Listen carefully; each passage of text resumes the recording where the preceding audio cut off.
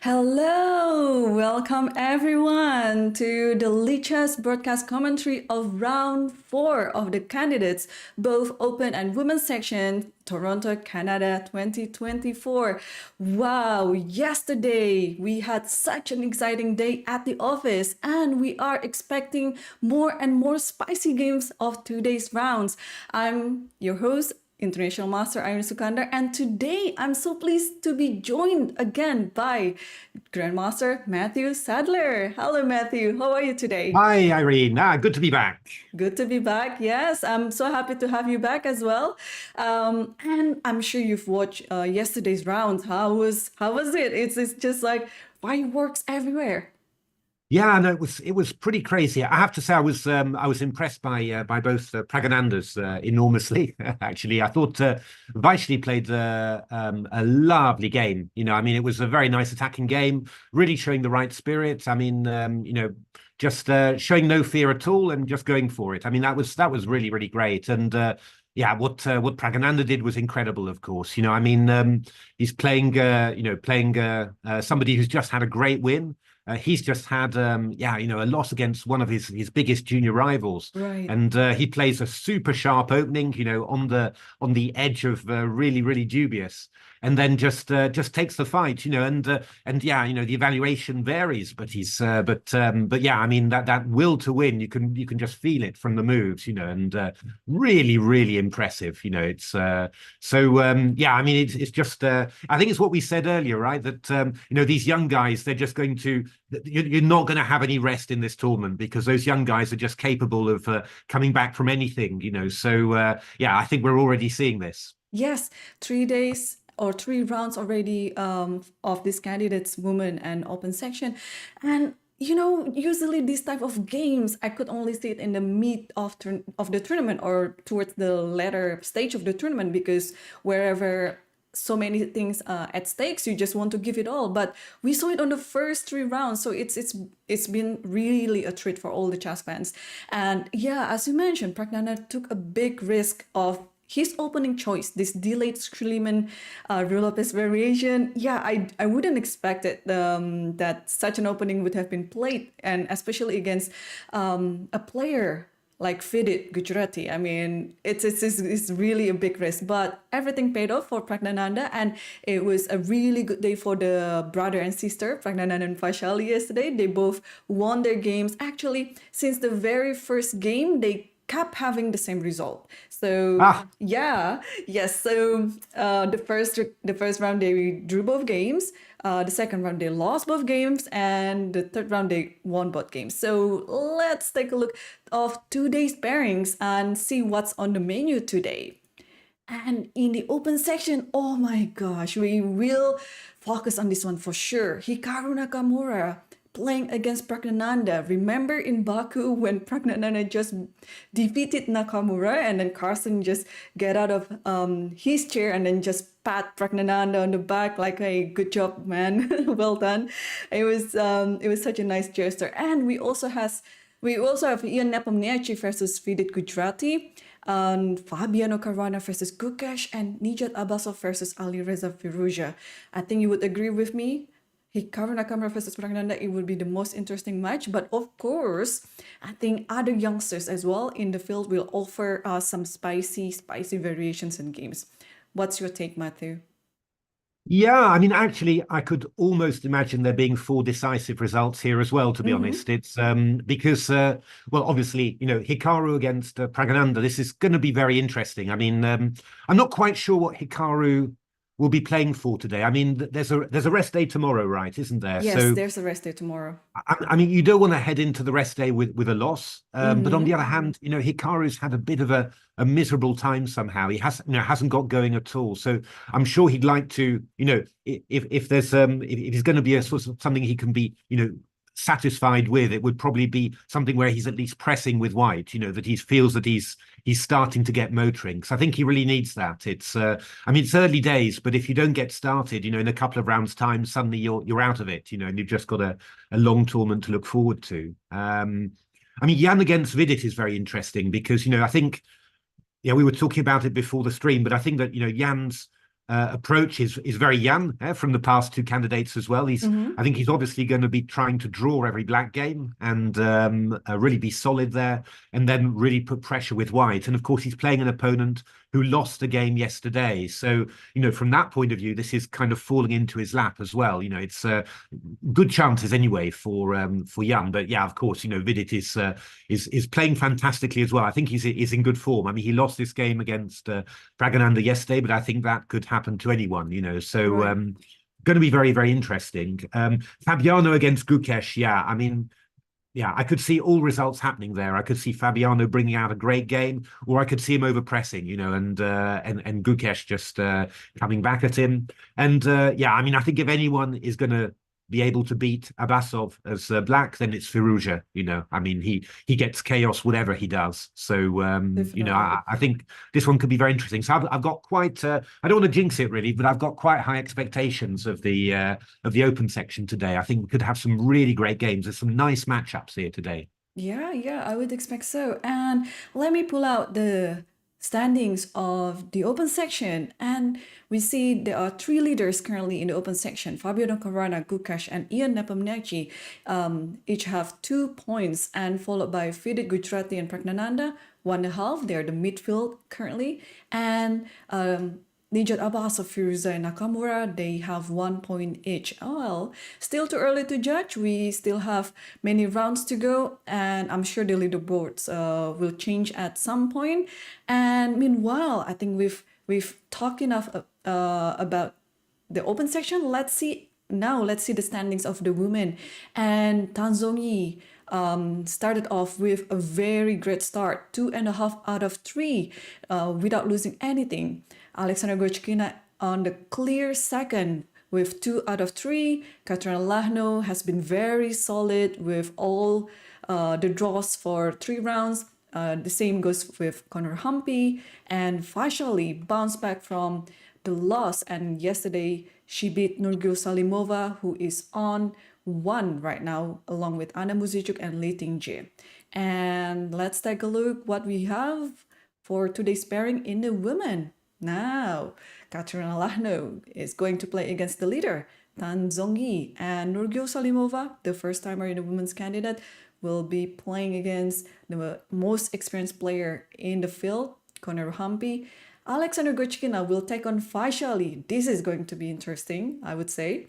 And Anna Muzichuk versus Lichess. So Anna yesterday, unfortunately, missed her win because there was a variation where he could pull out a win against Lagno Katrina, but it was not very obvious, and she decided to just make a draw.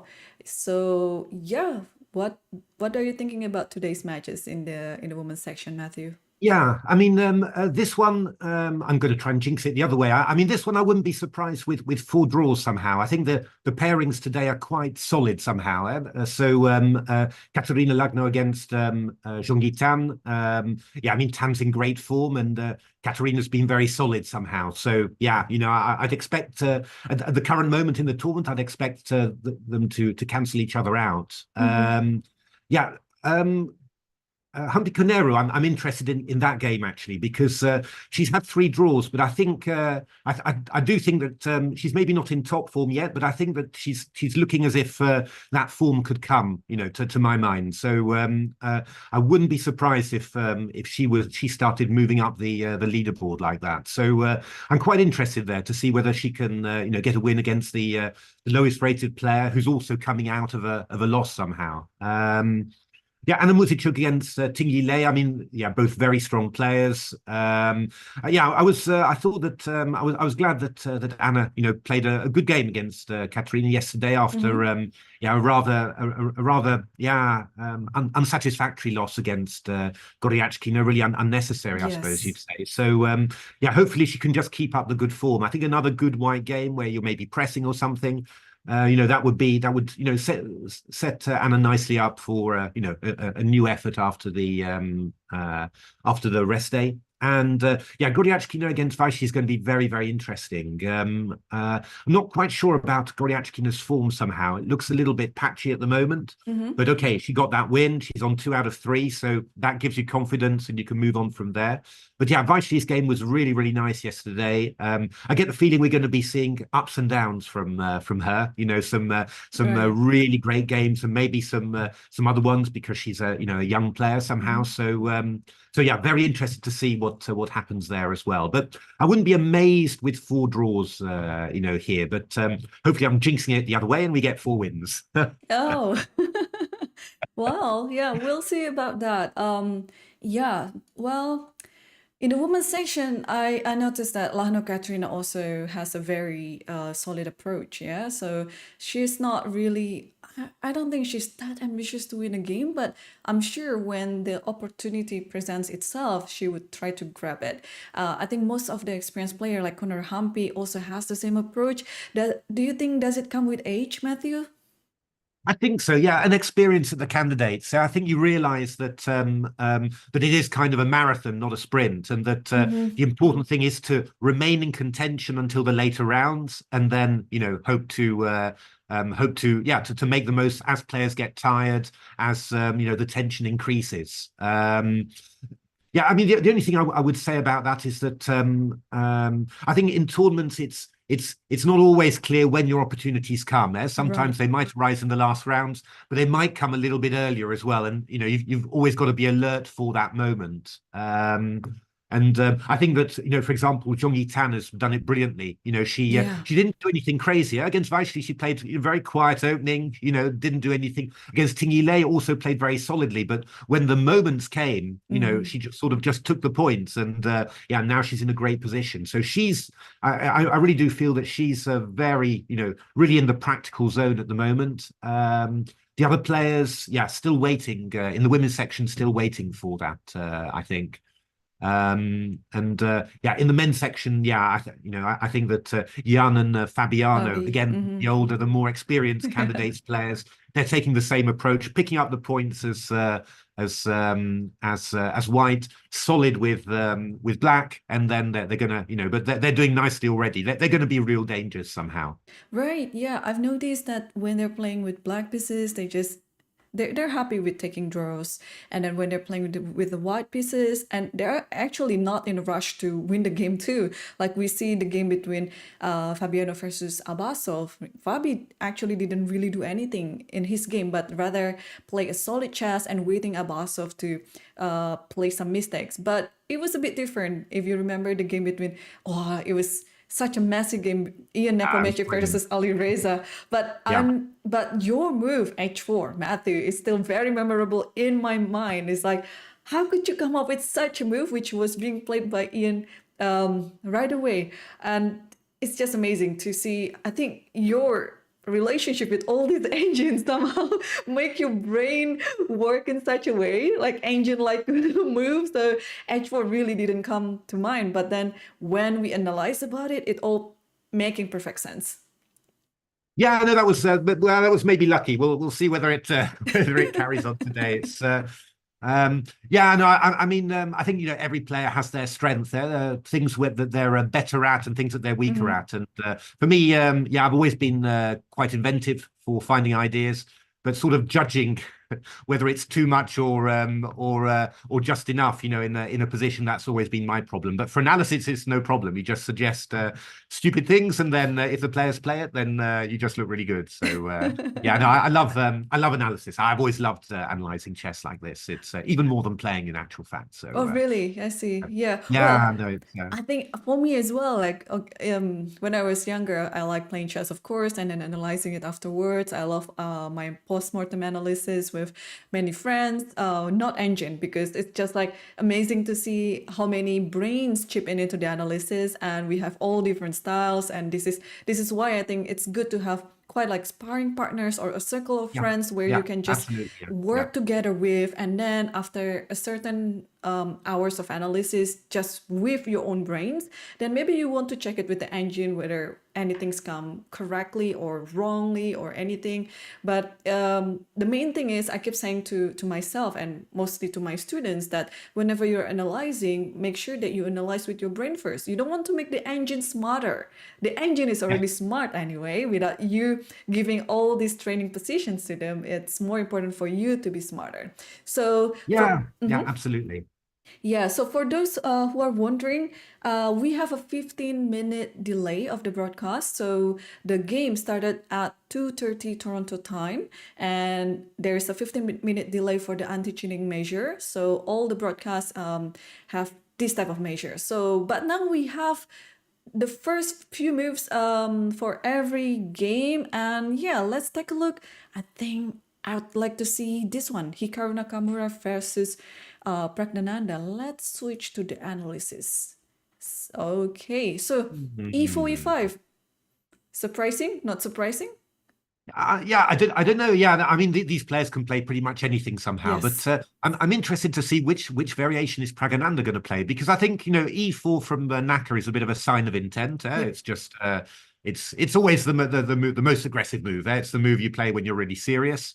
And yeah, what is Praggnanandhaa going to do? Is it going to be super solid with a Berlin, or is it going to be another weird Lopez? I mean, it might be that he's prepared a whole series of weird Lopez to you know, there are quite a few, you know, to some big degree. But maybe, or is Naka going to play something like the Italian game or something? That might be no, he's gone for he's gone for the bishop b5. Gone for the Lopez. Interesting. What is Praggnanandhaa going to do here? I don't think he's gonna repeat what he played yesterday against Vidit. No. It's like one-time opening, and then you just used it and throw it away, and then play something else. Yeah, I would expect maybe another slightly twisted Lopez somehow. You know, just not the main line, but I mean, there are so many of these slightly offbeat lines that are, you know, not bad at all. It's and it's tough. I mean, you know, I was always mainly a D4 player as a professional, but you know, when I came back as an amateur, I prepared a lot of E4, but very tough to keep up with all these different Lopez lines for black. So so yeah, it's going to be interesting to see what happens here. So well, knight f6. I think Praggnanandhaa played the open Rue Lopez, yeah, against D3. There we are. So D3, yes, close Rue Lopez, and we'll see if the position will have some like a transposing into like an Italian or Guccio piano style, or will Praggnanandhaa keep the bishop on e7? We'll see. But d3, I would have expected something that's more aggressive from Hikaru, actually. Yeah, I think he's maybe just not wanting to get into Praggnanandhaa's preparation. I think he's just going to test him out and see whether, you know, whether he can reach something by normal means. Interesting. I don't know. I'm a bit, yeah. I'm not 100% confident about his chances, to be honest, to do that. But I think, yeah, I don't know. I think you maybe need to bring just a little bit more to the game. But we'll see. We'll see how it all goes. Yes. So bishop c5, castle, and now if we have something like d6 and then b5, bishop b3. Looks like a little bit like Archangel's variation without c3 yet, just yet, but we'll see. But what I want to take you to is the game between Ian Nepomniachtchi against Vidit. We are seeing our first Berlin. Oh, but a good Berlin. But it's a good Berlin, the fighting Berlin. Yeah, a good Berlin. It's with the endgame. That's fine. I mean, it's the symmetrical lines that are really, but these endings are actually very, very interesting. Yeah, I'm interested actually because just I was just trying out just, you know, out of interest, just a few engines on the Berlin, and until now they've preferred the symmetrical variations, but I noticed that one engine in particular quite liked the Berlin endgame, you know, which was quite interesting, quite a surprise. So yeah, it'd be very interesting to see what Jan has discovered in this endgame. I mean, it might be that he's just going to try out one of the very long theoretical lines that exists and just see whether Vidit remembers it. You know, maybe he'll think, yeah, Vidit won't be expecting me to go into this line, so I'll just test him out. Just having a nice, just an easy approach before a rest day, for example. You test out the opponent's knowledge of theory. If it doesn't work, it's a draw, and you go into the rest day with +1. Lovely. If it works, then you've got a great an easy win.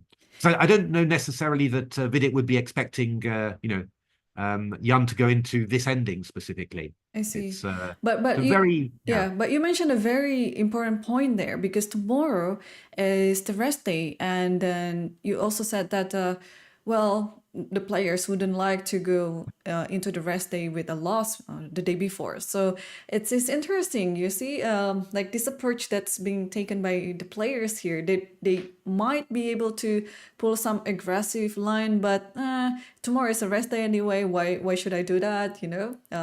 We can just play for some a quiet variation and then agree for a draw within like 30-40 moves. So actually the fact that tomorrow is a rest day might affect the opening approach. So yeah, we'll see. Yeah, certainly. I think it's good, certainly, make people think a little bit more about, well, let's let's not pull out all the stops as white, but let's just try and get an advantage. If my opponent makes some mistakes, then we press, of course. If the opponent plays well and neutralizes, then that's fine too. But just important not to ruin your tournament with a loss going into the rest day. That's right. Okay, so let's move on to the next one. It's between Fabiano versus Gukesh, and we talk about his approach, and it indeed happened. We see an Italian on the board, very, very silent. E4, E5, knight F3, knight C6, and we see the good old Guccio piano. D3, not C3, but it's transposing to this variation, and H3, and Gukesh is now thinking. Yeah, it's quite. I wonder how Gukesh is going to do this. I mean, plans with black playing early H6 and G5s have become very, very popular recently. Yes, I was thinking about it too. Yes, It's really it's almost become mainstream. So yeah, I mean, interesting. I mean, these Italian lines, they've got so complicated, so full of theory. It's incredible. It's a quiet line, but there's like 30 moves of theory somehow. So yeah, going to be interesting to see what Gukesh plays. Whether he's going to take an aggressive approach as black, or whether he's going to try and sort of the silent approach, normal bounds as well, which we're going to see. I'm actually rooting for this idea H6 G5, because all I know these days, like you shouldn't play H3 rather too early, because it's just inviting your opponent to make some tension around the G4 square by playing H6, G5, and G4, because the king is still not castled yet, and black is spoiled with a few choices here. There might be some possibility that the king will go for the long castle. It depends on how the game unfolds, but yeah, it's interesting to see which approach that Gukesh will choose in this position, the aggressive one or the normal silent one. But yeah, this is going to be interesting. And let's see this one. You said that if anyone could beat Nijat with black pieces, it should be Alireza. So all right, let's take a look from the beginning. D4, knight F6, C4, E6, knight C3, bishop B4. We see a Nimzo here. Queen C2, D6. Yeah, D6 is very, very unusual. I mean, essentially, this line, the engines don't believe in 4 Queen C2 anymore. The black plays castle kingside A3, bishop takes C3. Queen C3 and D5, this Kramnik line, and everyone just sort of thinks, well, this is just castles A3 takes, and then the D5, and then you just take on C4 and play B6 and bishop A6. It's that's just the idea. And these lines, the engines recommend all this, and it's very, very dull. So I mean, Queen C2 has kind of been taken out of the equation really as a serious attempt. But okay, I think Alireza really wants to make something of this. Interesting the way that he's going about it with this move D6. So yeah, E3 is also very solid from Abasov, not playing the bishop to g5, but heading actually back to some sort of 4e3 Rubinstein Nimzo-Indian. Right. C5 played, and then this interesting move, taking on the c5. I would just have kept the tension and play some knight ge2, for example. And that would be the most. That would definitely be the most natural move there. D takes c5 is slightly interesting, and bishop c5, knight f3, and now d5 from Firouzja, which again is quite interesting as well. So there've been some. I'm not quite sure who's up a tempo and who's down a tempo here, but I guess Black's wasted a reasonable amount of time. Played bishop b4, take c5, so the bishops come to c5 in 2 moves, and you've played d6 and then d5. But somehow, looking at the position, I don't really feel that Black's lots of tempi down somehow. So it's a little bit weird. But in principle, if White does play c takes d5, e takes d5, the queen on c2 and the bishop on d3, they're not particularly well placed for an IQP. The queen's on the half-open c file. Black will bring a rook there, and the bishop on d3. Well, normally it's on e2 to give a bit of support to the knight on f3. So it could well be that White needs to redevelop some pieces, and will lose a bit of time back like that. So just not quite clear somehow. Just some additional note to our viewers in chat there. This is what we call in chess with IQP. It's a isolated queen pawn. So we see this case in many openings actually. In the Queen's Gambit, in Alapin, for example, we also see this type. But sometimes it's reverse color, sometimes it's white. That has the IQP. Now it's black, and it's not necessarily bad or good. It's just a strategy, and each of the strategy it is required to have a very well placed piece in order to equip it better. So in this position after d5, Alireza is offering Nijat to, hey, let me have my IQP, and then and Nijat didn't really respond it by playing just castle, and there you go. Takes on c4, bishop takes c4, and knight bd7. So this is the current position right now. So my guess is this bishop is somehow going to deflop from b6 and b7. I think that's pretty sensible, and probably or maybe a6 and b5. That's a6 and b5 as well, right? Possible as well. Yep. It's it's some sort of. It might be a direct transposition to some sort of semi-Slav, actually, this Queen C2 semi-Slav. It might even be a direct transposition. Because, or not really a Queen's Gambit accepted. You don't really get those with the Queen on C2, but Queen C2 semi-Slav might well be. But it doesn't look particularly critical for, for White here. It looks like Abasov is again, really trying to keep things, solid and really not give Alireza any sniff of winning chances with Black.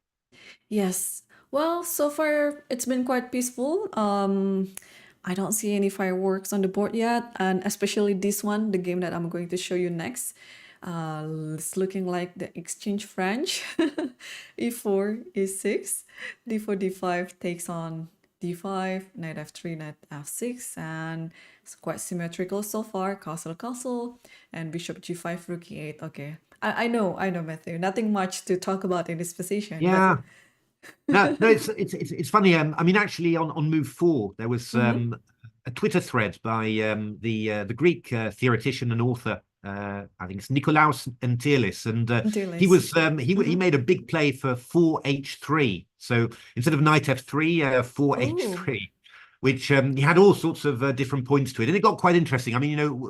Sometimes White's playing c4, going for an IQP position. Sometimes just casting queenside. Sometimes it was very, very interesting thread. But the way that Anna's played it is quite old-fashioned. Yes, quite old-fashioned dull. The one thing about it, again, I think this is very much going into the rest day opening. It's the sort of thing that, if Black is a little bit careless, it's like a Petrov in actual fact. Yes. If Black's a little bit careless, then you can end up with a rather annoying disadvantage with no chance of counterplay at all. If Yes. black plays it carefully, then you just end up with complete equality, So I think probably that's Anna's approach for this game. Just have a little test, see whether Lei is sort of accurate and concentrated, and if not, then plenty of joy. If that's the case, then just a draw, I think. Right. Well, let me translate this to our viewers because you bring up about Petrov and they might be like, what is Matthew talking about? This is French exchange, e4, e6. What is it to do with Petrov, e4, e5? Let me show you guys. So, e4, e5, knight f3, knight f6, knight takes here, here, and this is, we'll have a quite transposition like this. You play d3 instead of d4. And once the knight goes back, and then you play d4 and d5, and then it's almost like similar, exactly the position of the French As if by exchange. magic. Yeah. So this is what Matthew is talking about. So in case you don't want to, there's just a trick actually and tips. So in case you don't want to learn too many openings out there, you can just try to learn this type of structure, and it can work both for the French and the Petrov. So as long as you have more experience on this, I think this totally playable in any level. Even in the candidates, we see that it's being played by Anna Muzichuk too. So there you go, guys. And we come back to the current position here, knight bd2. And yeah, this is totally a classical approach. You might want to play c3, put the queen on c2 perhaps, yeah, and then put the rook on e1, and then may or may not play h3. I don't know. It's so many little nuances here that you can choose from.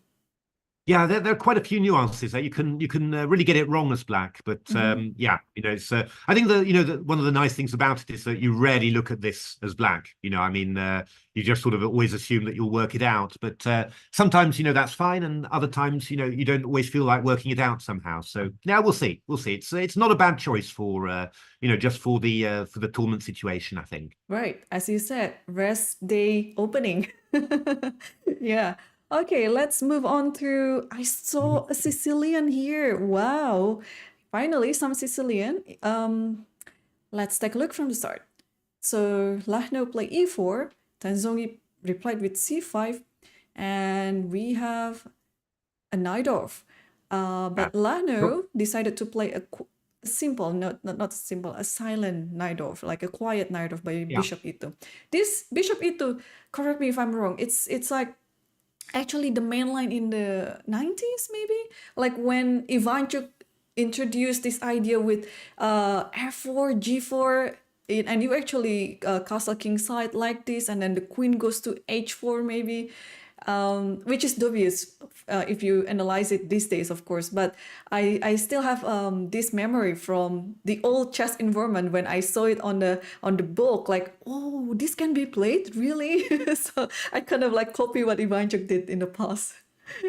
Yeah, it's come in and out of fashion, really. I mean, Bishop E2, when Karpov was world champion, he was a very big fan of that. Of course, there were some great fights with Kasparov in the Scheveningen structure, right, with E6. But yeah, I mean, when Karpov was world champion, he was winning lots of games in this structure. Then it went out of fashion. Then indeed, what you're talking about, they found a lot of aggressive ideas for white with f4 and g4 and this sort of thing, and it really came up in popularity. Nowadays, it's really gone out of fashion completely. Really, yes. there's a lot of other. I mean, actually, white players are playing anything against the knight off. Knight b3, queen d3, rook g1. Yeah. I mean, it's really Bishop I mean, anything goes. Anything somehow. can, exactly. On the fifth move, sixth move. Yeah. I think the only thing that hasn't been tried is 6b4. I think that's the only the only thing that hasn't been tried. I think everything else has had some sort of top level outing. Right. It's interesting. Not.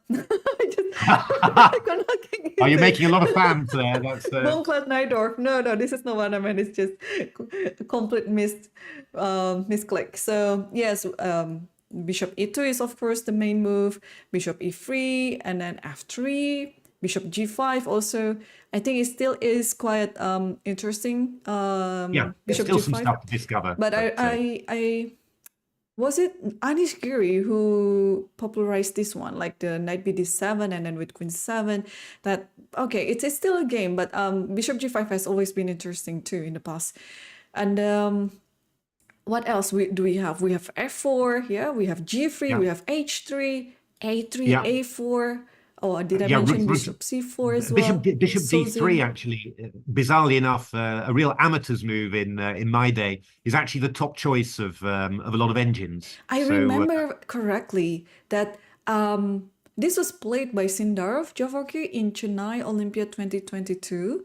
And everyone was just surprised. I mean, not surprised in a way where they've never seen this move before. It's just that in the top level of preparation, they just chose the move that's we thought it's going to be like a dubious move, but as you said, it's a top choice by the engine, bishop d3, which I happened to play it in the same tournament because when I saw this, it makes quite a memorable thing for me. And then on the last round, if I'm not mistaken, Indonesia was playing against the German team. So I employed this idea against my friend Elizabeth Petz, and then it came to a drawish game with repetition, but it was very interesting. So for the chat out there, yeah, try to analyze this position because it gives like a very nice nuances. You can choose to play in the short castle or long castle because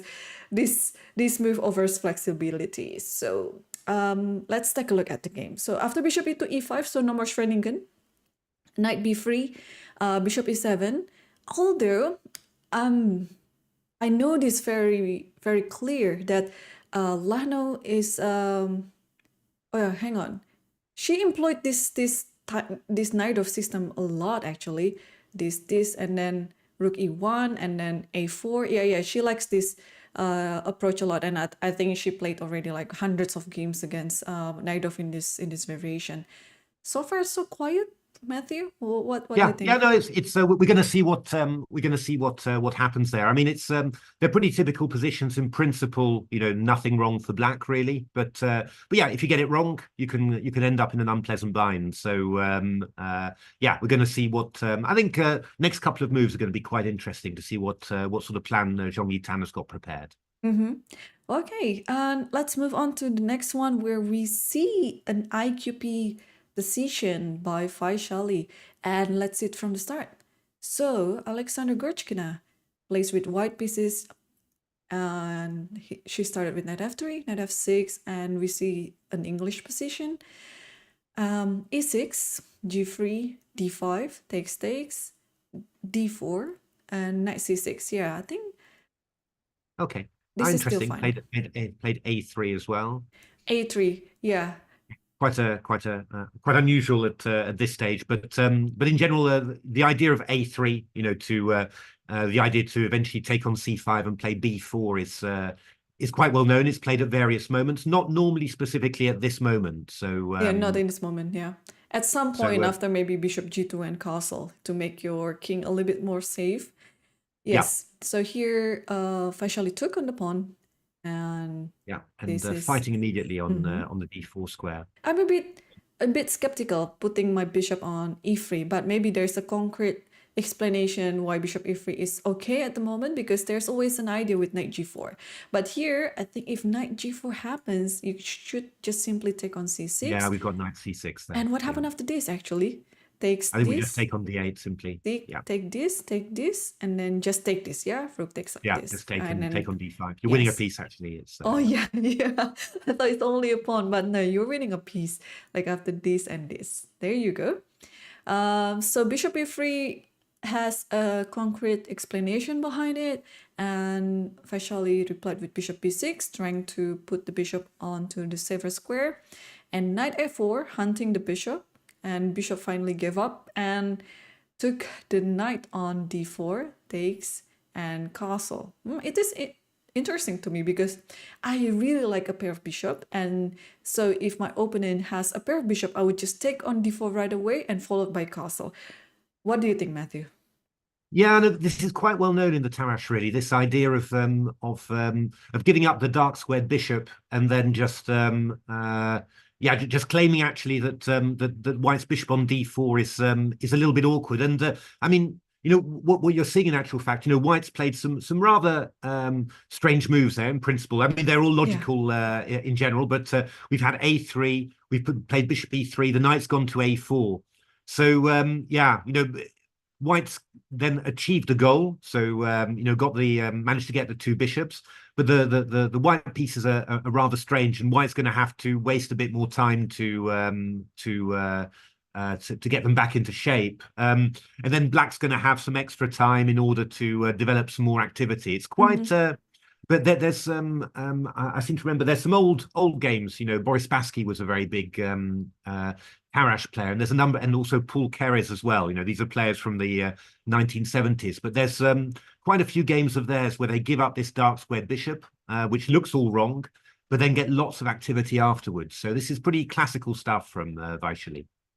Well, very good understanding by Vaishali, because those stuff are known from like decades ago, and it's still very much applicable to modern chess. So yes, so after rook e8, knight c3 back, yeah, you were saying that this was one of the awkward moves that Goryachkina played, and I think she realized that the knight doesn't belong on a4 anymore, and then brought it back to c3 and controlling the center. And after bishop f5, castle, knight e4, and e3. Yeah, this is e3 now. Okay. Yeah, I mean, Black can take that bishop on d4 whenever Black wants to. You're not going to want to yet, but yeah, that bishop is not really moving. And yeah, I mean, ideas for Black. I mean, queen d7, rook d8 is quite obvious. To defend the d5 pawn. You're going to have ideas. After queen d7, you could look to play bishop g4 just to irritate the king side, or bishop h3 afterwards. And another very common idea is to take on c3 and play bishop e4. If White exchanges off the light squared bishops, then the king side's a bit weak. If you play f3, then the bishop on g2 is blocked in. This is quite quite typical, really, and in principle should be absolutely fine for Black. The only slight risk somehow is that you've got to keep on playing nice and actively with Black, and sometimes you run out of steam. Engines play this beautifully; they always find new little ways of finding counterplay, and sometimes we humans, we run out of steam, out of energy somehow. But okay, it's in principle it's quite a nice position for Black. But okay, White's not too dissatisfied either. You've got an isolated queen's pawn to play against, and it's just going to be who plays it best, really. Yeah. Yep. Okay. So already 15 moves on to the game. Thanks for explaining all of this, Matthew, because I really learned a lot. Because sometimes I'm struggling as Black, especially when I have an IQP and then I run out of ideas. Like what you said, engines can just find all of these beautiful moves, plans, ideas. But for us human, it's sometimes like, okay, I've done what need to be done, and then what should I do more?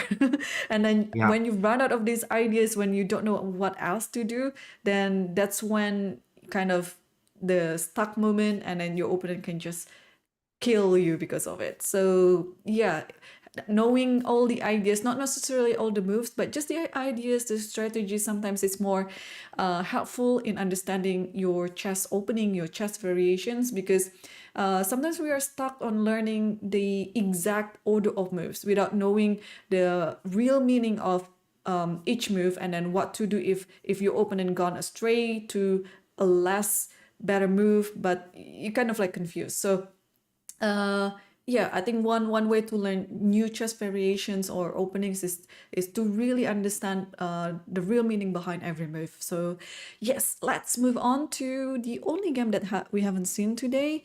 That's between Salimova versus Conor Humpy. What is this? Some sort of Dutch or Catalan, or let's see. I think that we're seeing that Cunero today, she's playing for a win today. Yes, I think definitely. he's definitely playing a little bit looser and a little bit more aggressive here. So So we started out with the Catalan, and then she chose to play this Bishop E7 move, a very classical approach in the Catalan, Bishop G2 and Knight E4 right away. yeah, so she's moving it back to Stonewall Dutch in actual fact. Right, and So I wonder, I wonder, I'd have to check the openings, but I wonder whether Salimova normally plays, doesn't play G3 against the Dutch, the Stonewall Dutch normally, but maybe plays after D4, F5. Maybe she plays oh, something like Bishop G5 or something. And so, that's a very well, good point. Yeah, just I'll have to have a check on that maybe in the pause, but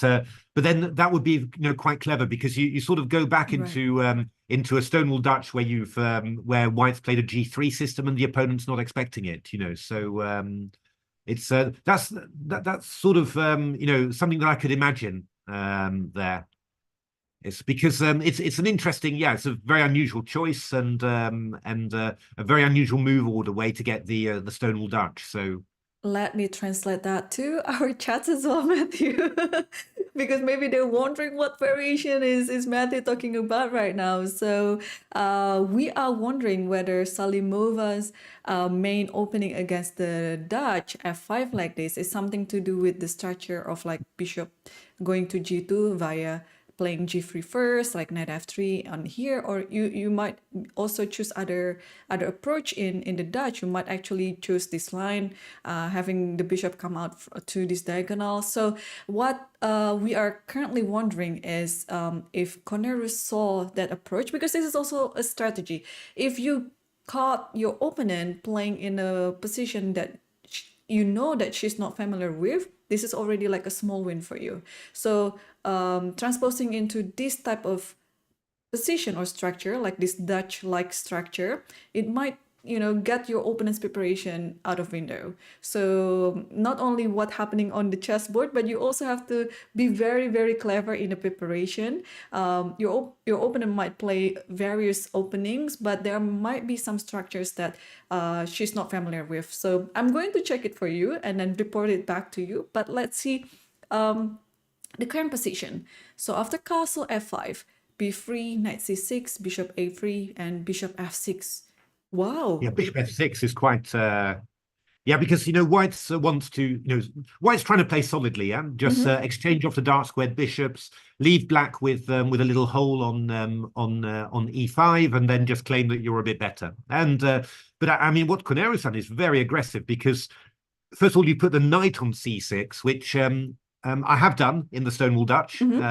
Played the Stonewall Dutch a reasonable amount, but I have done it. But it's always a little bit ropey. It's not playing the pawn to c6 is much more normal.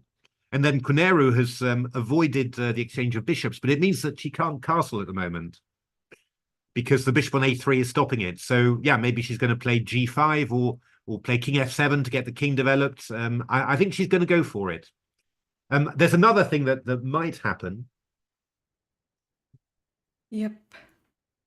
Just taking a sip of water there at a strategic That's moment fine, to keep the suspense. I mean, black might just be aiming to play h5, h4 in this position. Oh, yeah, h5, Because h4. there's a recent book by a big Stonewall Dutch expert, Nicolas Sedlak, and he was coming up with all sorts of h5 to h4 ideas. Richard Rapport, a very creative player, of course, has been playing those a lot. And actually, it kind of looks tempting here because, you've got this knight on e4, the pawn, the dark squares, f2, g3 are attacked by that knight on e4. White's dark square bishop is over on a3, so yeah, why not start hitting the dark squares on the king side with h5, h4 when the dark squared bishop is away from there? I think this is what she's going to do. I think so too. Yeah, I also recall some sort of like this structure with Catalan on knight e4, where there was a beautiful game by Lagno Caruana, if I'm not mistaken, by black, and then she put all her pieces like this, and then the knight, instead of going to c6, it goes to d7, and then cemented on here, and then the bishop eventually goes here, or the pawn was already on c6, so whenever you play c5, just imagine the position, you have this bishop c7, and then yeah, you just go for full attack, g4, G5, H5, and then H4. This is such a beautiful idea, actually. But yeah, this looks a little bit different, although I agree with you. By playing bishop f6, not my first instinct would have been just take castle. This is going to be like very quiet. But bishop f6 is showing the intention, hey, I don't need to castle. I can keep my king in the center because I'm just going to attack your king side. So this is going to be interesting. And by the way, this is going to be exciting. I think yes. I definitely think that today is the day that that Cunero's decided that she's going to make something of this tournament. I think.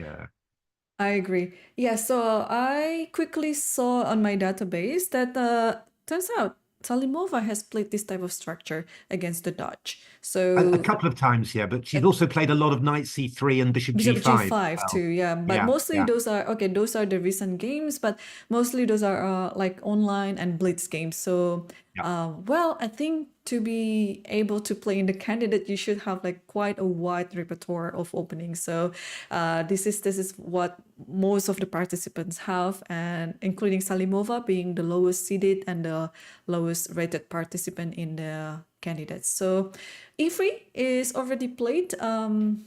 H5 or G5, I think. But I think H5. You think so? Okay, so if H5, I'm just trying to find the difference between H5 and G5. And if, let's say, I play H4, then I think it's just helping black, pushing the G5 right away and already have the tension in one move. Yes. So yeah, I like H5 because I think you can save this one. Maybe it's not necessary to push it. Maybe you can just get away with H4 right away. Yeah. I mean, G5 to G4 is a pretty common common idea in the Stonewall Dutch, but I don't think you need it here. I think you can just play H5 immediately and go for it.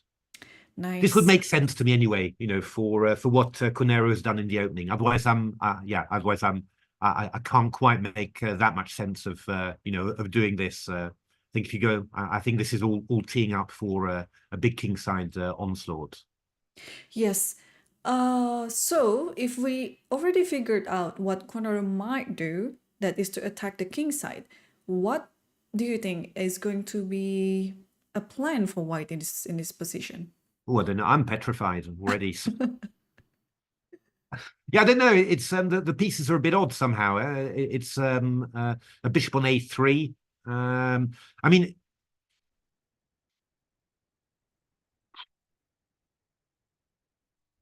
yeah, I'm not 100% sure what I should be doing. In the general rule of thumb, right? If your opponent is attacking your king side, you should try to make a counterattack to the other side. But I was just trying to think, how can I start making some counterplay on the queen side? Because it looks like everything is still very much intact. Yeah. No, I mean, maybe you should be trying to remove that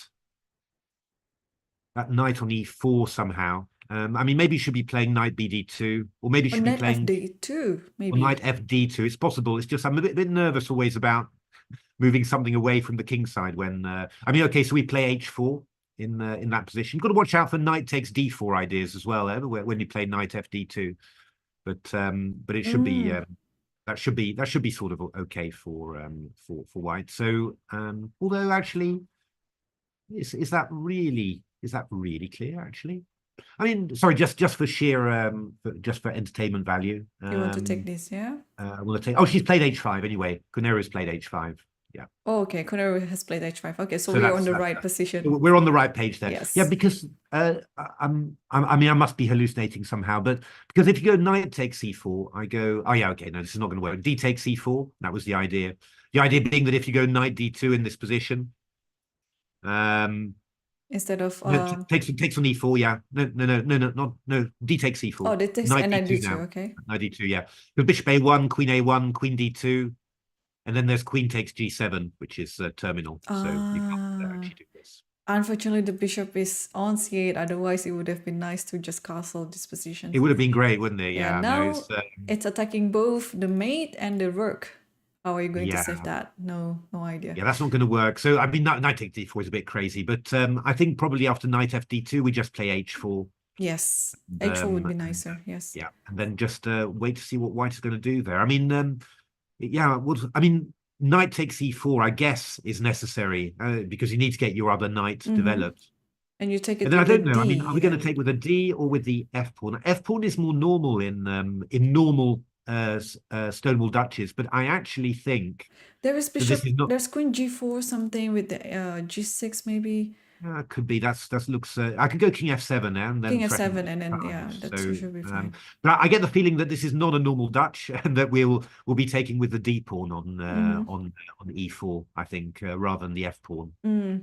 I think after knight takes E4, we play D takes Yeah, E4. D takes e4. It looks more sensible to me, and then and then knight C3. Knight Knight C3 from white, and then I'm not sure. Maybe A5 from black to play knight B4. That's maybe that's quite a nice nice too. one. Yeah. Or somehow we maybe. I mean, we can also. I mean, there's ideas like playing King F7, you know, and just trying to get the queen round to H7, for example. Queen G8 to H7, or Rook H, you know, Rook H6, Queen H8. Also possible. It's completely caveman, but it's actually quite dangerous too, you know. I mean, there's interesting things as well, because just in general, if we take on G3 in these positions, just instead of King F7, maybe just say illustrative, take on G3. I mean, white would really want to play F takes G3. Because you know, that way you're opening something up, and you know, you're not just leaving the H file open. But here we've got knight takes D4. Wow.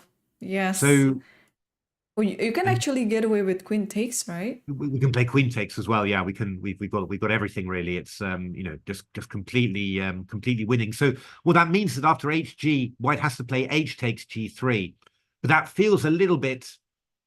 Yeah, the H file definitely feels a little bit open there, you know. So you can really just easily bring the queen into H2, and well, it's coming quite quickly, you know.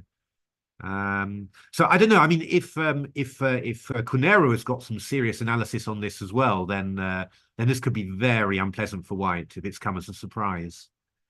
Yeah. Because, you know, even if it's not 100% perfect, it's extremely unpleasant to face. It's not what you expect when you thought I'll play the Catalan as white. You know, this is not what you expected to get. So I was very clever. I think very clever preparation from Cunero, and she's playing very fast.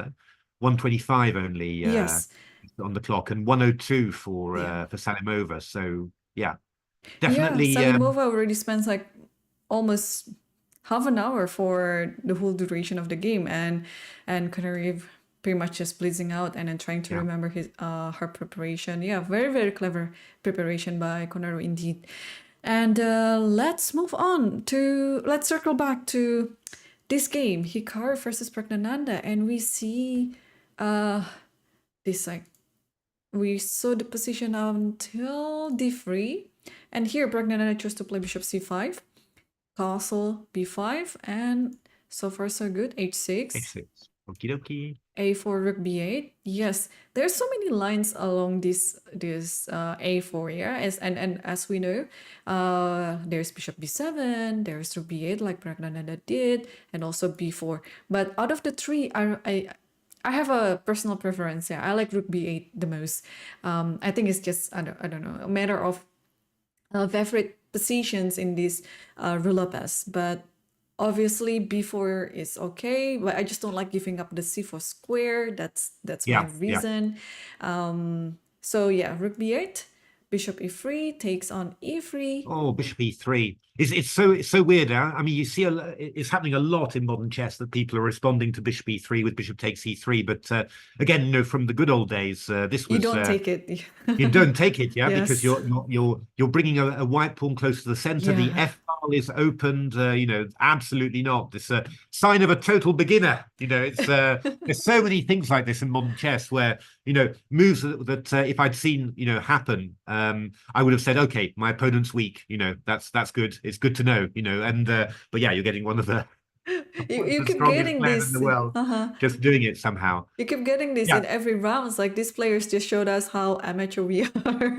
Because no, I agree with you. Like in my Yeah, all I know that after bishop e3, you see this in Italian as well. There's so many ideas when you play bishop e3. You just move the bishop back away to b7, sorry, b6 or a7, or in this case, I think b6 is more likely because a7 just going to be on the same file as the rook ladder after ab.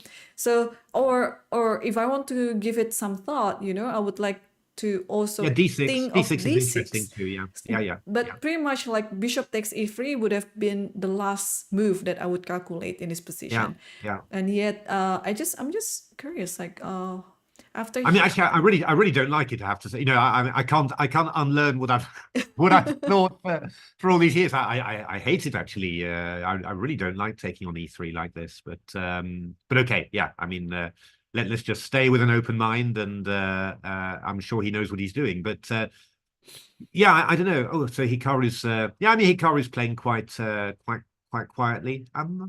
Sort of would have wondered whether was h3 really necessary.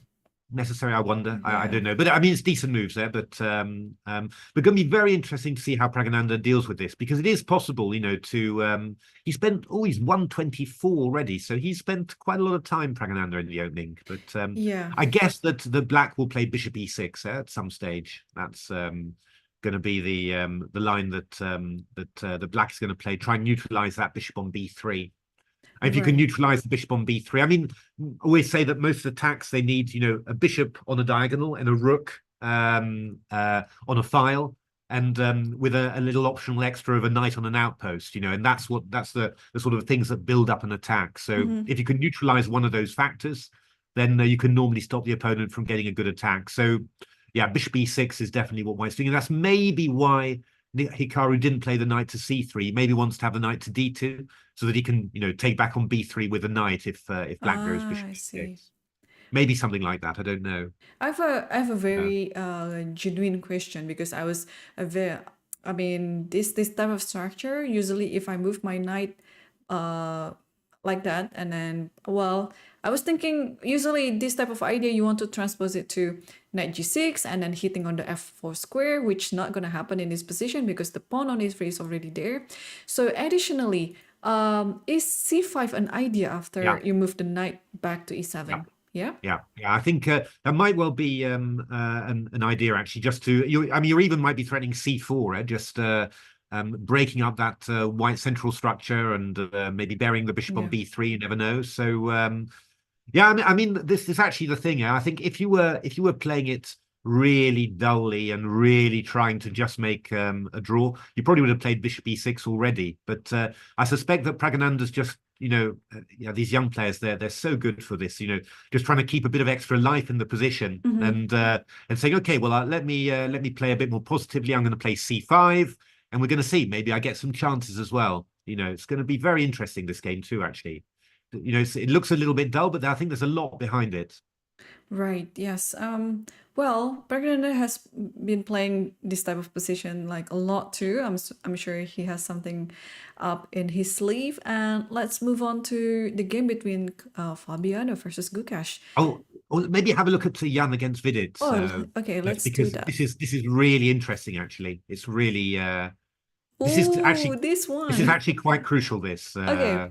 So we saw this position, and on the queen d8 takes, and knight c3, bishop d7. Bishop d7. Yeah, I mean, there's many. Actually, bishop d7 is I think slightly unusual nowadays. I mean, certainly I think the engines are always going for bishop e7 plans and with early with quick knight h4s. Well, at least that's the last time I looked at it, which they're playing for equality. So bishop d7 is slightly unusual nowadays, I believe. Although I'm not the world's leading expert on this, but Jan played something that's actually completely new. Not yet, but in a couple of moves' time. So he played h3. H6, G4, knight e7, and then this is a big white strategy in the Berlin. White's trying to get that kingside pawn majority active, and of course that pawn on e5 that gives a space advantage, but the light squares around it are not covered. So what you want to do is get the pawn on g4 and get in f4 and f5. So what Jan has done is a very interesting idea, a very quick g4, and now this move knight h2, which I believe is a novelty. I don't find any trace of it in in correspondence or human games, but it is the top-rated move on chessdb.cn, which is Oh, an I know this. Yeah. I know this recently. Yeah, a few months ago, a coach of mine showed me this website, and I found it very interesting. Like the first line that they offered is just unusual, and I just keep clicking on the first line, and then it turns out to be like a very decent variation. Yeah, no, it's an online database of positions analyzed by Stockfish, and there's no human input in there at all. It's just Stockfish analyzing continually and generating more, and you can actually request it to do The position that do hasn't been analysis. analyzed Yeah, before. yeah. Yeah. It's run by the guy who sponsors the TCC, so the top engine I competition. And see. funnily enough, I came across it because I was playing a lot of Chinese chess, Shanki. Yeah. And there's both chess and Shanki on this site. So I saw it, and then I saw, oh, there's chess as well. So but it's very, very interesting. But knight h2 is the main line. So that's very, very interesting. But Vidit has played a very interesting move here. He's played the move g5. So is it That's not the top-rated move on okay? chessdb.cn. c5 was the top-rated move, but c5, yeah, which You want to bring the knight over to c6, maybe, yeah? yeah, I think you're trying to actually, you can either try and fight White's idea or get around it, and I think that Right. c5 is trying to get around it, basically, but g5 played by Vidit just to stop White from playing f4. But okay, White plays f4, and now White's changed the goal. It's not about getting a beautiful pawn structure. It's about dynamism now. So you're opening stuff up, and you've got an f7 pawn to attack. I mean, f6 is weak now. A knight can come into e4, f6. So very, very exciting. f4, by the way, was also the top-rated move of chessdb.cn. So of course, yeah, Jan is supposed to have an absolutely massive supercomputer to work with in Russia. Exactly. Presumably, I mean, yeah, presumably that's a true story. It's not It's made not up. a rumor, yeah. It could be made up there. But yeah, I mean, it wouldn't be you sort of see. I mean, this chessdb.cn, there's a lot of Stockfish cores behind it, analyzing continually. So yeah, I mean, it could well be that that he's been doing some analysis like that, and that his Stockfish has also come up with this. So very, very interesting. I like this very much. I always think that this Berlin endgame, is really tremendously interesting. It's a really really lots and lots of possibilities in it. So yeah, nice to see Jan sort of trying this out. Matthew, be careful, because you also just made a bold statement. Matthew Sadler, I found Berlin endgames are tremendously interesting.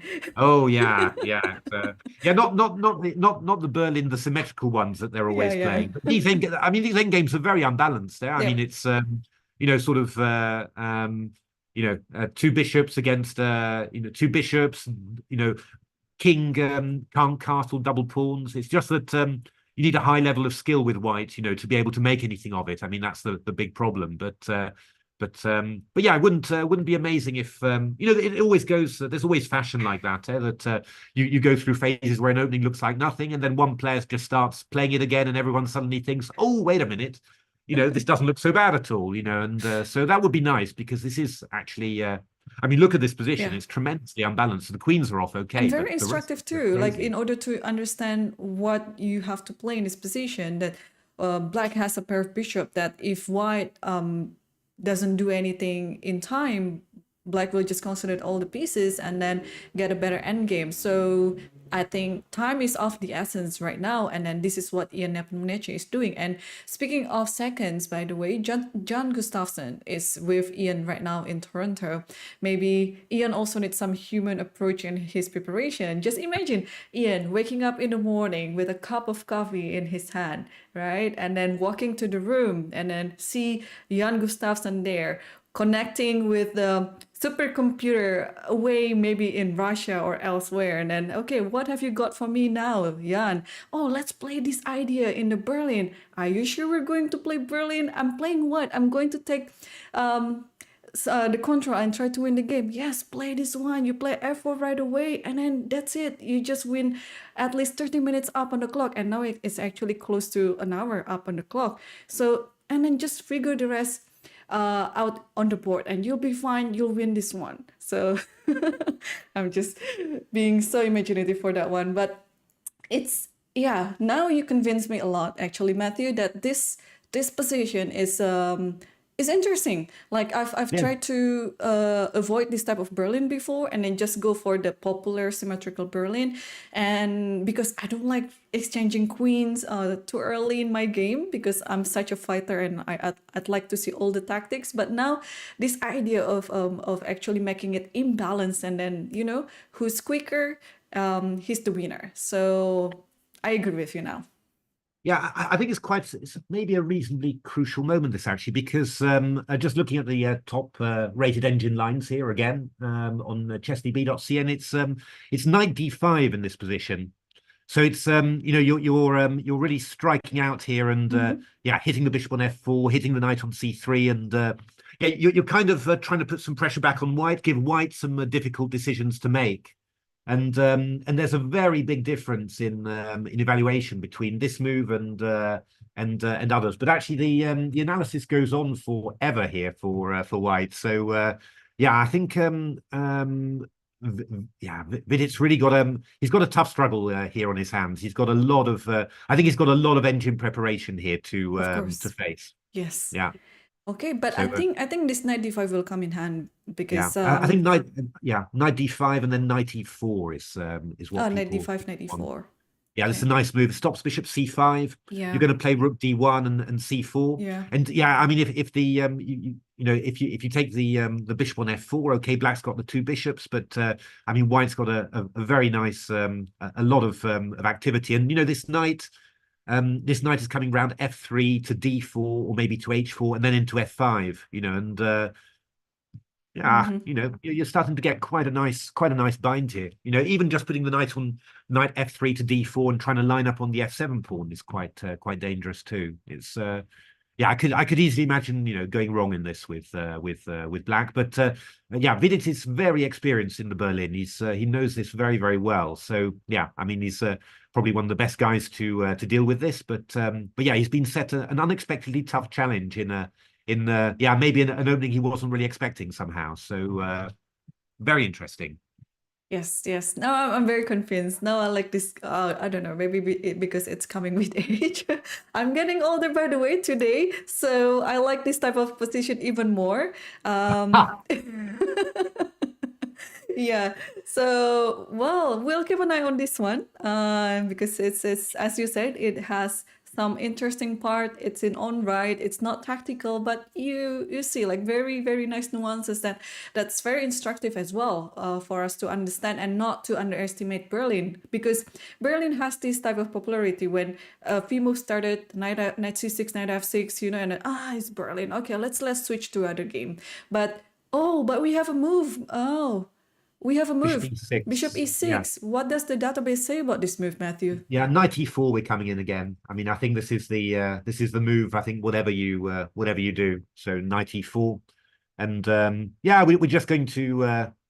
I think we're going to try and play b3 c4, take control of the d5 square, and then we're also going to try and put a knight on f5 somehow. Come knight f3 d4, put a knight on f5. Maybe this bishop on f4 is going to come around even g3 to h4 to f6, something like that. Might want to do that. Yeah, this square has always been like a soft spot in the black's position. Yeah. I mean, even knight c5 has some point at some stage. It's I don't know. I mean, this is it's just a really complicated endgame. But thinking about heading into the rest day, I mean, Jan will be incredibly happy with all this, because he's just wheeling out his analysis here. The opponent is spending lots and lots of time. Yeah. He's got some nice pressure somehow. So and he played 94 right away. So this is totally the idea. Yeah. I would have paused and then think if somehow like a check would be a good thing for me. So let's say if there was a check, where does the king go? Because usually you want to go b6, king b7 as well. This might be an idea, but would it be a bit too long for black to consolidate like that? Where does the I king think you go? have. You have to, I'm a right? bit I'm a bit nervous about putting the king on e8 with a knight Because of coming knight into e4. yeah, with a knight coming in the e4 into f6. I mean, it might be okay, yeah, but I couldn't. I just feel so silly, really. So I think the king would probably come to c8 in that Yeah, case. and b6, king b7, Bishop and so on. b7. Yeah, but anyway, knight e4 is already on the board, and Vidit has to figure this out because this is not an easy position for black, while white has many ideas, and especially from the time situation, we can tell that this is all prep. And if you get your prep on the board, it just makes things easier for you. Okay, let's. Yeah, yeah. I mean, you're trying to make the opponent play against the engine, eh? And Yes, yes. general experience is that when even very strong human players play against an engine, they lose about like 0.2 pawns of an evaluation with every move somehow. So yeah, if you can let your opponent play against the engine long enough, you might have picked up a pawn or a pawn and a half advantage by the time your prep is finished. So yeah, this is a very dangerous moment for Vidit. So yeah. Yeah, I'm sure he's giving it everything, but yeah, maximum concentration required. For sure, for sure. Okay, we will circle back to this game, and let's take a look at this game between Fabiano versus Gukesh. And I saw d5 is already on the board, but we left it on the position after h3 because we were thinking, would Gukesh play h6 g5, or would he play some quiet approach, and he chose the latter one. So he Yeah, castled nice and quiet. knight bd2, rook e8, b4, bishop e6 Yeah, takes. But now, since the rook is already on e8, I really remember this idea because I was still confused. Because you see, I've always learned that if you over a trade like this, it would be better for you to take with the f pawn. But I think a few years ago, when I was in St. Louis, and there are so many grandmasters friends of mine chipping into the analysis, and one of them was Fabi himself, and then he said, no, Irene, you have to take it with the rook to make sense of your rook on e8. But I was like, can't I just stick with the f pawn and then put my rook back to f8, because then I get the familiar situation that I know, Yeah, but it doesn't make sense. You already play rook e8 and then you take it with the pawn, you will lose a few tempi then. Then I was like, okay, from now on, I remember this very, very clearly, that if I already have my rook on e8 and I over this type of trade with the bishop, I will take it with the rook. Just a side story there. So queen c2 is already on the board, and rook e8 back, presumably trying to prepare something like d4, d5, yeah? But I don't think it's happening at this point. But anyway, the rook maybe doesn't belong on e6 anyway.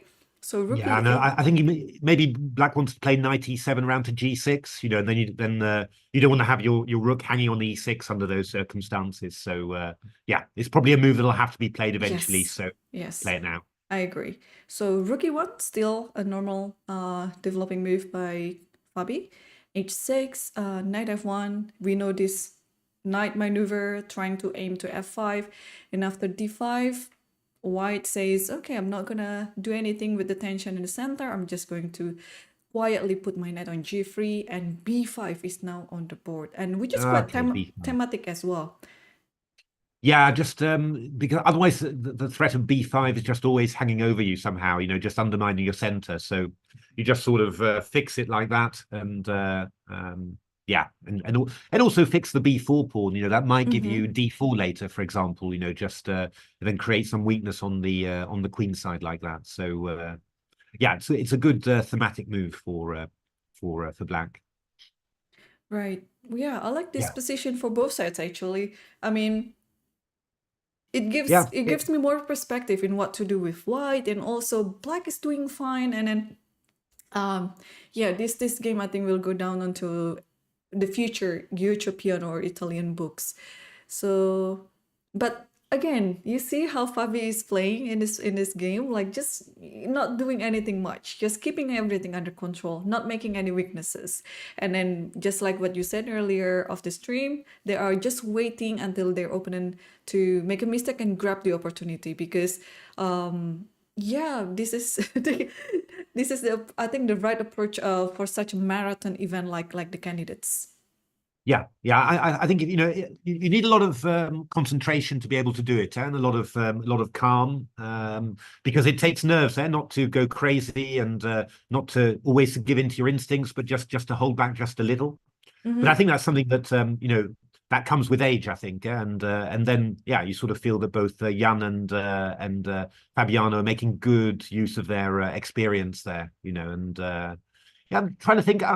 I'm kind of I was just wondering actually what sort of moves I wanted to play as white, really, because it's not 100% obvious what we're going to do next. I quite like the look of Rook A3 actually, Rook but A3. yeah, I just want to play Queen A2. Get Okay. my queen nice and active along that A2 G8 diagonal, just vaguely looking at the center and the F7 pawn behind it, but also get a little bit of pressure on the A file just to to make sure that maybe prevent black from playing moves like Queen D7, for example. So So I quite if you want to double up something on the A file, can we try to work this rook to be on the A file by playing this bishop at some point, like bishop that D2, could do as bishop well. Could D2? do as well. It's just that I didn't feel that I felt the rook on E1 was quite nice, sort of defending E4, attacking E5, whereas the queen on C2 is not doing a great deal. So it feels just a bit more natural maybe to move the queen over to A2 first of all, rather than double up the rook somehow. But yeah, that's possible too, definitely. Mm-hmm. Yep, and the position is Yeah. still like here, B5, and um, Fabi is still thinking what to do next. And I'd like to direct us to, I think the most interesting matchup of the day is this one. Just because of the position, because the rest of the positions, okay, it's a little bit too quiet, but this one, Conner already Oh, they're intent. following exactly what we said. Exactly, yes. So So after knight c3, we were talking about there's a possibility that hg is a good move because you have to take it with the h pawn and then have all the file of the h file for the rook and then double up something on that file. But is there any other candidate move oh, apart? there's plenty of ideas. I mean, to be honest, even H3 is not completely crazy. If after bishop H1 you can play G5, and then you're trying to get in G4 and completely bury the But I have f3 here. Oh no, yeah, no, yeah, you still can take this one, yeah? well, this is the point. I don't know simply whether this is possible, but you have to play F3, yeah, or G4 might be possible as well, but that's quite risky. So F3 would be the natural move, and then the question is whether stuff like knight D4 works. So we play F takes E4 F takes c, as yeah. white, and then I'm not sure. I haven't really got any further than thinking about this. I mean, maybe this is just fine for white. Mm-hmm. Um, We just have to be careful. It would be interesting to have this h2 and g4. So what would you think if I play a starting G5 first straight g5? away Yeah. is also possible. Because if you play F3, I could even I could take on G3 then, and at Yes. least I'd have a nice open thingy to play with. And And I maybe mean knight take now. D4 could be quite dangerous there. And if Uh, this one, then F takes E4. Yeah, I mean we need to find some good idea. Yeah, I mean, this is going a bit bananas, really. I mean, Queen D7 is not completely stupid. 27. Just to play Queen H7. Right. Nice. I mean, just crazy ideas somehow, and not 100% serious, but these sort of things are definitely in the position. So that's I mean, certainly one idea, to play H3 and try and clamp down on the bishop and just bury a bishop on H1. If you're not going to do that, we also mentioned A5 from black, Yep. just to have a knight B4 in reserve, Yep. which is quite a nice little move, just useful to make. Again, you have to watch out. You have to think, what am I going to do about F3 in this position? That's what we really need to. Ideally, I think we're going to find a move that deals nicely with White's plan of F3. I think that's the thing. So yeah, That's one thing. Just have a quick look, just not a5, just have a look to see whether there's something else that we want to do. I mean, could we play? What would we? How could we best sort of deal with f3? What would be the very best way of dealing with that? I mean, we could play h takes g3, yeah, straight away. Because if fg, then we take on d4 straight away. Yeah, that's what we said. And now you play bishop g5, for example. And the idea is to play queen f6 to h6. But I'm trying to stop f3. But you might play f4. Yeah, there, I was thinking of f4, but I think you could just simply take this. I can take, yeah. I mean, and then still do I your can take on. stuff. Can I even take on d4 there? Oh, yeah. No, not 100% clear. I think you'll take and go rook f2 in that position. That would probably be good enough, yeah. Rook f2. That would be fine. I mean, bishop e3 is well, bishop e3 is not totally crazy. Actually, bishop e3. What are you doing about bishop e3? I have to somehow guard this knight on c3. Bishop b2, but then yeah, bishop b2. Bishop b2 is the best, isn't it? Yeah, that would probably all work. I think, yeah. Do we have time with bishop d7? I don't think so, yeah? There's rook d1 coming up soon. Yeah, rook d1 is coming in. Although, I mean, Yeah. we've always got stuff like bishop f2, you know, just to exchange off. I mean, we'd have two pawns for the. I mean, bishop d7, rook d1, and then we just take on f2, take off and go bishop c6, for example. Double pawn's a little bit annoying. Maybe castle Or queenside. castle, yeah. Yeah, castle queenside. Yeah, I mean, it's not. Yeah, sort of quite unclear in a way. The two bishops are always powerful, so you'd expect the white should be a bit better there, but not totally crazy. Yeah. This is still a very plausible option. It's vaguely plausible. Let's have a look. Would there be something cleverer somehow? So a move like e5, maybe I should forget about it? E5? E5, why d5, not? right? Yeah, you really want to play knight d4, don't you? You want to keep on going with the whole thing, but that's probably a little bit too much. Yeah, that's a bit too much. Yeah, e5, right. d5. Yeah, if you can't, you need to carry on somehow, and that's not. Let's have a look. What about?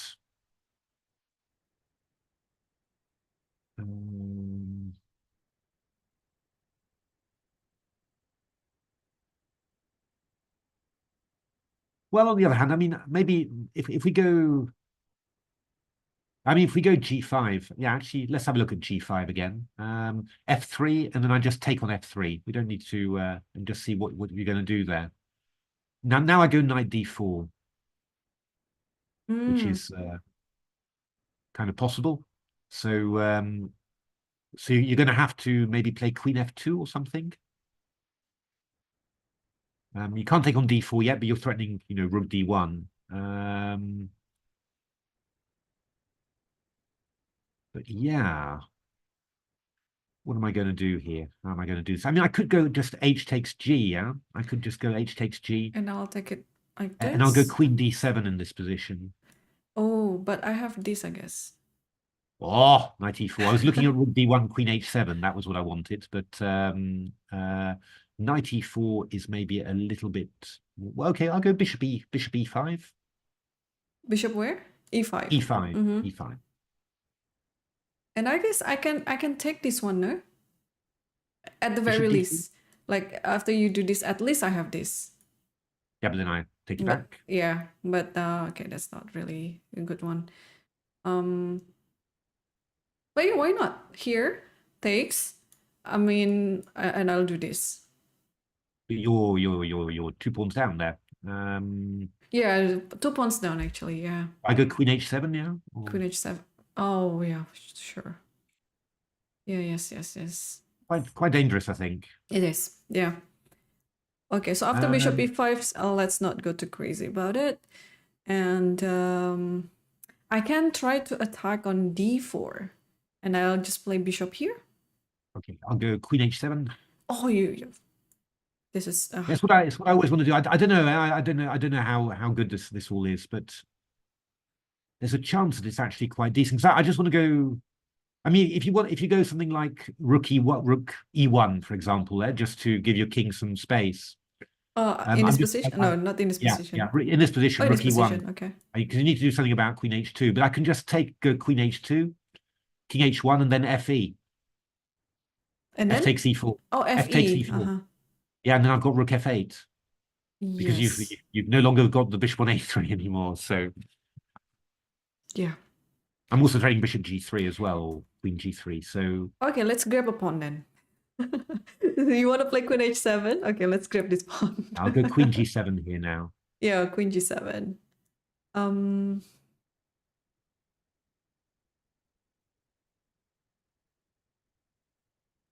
But I can still get this. Queen takes G5. Takes G5. Oh, this one is hanging. Yeah, but I cannot do anything, I guess. Yeah, you're right. Here and Bishop G3. Yeah, I'm completely. Wow, this is potentially becoming a very dangerous position. Yeah. No, I mean, this is really. I said those games of. Cunera's taken on G3. Okay. I think that feels. I did like the multi-purpose point of G5, to be honest. So I think you can take on G3 later anyway. I mean, I did like the multi-purpose point of G5 that you might also just play H3 and G4. You know, which is very engine-y, really. But I mean, I suppose the one thing you might say about that is that if you do play H3 and then G4, one might just sack a piece on E4, and that's right, yeah, and and just claim that everything else is collapsing somehow. So, but I right think, away. No. You're going to sack the knight on E4. Oh, with the knight, so, yes. Yeah. So, but I think, HG. I'm now expecting G5 from Cunera. That seems. I think that's the best. Yep. Okay, so this is still on the board right now, and Cunera is still thinking. And I have a question on the game between Abasov versus Firouzja. Is this a blunder or not? Bishop B5. Yeah, I mean, from Ali Reza's side, because he allows this. But let's take a look in the position up to knight BD7. This is where we left before. So B3 and A6. Just like what you said, Matthew, when B5. Yep. So this is how the bishop on C8 developed, and takes this, and then now bishop B5. So in a quick calculation, white will have an extra pawn. Yeah, I mean, there were two ways for white of taking a pawn there. That was bishop takes H7 check was possible, and also bishop B5. So I am imagining really that that Ali Reza sort of anticipated this. Or maybe because this stems from this position, because bishop B7 was played and allowing all this sort of like maybe a strategic positional sacrifice. But maybe there's nothing else better than bishop B7, because you have to like develop your pieces like as quick as you can. Bishop B7 would not have been totally ridiculous, but this is sort of well known there, this sort of idea that you do this, but it just depends on the tactics really. Knight B3 has been played. Okay. Yeah, I think this is going to end up as a quick draw. I think so too. Right. Yes. Yeah, AB5, because you can't play Queen B5 because of bishop A6. So it's I mean, So I suppose if anyone's better, maybe black's better actually. Come to think of it, a little bit. So you take on B5 first, F3 first, or you take on B5? No, take on B5. Take on B5, and then you cannot take it, right? There's bishop A6, right? Yeah. That's right. Yeah. So I mean, there's nothing wrong for black here. For black, yeah. Okay. Well, Matthew, the games have been quite interesting so far, but I think it is our cue to take our first break of today. Yes. Coffee. Okay, coffee, tea, yes. And also for the chats, bring up your popcorn, because it's still gonna be long hours here of the commentary. So we will take a break very quickly, and then we will see you very soon.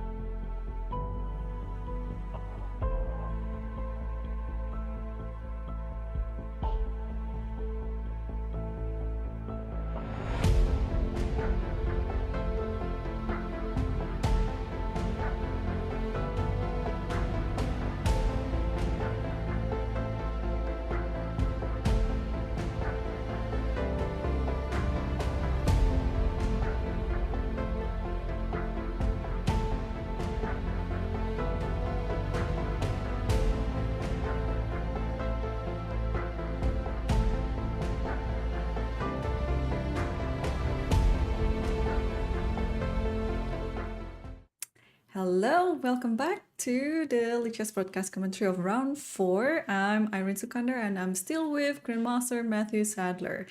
And let's continue our analysis because there are so many great games currently going on. So let me pull out the analysis board and there you go.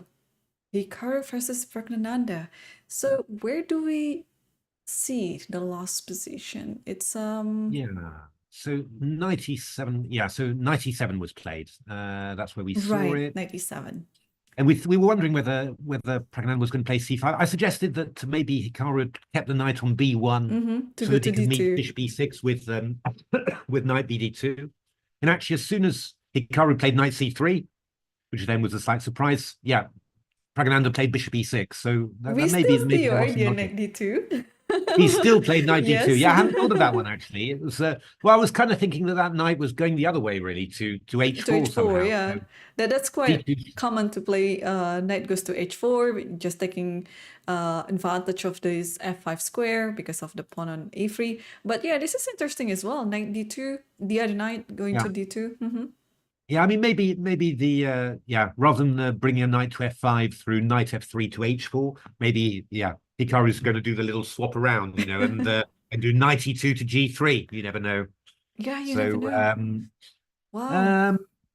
yeah, I don't know. I mean, what's in principle, there's not so much happening. I suppose you've got to watch out for rook takes f6 now, though that shouldn't be Ooh, spicy. dangerous immediately, but it's just always something you've got to think about now. Yeah, what is black going to do here?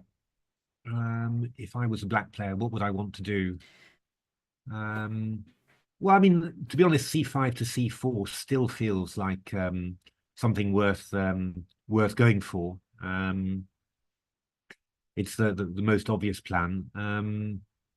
Yeah, I mean, d5 is possible at times, but it just feels a little bit odd somehow. You could go c6 and d5 and just block things out. Play the knight round to g6. That's possible as well. Knight round to g6, c6, d5, and just hold white in that way. I don't know whether you get all those moves in. That's the only thing I'm slightly wondering about.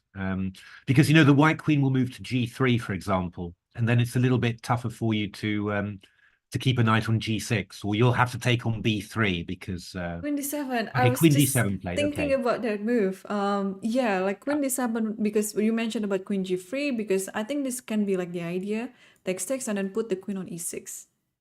that's possible. Yeah. You could also play the knight to g6 now because you've Right. defended.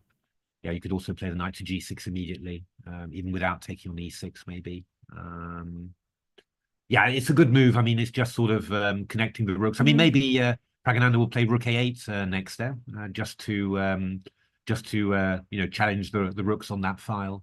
Might try that as well. Wow. Yeah. This move is quite a multifunction move. Yeah. Not only kind of like connecting the rook, but also this is a good idea to going rook a8 because now at least the b5 pawn is already covered by the queen. B5 pawn's defended as well. Yeah. It's quite harmonious, really. I think I think really that black should be sort of keeping it tight and sort of asking white, well, what are you going to do? Do you have any ideas, or are you just hoping for me to make a mistake?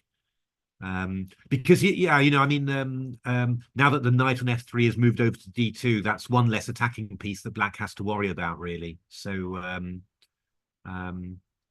yeah, I don't know. I'm wondering how happy Hikaru is with his position. It's I'm not quite sure really what he's aiming for.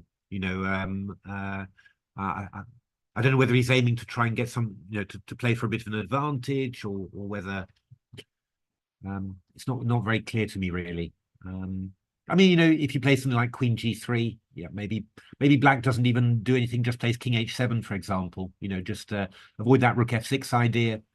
Avoid committing the pieces and just put the ball back in White's court. About, well, so what are you going to do then? Right. Yeah. Yeah, this is also a very nice idea. I like this King H7. It's very much it's not committed to anything yet, right? And Yeah, just exactly. see Yeah. what White will do. And let's update ourselves on the game between Nepomniachtchi versus Vidit. Now I'm taking so much interest on this game because of what you said, actually, Matthew. You convinced me a lot that this game is very interesting. So we saw the position up to knight e4. And yes, Vidit went with b6, preparing for the king escape to the other side. Knight f3, c5, not allowing knight d4, I would say. And after knight f6, now it's time for the king to hide to b7. And King to hide, yeah, and the white kings. So I mean, that's going to support h4 to h5, for example. I think that h4 to h5 is what is probably what Jan is going for, I think. I mean, it restricts the knight coming to g6, and it means that when you go g5 afterwards, you're just going to get a passed pawn, you know. So right. I think that's probably what he's going for, I would think. Yeah.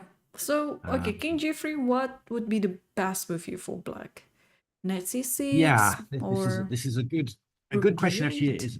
It's a bit of a it's just not really clear, just intuitively, you know, what should black be aiming for here.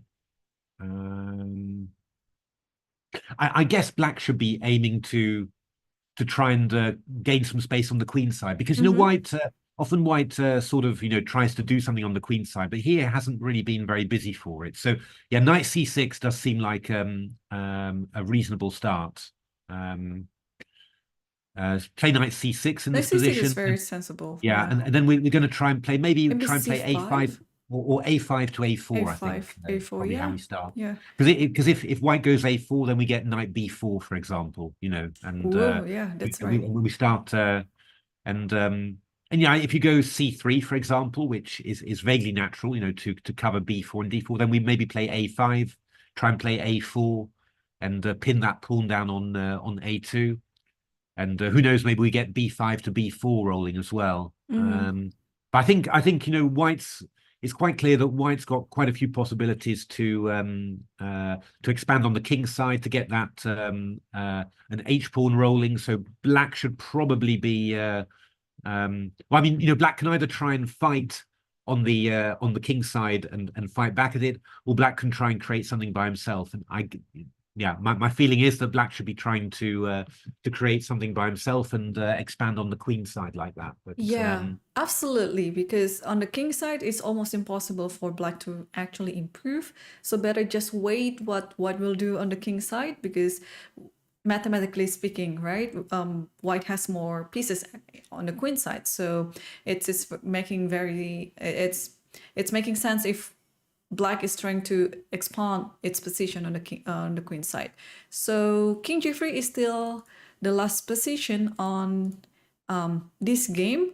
What do you think if we circle back to Salimova versus Conero? I know we keep looking at this game, but it's just very interesting to see what Conero decides. So queen d7 is what Conero decided to do instead of g5, or what else we did. We look at something else. Yeah, that's interesting. But I think that's not so far away from our idea somehow. Rook c1, that's a little bit calm, I have to say. Extremely calm. I think I actually saw this move. I think the general idea of this move is you want to protect this knight before you move f3. So there is no funny business about knight d4 anymore. But actually in this position, it doesn't matter, yeah, because now the king cannot hide to the h file anyway. Yeah, I mean, there's a few. So I think we're going. I guess g5. That feels I guess like d5 too. Yes, d5 is no there. g5. G5. Oh, g5. G5 for black is black's move. Yes, so yes. g5. Yeah. So maybe this one is also maybe a preparation of d5. Yeah, but then we go knight e5. Knight e5. Or queen h7 is also coming. Yeah, I mean, d takes e6 will go queen h7 and then bishop e6. I mean, maybe are you maybe going? Do you want to go d6? But we've got knight d3 coming in as well. Yeah, knight d3 is there. But there's knight b5. So it's, for example, d6. Yeah, Queen here. Queen h7. I mean, we have to go rook e1. Yeah. I mean, I'm getting seriously worried here. But yeah, I mean, white's got knight b5 ideas as well. So, you know, I mean, it's not completely unthinkable for white to do this, but it is very, very risky. I mean, if you get it wrong, then you just got yourself mated, basically. I was thinking to play something like g4 and then knight here, but you can simply just move away by blanking f1 without taking on f3. And then, yeah, maybe it's a bit too slow because, as you said, there's knight b5 idea, and then the black's king is being hunted at the same time. Yeah, I mean, instead of queen h7, I mean, we could also after queen h7, we could just say g4, for example. G4. And okay, let me play rook e1. Rook e1 is always there. Yeah. Okay. Then I'll go knight f3 check. And f3 I shouldn't take because otherwise the king will be locked. So king f1. And then I'll go rook h2. Rook h2. Oh, okay. This is nice. Yeah. Followed by queen h7. Yeah. Yes, I mean, you go knight b5, for example. It's possible. Maybe I'd just go c6. Okay, let me keep going. Give a check. I'll go to d8 with a king. d8.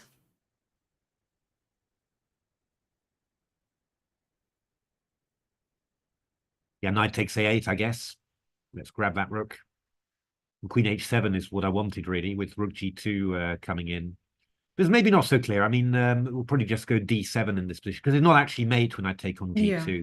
So I have d7. So probably just d7 and queen d6 is probably quite good for white that way. Yeah, take it like this. It's not a check, so we can. Is this check maybe, or this check? It's going to be check. It's going to be check. Yeah, and then check like this. Yeah. Okay. That'll probably be dangerous. But okay, it's still. I mean, it's still incredibly dangerous there. We were just one move off there. So yeah, I mean, there are a lot of possibilities there.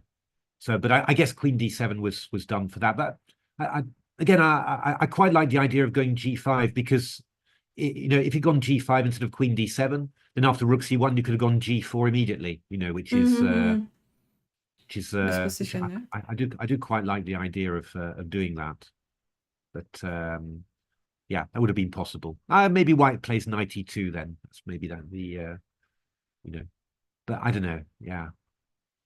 I like this position. I mean, I think black also has an option here to put the king into safety if it wants, because this one is already kind of fixed. There's nothing that white can do about it. And then you can just somehow improve your position on the queen side as well. Yeah. I mean, a5 would be a nice move here. Just play the knight at a5, knight b4. b6, bishop b7 even. I don't know. Yeah, it's... got to watch out for the knight on f4. But yeah, there is a possibility that if white's too passive, then black actually can just start making strong consolidating moves because black's gained so much space already. That's the you might not need to play a complete all-out kingside attack there. Right. But nice. Okay, so rook c1 is on the board. Conor is currently thinking, and which one would you like to look at? Let's have a look. What's happened in Anna Muzichuk against Lei? That's actually got a little bit strange and sharp. Yeah, it is. So we were coming from the exchange in French. So bishop g5, rook e8, knight bd2, bishop g4 is almost symmetrical, h3, bishop h5, c4, offering IQP, and she took it. And knight c4, knight c6, g4, bishop g6. Wow. This is spicy, this move. It is quite a change of pace, really. Yeah, right. It's just going from but is this... It doesn't feel very convincing for white somehow, I have to say. But then she took on f6 as well and went d5. So where does the knight go? Because I assume the knight has to go. There is no other counterattack. Knight e5 would have been the first thing that I would look at. And knight e5, yeah, nothing wrong with that. Yeah, knight b4 looks quite... knight b4 as well. Looks quite decent. I'm just wondering, I mean, how do we cover this? So I guess you'll go... No, I'm thinking of counterplay, right? I mean, I want to get in rook e4 as quickly as possible. So that's why I quite like moves like knight b4 that sort of vaguely threaten something. Maybe the thing about knight b4 is because this bishop is such a good bishop, I will take it, and then you have to take with the queen, and I Yeah. just simply protect this pawn with the idea of I go rook d8. I go rook d8. Ah, rook d8. Oh, that is nice. Got potential to be quite. I mean, I can go a3, but I'm not very knight d5. I can play queen takes b7, but I'm wondering somehow. This king feels really weak. You know, I might go king g7 and rook h8, for example. You know, and I don't know how you. I can't believe that you're going to manage to hold this your king side actually. If I just go king g7 in this position and then just play rook h8 afterwards. Yeah, yeah. Yeah, this h3 g4 is a bit too committal, and you just have to play a concrete chess all the time, because if we are talking about strategy, black is just very comfortable. Yeah, it is white who has to force all the matters, because otherwise, if things going a little bit too slow, and it is only for black's advantage. So yes, d5, knight b4. I'm starting to like it. But let's take a look also knight e5, because I also don't mind exchanging all the pieces, because in the long run, in the end game, this d5 pawn is doomed. You know, it's gonna be ours anyway. But yeah, maybe there's some ideas with like taking this. Is b7 hanging? I don't think so. It looks just so good for black.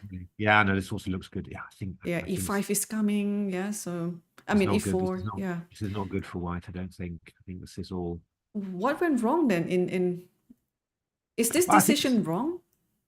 I think c4 was a change of just wrong actually. Is it? I mean, these IQPs with a knight on c4 or a knight on d2, it's just not. It's not normally right. It's normally not a good idea. Yeah, usually if you want to play d4, I mean c4, you just keep the knight here, and actually this might be a good time for you to play c4 and then put the knight on c3, right? Or you play h3 first. h3 first, yes, h3 first. g4, and then you know, and then play c4. It's possible, you know, these sort of things. Well, I mean, normally you wouldn't put the bishop on g5 too early. Just keep it on c1. Yes. You normally play 7h3, and then you might follow up with c4 later. That's seen quite a bit. But yeah, playing an IQP with a knight on d2 is a little bit strange. But then but somehow everything has sort of followed on from there, and yeah, this is really tricky somehow. So yeah, I think there's a lot of good possibilities for black here. I mean, your knight e5 move's very good as well, and yeah, knight b4. I mean, knight b4, white should probably play rook d1. But I was actually just thinking then of going rook e4. That was what I wanted to do. And then I've even got some rook g4 ideas. Who knows? Yeah, this potentially can be the idea as well.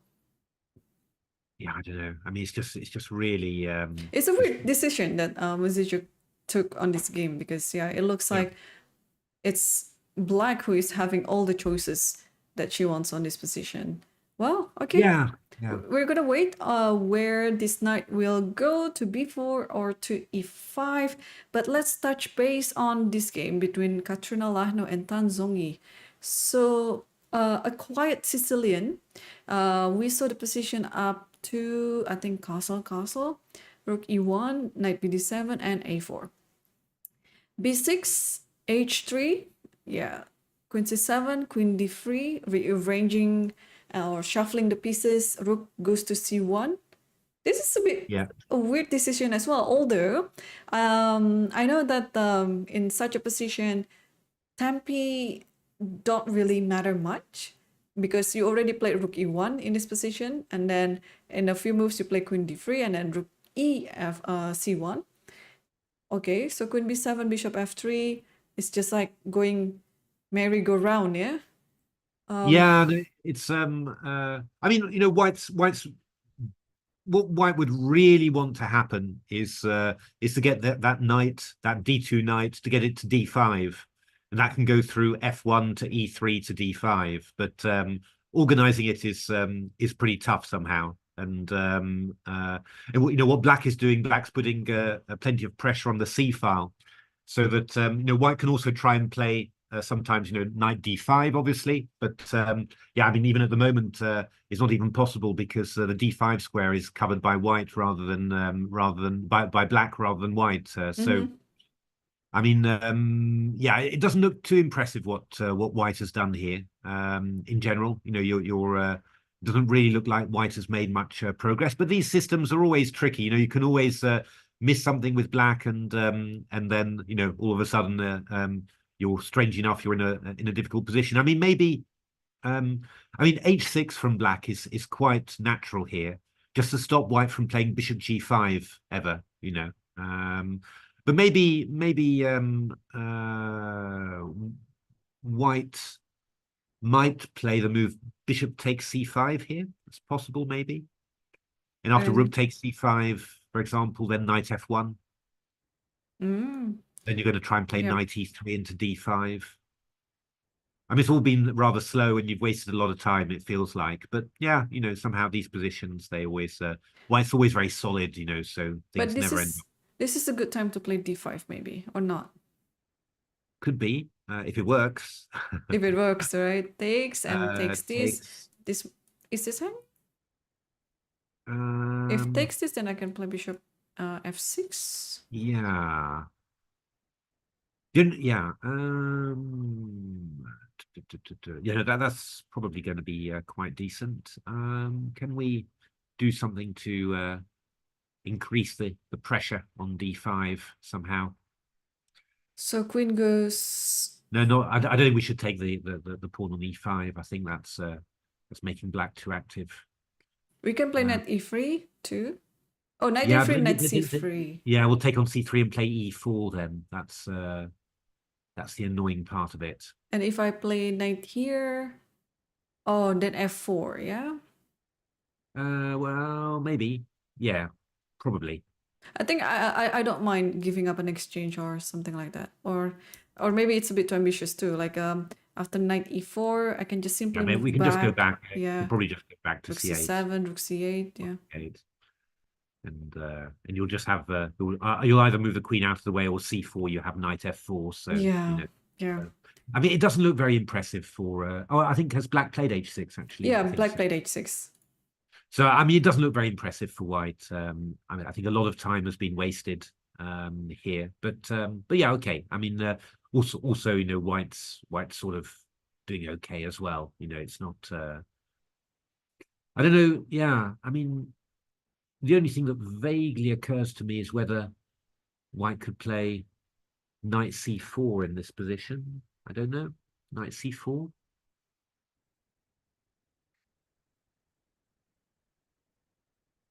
There's no good discovery from the knight, so this might be doable. I want to go bishop takes c5 and knight e3. Yeah, that's going to be the next plan. Or maybe I might. Who knows? I might threaten a5 to go to try and get in. If b5, then knight b6. Yeah, the question is, does knight e4? Yeah, knight e4 might be a move, but then b6 is also hanging. Yeah, so... knight takes b6 is probably Can I play? Oh, maybe I cannot play b5. b5 knight a5. Yeah, and then you take on b5. Probably, yeah. It looks a little bit awkward with the queen on b7 there. Yeah, I'm just wondering about knight takes e4 actually, whether you could get away with it. But maybe I'll take on e4 first. Oh, no, take on e4 first. You'll go bishop takes c4. Okay, then I could go something like maybe just no, bishop takes c4. You win. Knight f6 check and queen c4. I think if this happens, then you take and then queen c4. Yeah. So that would actually wins. work. That would actually work. Yeah, and then if you take back on e4 with a knight, then I just go knight takes b6, which would probably be quite annoying. Yeah. Yeah, and what is better here? Well, it must be better there, I would have thought. Yep. Okay, so this is nice. Maybe you can play knight c4 in that position. Yeah. Okay, let me find my crazy move. Yeah, if there is anything in this one. So there takes. Okay, what about d5? Yeah, can I just take that? Takes. I'll take it. And I'll just take it. and I'll take it, Keep taking, yeah? and I'll go knight d6. Oh, b6, I missed it. Yeah, I was so focused on the center, but yeah, b6 just, okay. All right, so d5 is not a good move. What else can be done? Looks good, yes. So your next move is bishop c5 and then knight e3, putting the knight on d5. Yeah. Yeah, I mean, you might even consider b3 actually. That could also be a possible move as well. I was thinking Just, there's an idea like I like this move b4, and when you go back, I also go back with the idea of c4. Whoa, but I go d5 then. I think d5. that's d5, and if I take, you take with the bishop. I think. Bishop, yeah, and okay, then if I go b4 is yeah, is I'll take on f3 and play e4 and then knight Yeah. e5, I guess. Okay, a bit too crazy maybe to play that move. Yeah, you don't have quite enough control, I think, for that. Yeah. I mean, I mean, I suppose instead of, I mean, b3 is a possibility as well. Just to play knight c4. I mean, we'd even accept double pawns maybe, just to get hold of the d5 square. Not quite sure about that one, but it's not totally unthinkable. So if I just move my so here, what do you do about the knight now? Yeah, I was thinking of knight c4 actually. Oh, just and then what do you think about this structure? Yeah, I'm not sure. It's just I'll play knight d5 at some stage. I've also got a5 or rook b1. You know, just maybe I'm just losing the c pawn there. That's completely possible. It's just it was just vaguely an idea I was wondering about. But I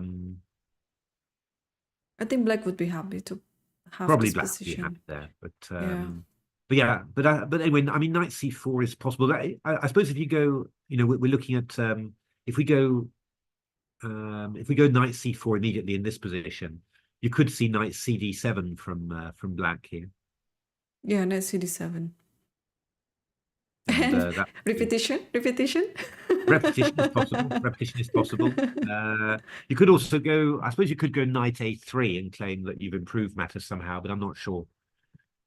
I mean, you're clamping down on b5, but maybe d5 is becoming more possible again. So yeah, I mean, I just think that white's just doesn't have very much at all in this position. So it's yeah, it's gonna be quite tough to shuffling all the pieces. So I think I like this with h6. It's almost like your king h7 idea in the game of Praggnanandhaa versus Hikaru. Just like, okay, white, show us what you got. Tell me your ideas. I wouldn't be surprised to see Katerina playing king h2. That's, king h2. This I had this position in my mind. Yeah, and then to play g3 bishop here, yes, and then yeah, and then just I don't know if it is possible to play f4 at some point. Yeah, but maybe, but we'll take it nice and slow. Yeah, one by one. Okay, but that's possible. That's possible, yeah, because I don't think you would like to mess anything around this area because they are very intact, and whoever over pushes and they'll get punished right away. So I like this idea, king h2, all this little move, because as again, b3 or b4 is a bit too committal because now your knight is unprotected and it can be the target of attack. But yeah, I think you should divert your attention to the other side of the board where you can actually make some good improvement on the other side as well. So this is gonna be quite a long battle because so far they only traded one pawn each. And there's still so many pieces on the board, it makes my head a little bit aching. So let's switch back to the position or the game between Fabiano versus Gukesh. It liquidated a little bit more than what we last saw. So we saw it from here, I guess. Rook e1, h6. And Fabi met this knight g3 idea. b5, yes. Yeah, I liked rook a3, but Fabiano played knight f5, which is also very sensible, of course. And de4, and knight e7, offering this trade, knight e5. Yeah, Fabiano's gone for knight f9. So he hasn't believed Gukesh. He's sort of said, I don't believe at all that your pawn sacrifice is okay. Yeah. Of course, Vidit sacrificed the e5 pawn with knight e7 against Hikaru. Yeah.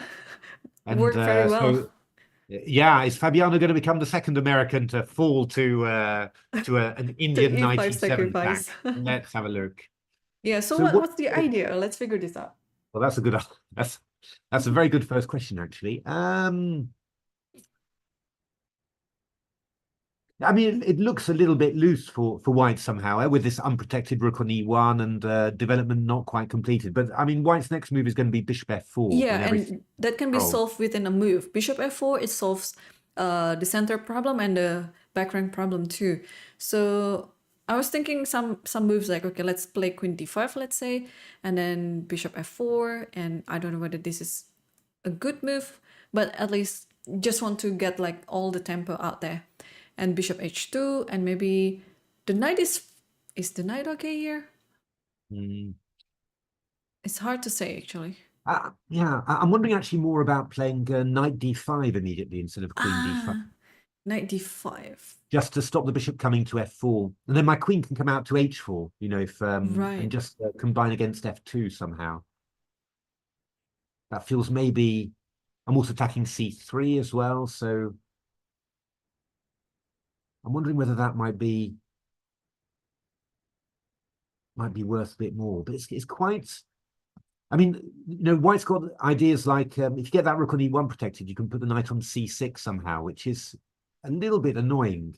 So let's just say bishop b2 from White, just to protect that rook on e1. Oh, is knight e3 a move? Knight e3 is a move, yeah. The question is, can I play queen e4? At the very least, I have this and then knight c2, but still, White stands a pawn up there. Yeah, maybe we've got queen Queen d2. d2.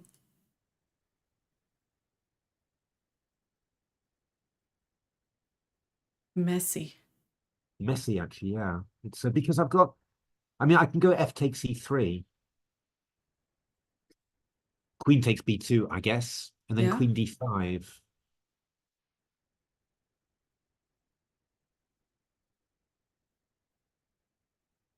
I mean, we've both got tactics on the back rank here, because you can play bishop takes e3 with black here. And I go king h1, and if you go rook f8, then I've got knight takes f7. You know that. So, so okay, knight e3 is maybe interesting. I'm not 100. Yeah, just see whether there's something else. You know, it is a little bit strange for it's a little bit strange for White to be putting the bishop on b2. It feels like maybe instead of knight e3, I'm not sure. Can we do something like queen h4? That was just the one thing I was... Or queen d6, maybe? Queen h4. Yeah, there I was a little bit worried about knight c6. That's the only thing that I'm not sure about. Because knight c6, it sort of pins that bishop to the side, and also, yeah, it gives black a little problem because, you know, rook e8 is threatened. You still also have knight e3 after taking this. I don't know whether it helps like this. It's funny. I could go rook e3, I suppose. Oh yeah. yeah. That might be a bit too one. much, yeah. Like this. Can I get this rook? I mean knight? I don't think so. Or maybe I can create some sort of outside. Yeah, it's never going to be totally clear. That's definitely true, but still. Okay. What else is think, there? Knight d5. So bishop b2. Bishop b2. And then so queen h4 possible. Maybe, I mean, queen d6 is possible as well. Kind of the question is really, you know, are you creating some counterplay? I mean, maybe you are. I mean, if you go knight f3, for example, I'm not quite I like sure. this c4. I know I'm giving up this one, but then I have this. Ooh. This is probably... But then I'm going to do your favorite idea. I'm going to go rook takes e5. Rook takes e5. I'll take it with my rook. Are you going to do it like that? Yes. Discovery okay, and checkmate. You checkmated me. Sorry, I was looking somehow to get bishop f2 working. I can just go king h1 if I want to, right? Go, yeah, maybe I was thinking maybe I should have done it straight away, but it probably doesn't work anyway. Bishop In f2, this position, yeah. Bishop rook f2. e5. Yeah. Correct? You can just take it, I think, and rook e5, rook e5. It's not as dangerous as all that. Oh, and after this, yeah, I just simply take. You don't have anything here. It's just a piece up, Yeah. so it's nice to have forked, but it's not. It's not enough. Yeah, this c4 is a nice idea. c4, knight b4, queen c3. I mean, I guess I can play f6. I suppose that's what I need to do. Yeah. Mm-hmm.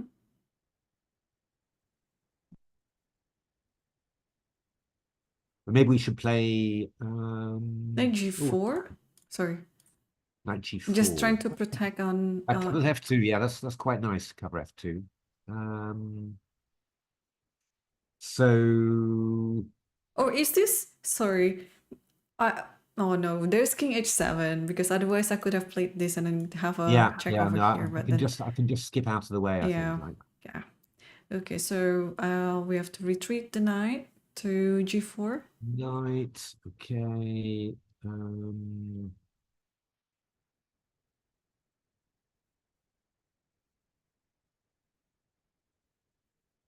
It's a sharp position. But I mean, I guess.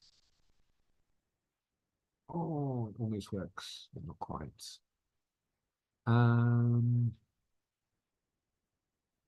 So I mean, if I go knight d3 in this position, for example.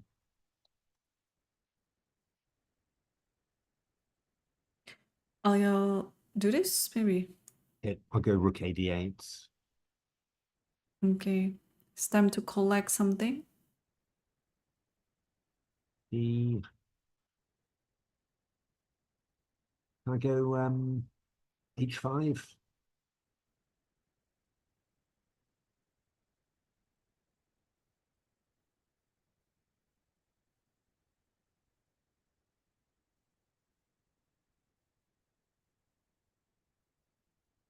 Interesting. There's a lot of time. I mean, there's a lot of play in here. You know that. Yeah, what I don't like about. Let me. I give a check. Okay, I'll go. Just pretend that you don't know my idea. Let's play here. I'll go to h7. Yeah. Yeah, let's play here. Then I'll play here. Yeah. All right. And then I'll play here. Very nice. Very nice. At least that is this type of idea. But I think after queen c4, queen d5 might be possible too. Maybe. Yeah, I mean, this is really incredibly sharp. It's. Although this gives me time to take on c7. But you have rook d7. Okay, what to play here?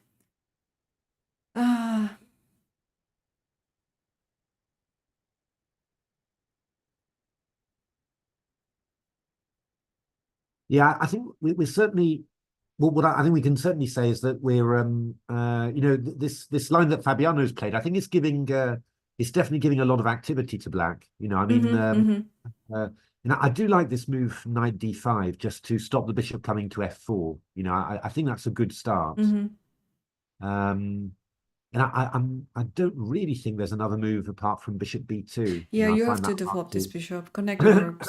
But then we need, I mean, maybe we can find a somewhat better way of doing things. But I mean, queen h4, queen d6 are kind of obvious. Why don't you play knight f4 now, since now the bishop is on b2? Yeah. Well, we've got a queen g5 threat. Yeah, queen g5 right away after that. Yeah, very good point.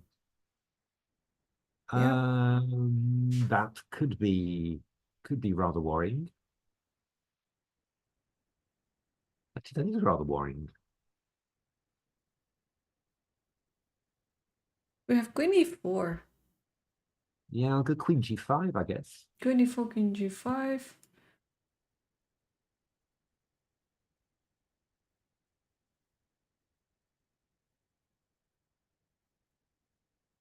So this is not an... Okay, you want to take e5 here. E5 and then... No, e5, then you take on a8. So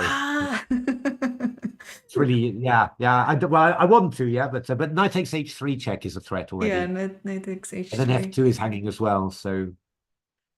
So what happened if I just played this, for example? No, you can't mean that. If you take king h2 and I attack both your queen and knight. But maybe knight f2 is there. Oh my gosh, look at this. Takes, and Oh, yeah. then here, and then just knight f2. Ah, Yeah, and black is better, I would say. yeah, I think, yeah. I mean, bishop c1 has to work Yeah. perfectly the other way. Oh, but wait a minute. After knight h3, what if I go to f1? f1.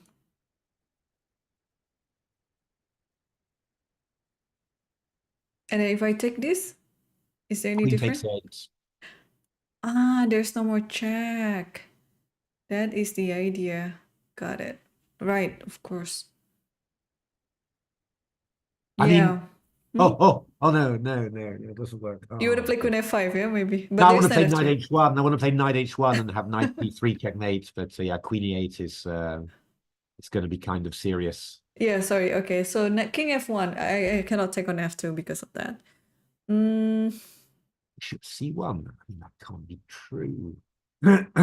Surely it can't be true.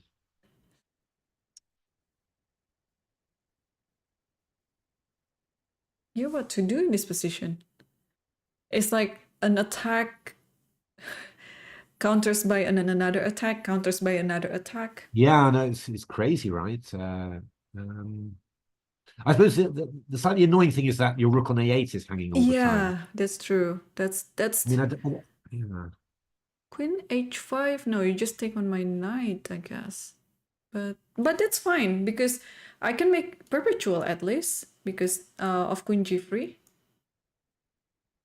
Can I? Yeah.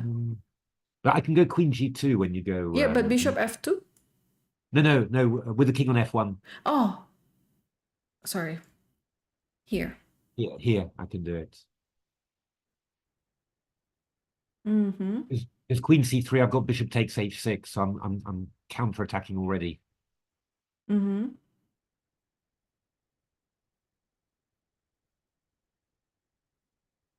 Yeah, that's true.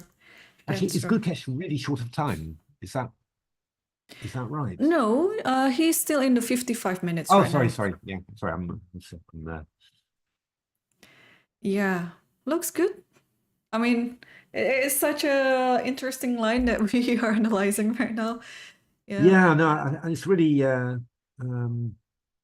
it feels like black, that like black's definitely got possibilities, but I think knight d5's a good start. I think it's really I think Fabiano's played really riskily there, but he's obviously decided that he's not just gonna go quietly with a draw there. He's trying to make some advantage, but he sometimes overdoes things. He's so determined, so confident in his own calculation that he sometimes overdoes things. And I do wonder about this one. It does feel very loose for him, but okay, we're going to see. But this is going to be very interesting. I'm looking forward to see what happens. Yeah, me too. Okay, let's take a look at other games. This game between Anna versus Lichess has gone to somewhere that we didn't expect it actually. So after e5, or after d5, Lichess listened to my commentary and she chose knight e5 over knight b4. Yeah, but after knight f takes c5, yeah, knight f was a little bit better. We should have gone b7 and rook b8. That was quite a clever intermediate move. I mean, it's quite good to block the rook that way. You can't take on e5. And now, yeah, it hasn't worked out the most promising way. You feel for Lei. Somehow feel that it should have been a little bit more than that, but. I mean, it's 2 pawns, so we need to. It has come down a bit, but then if you quickly take on the pawn over here, is the next move this one, and you just get over this pawn? Yeah, I mean, you could take on in this position. You take on d5, take on c7, take on a2, and it's going to be a draw. Right. Assuming that nothing terrible is happening to you on the king side.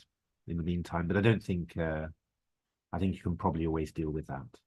Mm-hmm. It's not really an pieces for black. So yeah, you would expect that this gets sort of exchanged down to something pretty equal. You would expect, I think. Mm-hmm.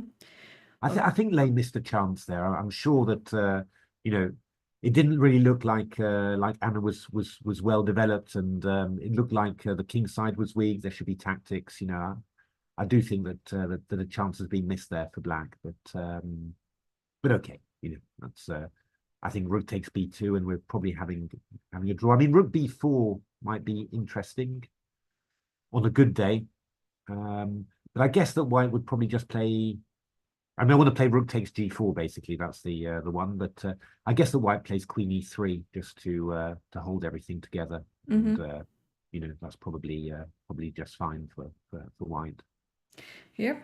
Okay, so we'll keep an eye on this, and let's also update ourselves on this game, Abasov versus Alireza. And what do you think about this position? So we saw it up to knight takes b3, queen takes b3, and takes on b5. The pawn is untouchable. And now rook d1, queen c7, bishop b2, and queen c5. Abasov decided to trade the bishop with the knight and rook ac1, and now we are on the current position. Yeah, I mean, I think I think that Alireza's definitely doing his utmost to leave some imbalance in the position now. He's really trying hard. Well, I mean, yeah, this bishop on b7 is quite a nice one somehow. So I mean, if you're looking at a natural move, queen h5 is incredibly natural. Just hitting the knight on f3. Yep. So what are we doing about that? Good question. Actually.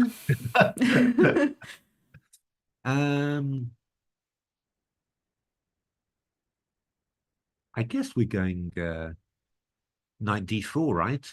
Knight d4, possibly hitting on e6, but what if I queen g6, just threatening a mate in one? Yeah, so I guess I go f3. F3. Can I go e5 Well, here? I've got knight e5, knight c6 c6, yeah. That's your saving grace. But I've got stuff like bishop d5, for example, followed by rook takes a2. That's equally Which is maybe a little bit irritating. yeah, the rook gets to the second rank, and this is dangerous. Yeah, I mean, maybe white's still holding up to queen f1, but I mean, it's not really what you were looking for with white. so rook I mean, queen ac1, h5. queen h5. Yeah, I mean, queen f5 would be another idea. I don't know whether there's a subtlety to it that you might want, but yeah, queen h5 looks quite decent. I mean, I can't imagine you can really allow. I mean, maybe you can play a move like rook d4 or something. Maybe possible. And if bishop takes, just takes. We just take it back, Yeah. and then we've got rook f4 to cover. So I suppose maybe queen h5. Yeah, or queen h5 even, because rook f6 says queen g5 check. Yeah. Also queen h5 also. So it doesn't really feel very convincing somehow. Yeah, I don't know. I mean, the only reason I could think you might want to play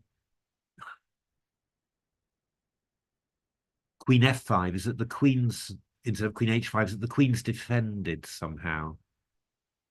So yeah, but queen h5 looks very natural. Yeah. I would say I don't know. I don't think. Maybe knight just jumps back to e1, but there's Maybe knight e1. Yeah, it's knight possible. e1 just we might go something like rook a4. Just with rook a4 coming in. I don't know.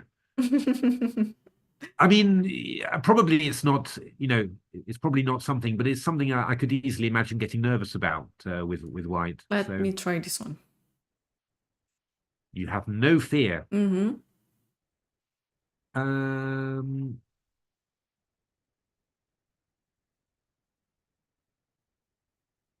Okay, I'll go bishop d5 then. Bishop d5. Oh, I cannot take on b5. My goodness. Wow. Oh, that's your plan all along. Tricky, Matthew. Tricky. Okay, no. Rook c7 is bad. What else can I do here? We can go rook d7. Maybe that's Rook the best. d7. Yes. If you want to do that, then Yeah. that's the best rook to move.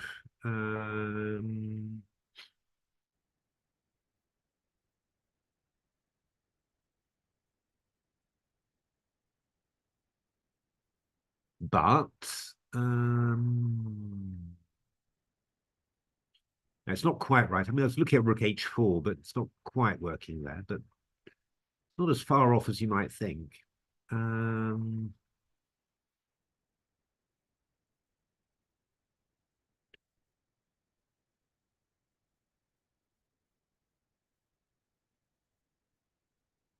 Yeah, rook d7 might be the move here. That Yeah, I mean, but if I just go back bishop a8, it's just not do anything, not make any sudden moves. and maybe now it's the time to play f3. Though I'm not sure.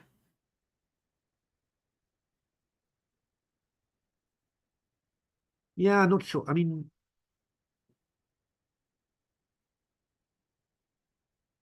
when you go f3, yeah, I might consider going bishop d5 and then rook takes a2. You know, it's just since you've opened the second rank like that.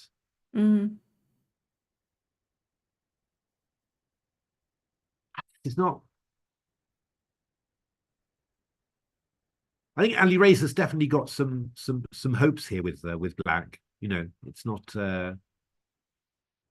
I think at the very least, white needs some accurate moves. You know, just to make sure it really does get held. You know, Right.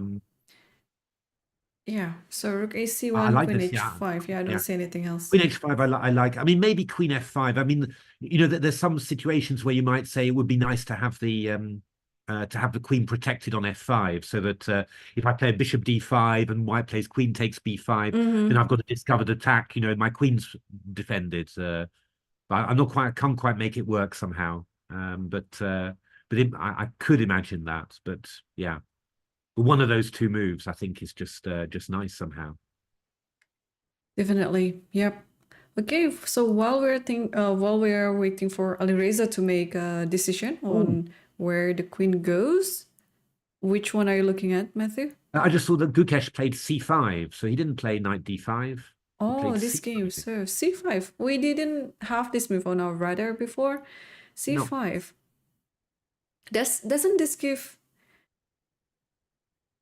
a time Yeah. to play bishop f4? Yeah, I mean, feels this feels slow somehow. Yeah, you know. Yeah, okay, I'll just put the bishop on g3. And probably takes. Okay, I'll take back. Okay, rook c8 takes b4. Yeah, it takes b4. I've got queen b3, yeah, which is quite annoying, I think. Or queen g5. Yeah, okay. So I'll go queen b3, I'll go. Queen b3. Uh-huh. Yeah, this is hanging.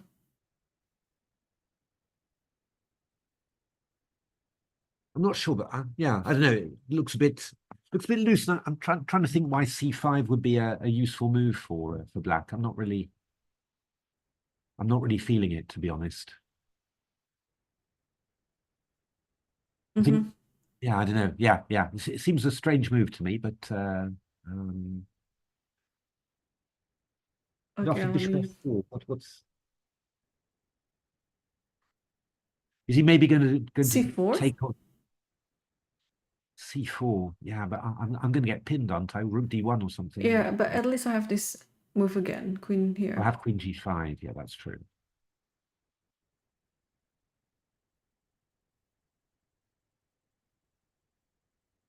Knight f7.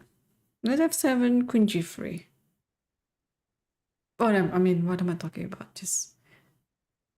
I can go something like king h2 simply, and deal with that threat, and then we'll ask you where that knight is going. Knight f4, queen c1 perhaps.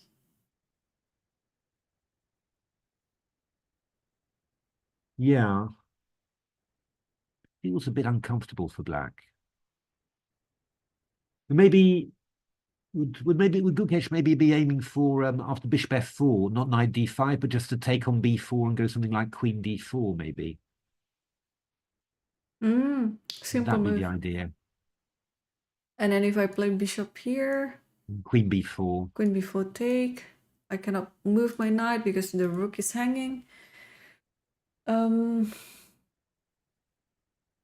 I can move this rook there to here. Yeah. And then knight c6. I go queen e4 probably then. Queen e4. Queen e4. Then I have queen c7. Ooh. A bit risky. Yeah.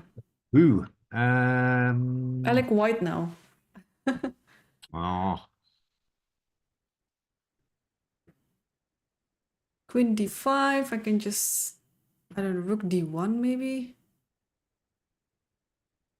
Or also knight c6, possible too. Knight c6, I like. Knight c6. Or I can just play rook d1 and then try to get the queen out of this diagonal. Yeah, queen c7 is a little bit awkward. Don't really feel. Yeah, I don't know. Just I guess my feeling is really that this should just not be so much really for white, I think. But if I go something like bishop d4. Okay, bishop d4.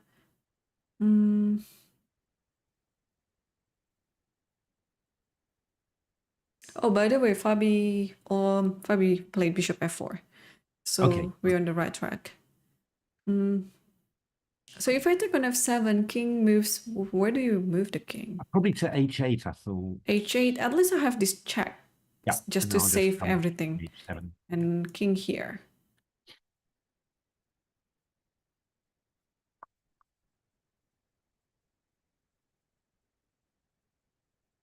Yeah, this is quite complicated. Like everyone has their own intention.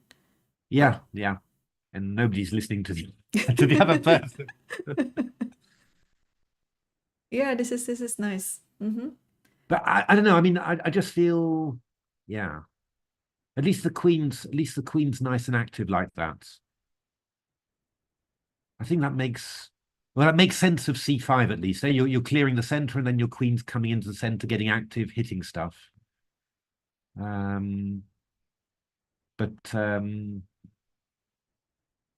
I suppose the question is whether after c takes b4, whether we can throw in rook d1 actually. Can we maybe stop the black queen from getting to d4? So after c takes b4. Rook d1 first, rook a Rook d1. d1 or maybe I don't know, queen b3, there's queen d5, yeah. So here. Yeah, I don't know whether that's possible. Maybe we just go queen c somewhere, c7 maybe even, c8, c7, yeah. Yeah, no, this is just this is completely fine. I feel like you should have some discovered attack somewhere, but it doesn't Like look maybe like here. Let's say something like this and then rook here. Ooh, that is nice. Takes. Where does the king go? H7, we have to. H7. And at least I have f6. You cannot take it. Whoa. Hey, there you cool. go. Oh, you can protect it, but it's made into, unfortunately. Lovely. Yeah. Pretty cool. So yeah, getting away from the pin. Or I don't know which one is better, queen a2 or queen b3, but that's the idea. Queen a2 feels more. Looks nicer. I don't know why, but it looks nicer. Yeah. Queen a2, bc3, rook d7.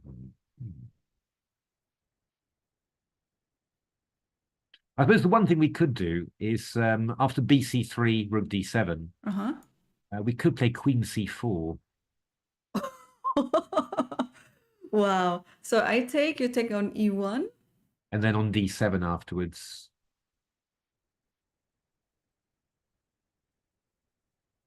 Okay. Claiming that This is actually possible too. Yeah, why not? well, you can go knight d6 now, but Rook f8. Yeah, but you can go a b5. Another crazy position, this one. Lord knows what's happening. I would expect black to be okay, most probably, with that enormous c pawn and everything, but you never know. Mm-hmm. Oh, interesting. Oh, can I take Yeah. on? Oh, I cannot take on f2. So the queen is protecting it. Oh, what can I do? Very hard, actually. Yeah, it's not easy to find a move there, but there must be something. I mean, maybe knight c5 in this position. That's maybe quite reasonable. I just want to go, if b takes a6, I just want to go knight d3, which looks like it should be hitting lots of stuff.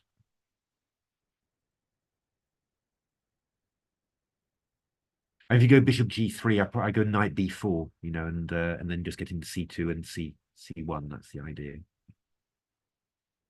Now it makes me think whether queen b3 would make any difference. Yeah, no, you could be right. Could be right, yeah. Because let's see, actually, maybe not. But let's see. Here takes here, and then what was the move again?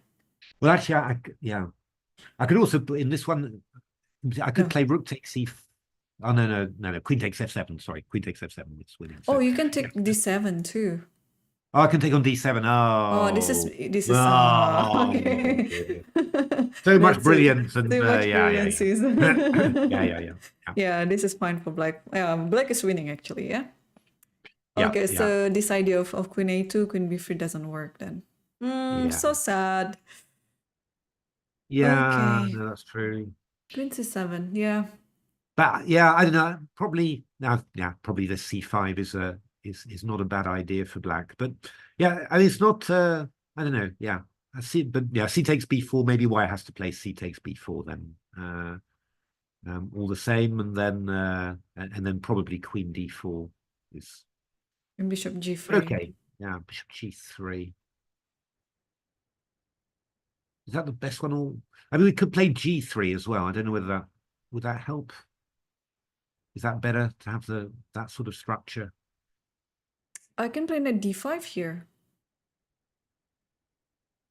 Oh, but you can play rook f d1 because I thought if you play rook a d1, then I can just take this. You can take it out b4. But yeah, I can play rook e d1. I think Although I mean you can go queen c3. But queen c3. Just thinking of some crazy line again, which might not be correct, but okay, let's do this. Like check here, and then you go here, and then I'll just take here. Wow. Like this looks fine. Like even though it looks like rook and bishop versus queen, but let's say I'll take the rook then. A rookie one. Rookie one. Yeah. And then I can take this, or I can go back. Or maybe or I can take this as well. Rook d1. Rook d1 will be better. Yeah, I guess just to force you. Oh, just to force me. Okay. And then I'll just take this. You'll take this, and can I take this? Yeah, I don't think it's really dangerous for black. I mean, I think black can hold this. f7 was a bit sensitive. I don't know. f7, yeah. Not sure. But in the worst case scenario, I can just give it up and have my bishop here. Like you can only take this. You definitely believe in fortresses. I believe in fortresses. Yeah, unlike Magnus Carlsen, I believe in fortresses. Oh, actually, should we have a look at Jan actually? Because they've it's getting. Which one? Sorry. Jan against Vidit. Ian Vidit. Okay. We saw it up to c5. And then king moves to b7, and here, yeah, f5, Yeah, so like what you mentioned, yeah, he did. a4. Oh, okay, and he brought the rook round to b5 as well. Vidit, that's very interesting. Oh, Wow. h5. Wow, Wait, h5 h5 happened. is... Can I just take it? I'm such a pawn grabber. Can I... Oh, No, just take, yeah? we'll Take take and it. rook We'll take it g8. in rook g8. Yeah, Uh-huh, yeah. okay, so it's just a Wonder a whether young tactic. men to. Yeah, I wonder whether young men to allow that. Yeah, on the other hand, pardon me, that knight on f6, it is attacking a pawn on h5 now. So, Bishop goes back to c1, and this is the current position. Okay, but again, Vidit has been having some issues in this tournament. Apart from his game against Hikaru, I think he's always in time trouble. So, 20 minutes for the next how many moves? 14 moves, or yeah, 14 moves for Vidit. Yeah, or 15 moves actually, because yeah, he hasn't made this 26th move yet. So 15 yeah, 15 moves in 20 minutes. it's a complicated position as well. Interesting. So, yeah, what is black? What are black's ideas, and what's white aiming for? I mean, I suppose white, if you left white to it, he might start playing g6 simply, and just it's probably quite dangerous. I mean, you're threatening g7 after that, and if f takes g6, then just knight g6, and you're sort of forking the bishop on e7 and the rook on h8. Yeah, the rook is a bit awkward now on b5. Yeah, well, yeah, time will tell whether that's a stroke of genius or whether it was too much somehow. I'm But I not think, sure. yeah, I think at some point you can also kind of like play just c4, so that this rook is also aiming for e5. That's right. Yeah, yeah. But I think if you played c4 now, then I think we go g6. Yeah, I think that's. Yeah. And the slight drawback to c4 is that it really, you might want to have the knight coming in a5 to c4, or you might want to use c4 for the light square bishop, and yeah, that kind of blocks everything somehow.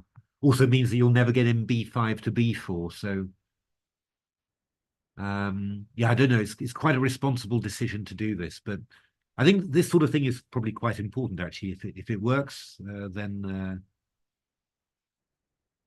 I Well, mean, I yeah. guess we have to go f takes g6, right? Because anything else, I just go g7. Is that right? Oh, well, maybe we need to have a look at that. So I cannot Because take on e5 because of g7. Let's take a look well, at yeah, that. if I take on e5, I could if I play rook takes e5 and You you have go to take the g7. rook first, otherwise oh, maybe you can even play g5 here. G7, G7. sorry. Yeah, I want to play bishop takes f6 always. That's the idea. So Mm. probably you take on e5 first, I guess. Knight takes e5, g7, then I want to go bishop f6. Yeah, if you go rook f6, I'll go rook g8. What's this one like?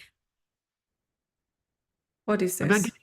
I'm getting the knight onto d3, yeah? So I'm kind of restricting your pieces quite nicely. And I guess white must be better in this position, but is it serious or is it? Rook I'm not b3 is on sure. the... Okay, this is more yeah, black's going to play b5 and b4. So Also, maybe there's knight d4 yeah, too. I don't know whether that it makes the works in this resource. Yeah, position, but yeah. Yeah. I mean, there's also the idea from time to time of playing knight takes e5, and after rook e5, then bishop d6. Mm. So Mm-hmm. depends a bit on where the white pieces are, but it's a possibility. So if I But I play guess g6 here? I think he's just planning to take it and go rook d8 maybe. Rook d8. Uh-huh. Yeah. Yeah, I guess this is probably fine, I guess, yeah. Yeah. That's right. I mean, maybe we play knight f4 then. It's probably sensible.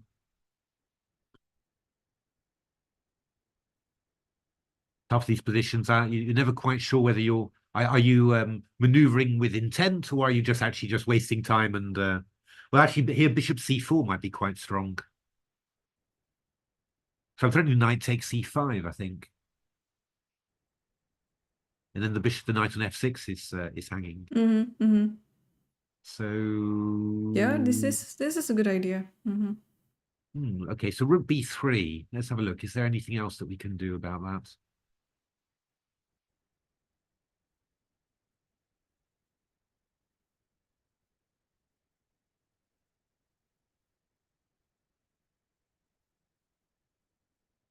Yeah, I don't know. If g6 is not really dangerous, and I'm starting to wonder what Jan is doing in the position, actually.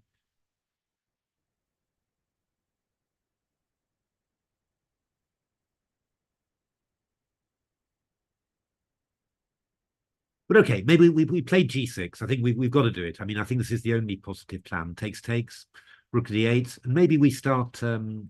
We do something solid like rook f3, maybe.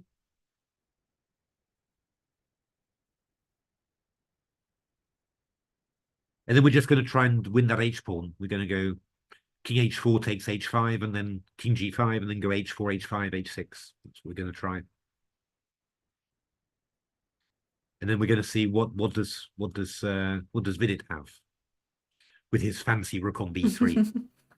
Yeah, Yeah, this b5 before. maybe play b5 maybe. But I was just wondering after b5, for example, whether we can do some sort of clever switchback. Maybe not. I was thinking of going knight e4 or something.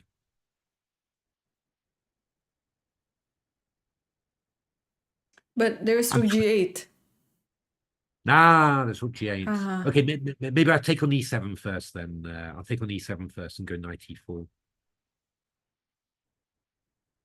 Yeah, then king So I'm threatening c6. knight d2 as well. Oh, knight d2, right.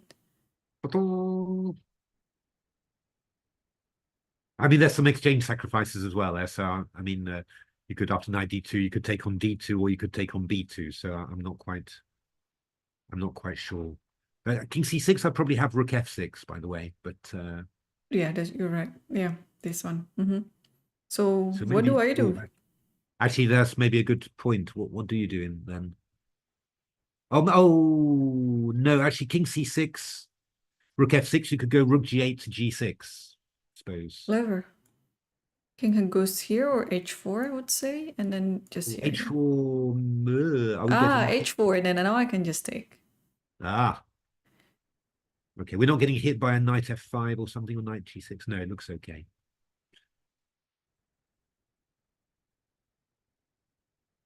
Yeah. Well, this happened. So Ian played g6, take, and then now Vidit is thinking, and we've been talking about rook d8.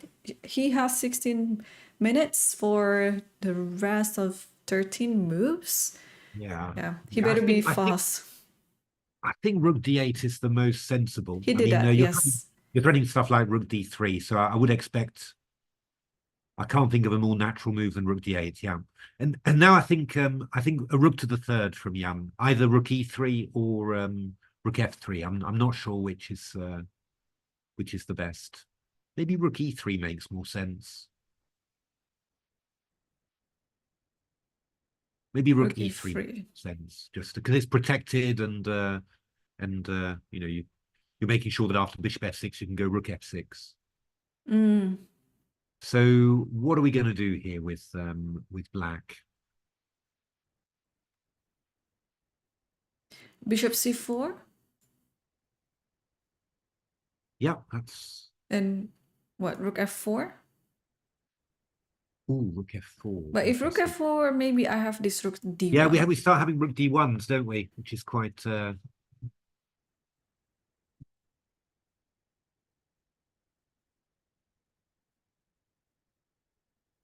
My goodness, what a crazy position. This is quite difficult to. Because I mean, after rook c4, rook c1, I could go knight d5, and so if I take the rook, the bishop on c4, you go rook c1, I go knight d5. It's not. That pawn feels like it's maybe. I have bishop g5, maybe. Yeah, I go rook then I go rook e2, covering the. the b2 pawn I like temporarily. h4 as well. h4, wow. Just King to g4, king where? g4. Wait, wait. Isn't the knight on g6 hanging?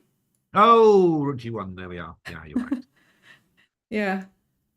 So rook Hmm. e3, yeah, bishop Maybe c4. maybe rook f3 Maybe was rook better f3 there. is better. Yeah. Yeah, maybe just keep the rook there. So okay, so yeah, maybe just a bit harder to move like that. This But is very what? interesting, but there is a game that can finish at any point. Oh, That's okay, the let's have game a look. between Hikaru versus Praggnanandhaa. We have a silent draw over here.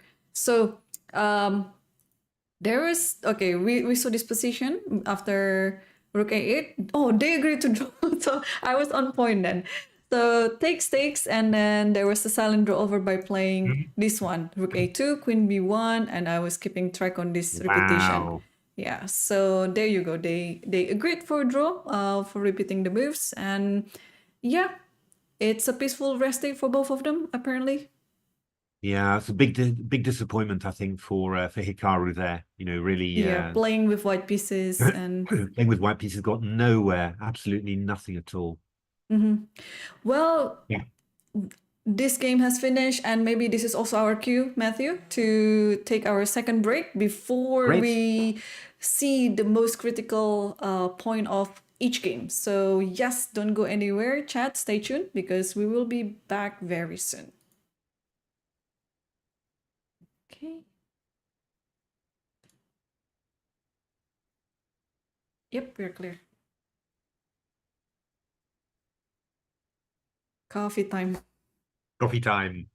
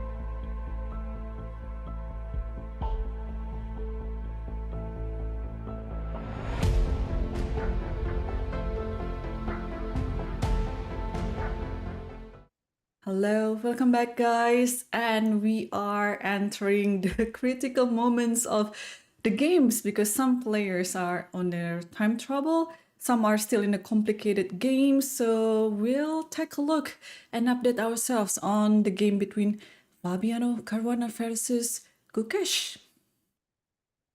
And wow, so the position where we last saw it was c5. And then Fabi replied with bishop f4. And then ba. We didn't analyze this move, Matthew. No, we were looking for more outright activity somehow, but it looks like Gukesh is just trying to liquidate everything actually on the queen side. You know, it's hadn't occurred to me at all really as a plan, but it might just be very good as as always with these guys. Yes. Yeah, so ba and knight c6. Oh, this is something that I wouldn't try it for myself because I really like the bishop on a7 and I wouldn't try to trade this knight with the bishop because after this takes and you take on a7, take on b4, and this is white to move. Yeah, this is quite nice. I mean, yeah, you could try and keep the bishop, the knight on a7 for some material with something like bishop e3, but I guess that that's just not very clever. But There's going to be something. But like isn't this just b3. comfortable for white then? Well, I mean, I guess that the white's going to take on. I mean, you're going to take on b4, right? I guess, or something, or Well, you can take on a4 as well, but I think it doesn't matter. It will be taken. it'll be the same, I think. Yeah, it will be the Queen same. a7. Yeah, you can take this one with the queen or with the rook. I think rook is fine. We've got rook e1. Yeah, and then king h2.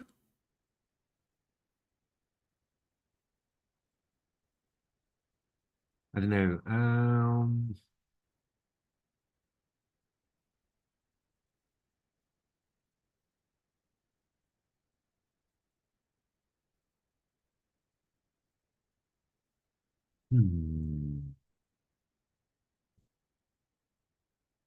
This looks all right for white. I'm sure white can. No, I'm sure it's yeah. I don't think it should be too bad for black though. In all fairness, but I'm not. But this is far from our imagination that they might go to some complicated lines that we both analyzed. Yeah. We were really trying to make use of that bishop on a7. You Yeah. know, try and make it as active as possible. Whereas, Gukesh has gone more for the for the exchanging option somehow. Just trying to make it c takes b4 has been played by Fabi. Yep. So yeah, I'm guessing queen a7. Yeah, queen a7 has to be the move anyway. And then now it's a matter which piece is going to take on a4, or can white hold not taking it? I think it's better to take it now and just get rid of it. Yeah, I don't know whether you'd want to play bishop e3, for example. Or queen c6. Is queen c6 a move? No, queen c6 is just rook e2. Yeah, I mean, you might play bishop e3. That's one possibility. Bishop You could sort of e3. say, I want to stop your rook from getting active. You know, either to e2 or to e1. So, and then afterwards, I'm going to take on a4. Oh, but be careful. Can I make my crazy? No, you have queen f2. You have queen f2. Yeah, then you got queen b3. I mean, it's not so clear really because black's king is nice and safe, and you've got knight e4 ideas. Probably black's fine here, I guess. Yep, I think there's a compensation to the position. So I would say bishop e3 is a bit unnecessary because you can allow anything happen. And okay, queen a7 has been played, and no, queen d4. Queen d4. Oh, we didn't see this before. So no. So what's okay? You just have to. You can play queen c1, but that doesn't make any difference, right? If here it takes and then rook takes. Yeah, we got. I guess the white pieces are just slightly worse here than they were. That's probably So could we take on a4 instead of b4? Because then there is no queen d4. Like this, and then maybe you take this, and now actually we can take it like this, right? It's knight d5 then, I suppose. Knight d5. Knight d5, queen a4, rook e2, yeah. I still fine, still fine, still fighting.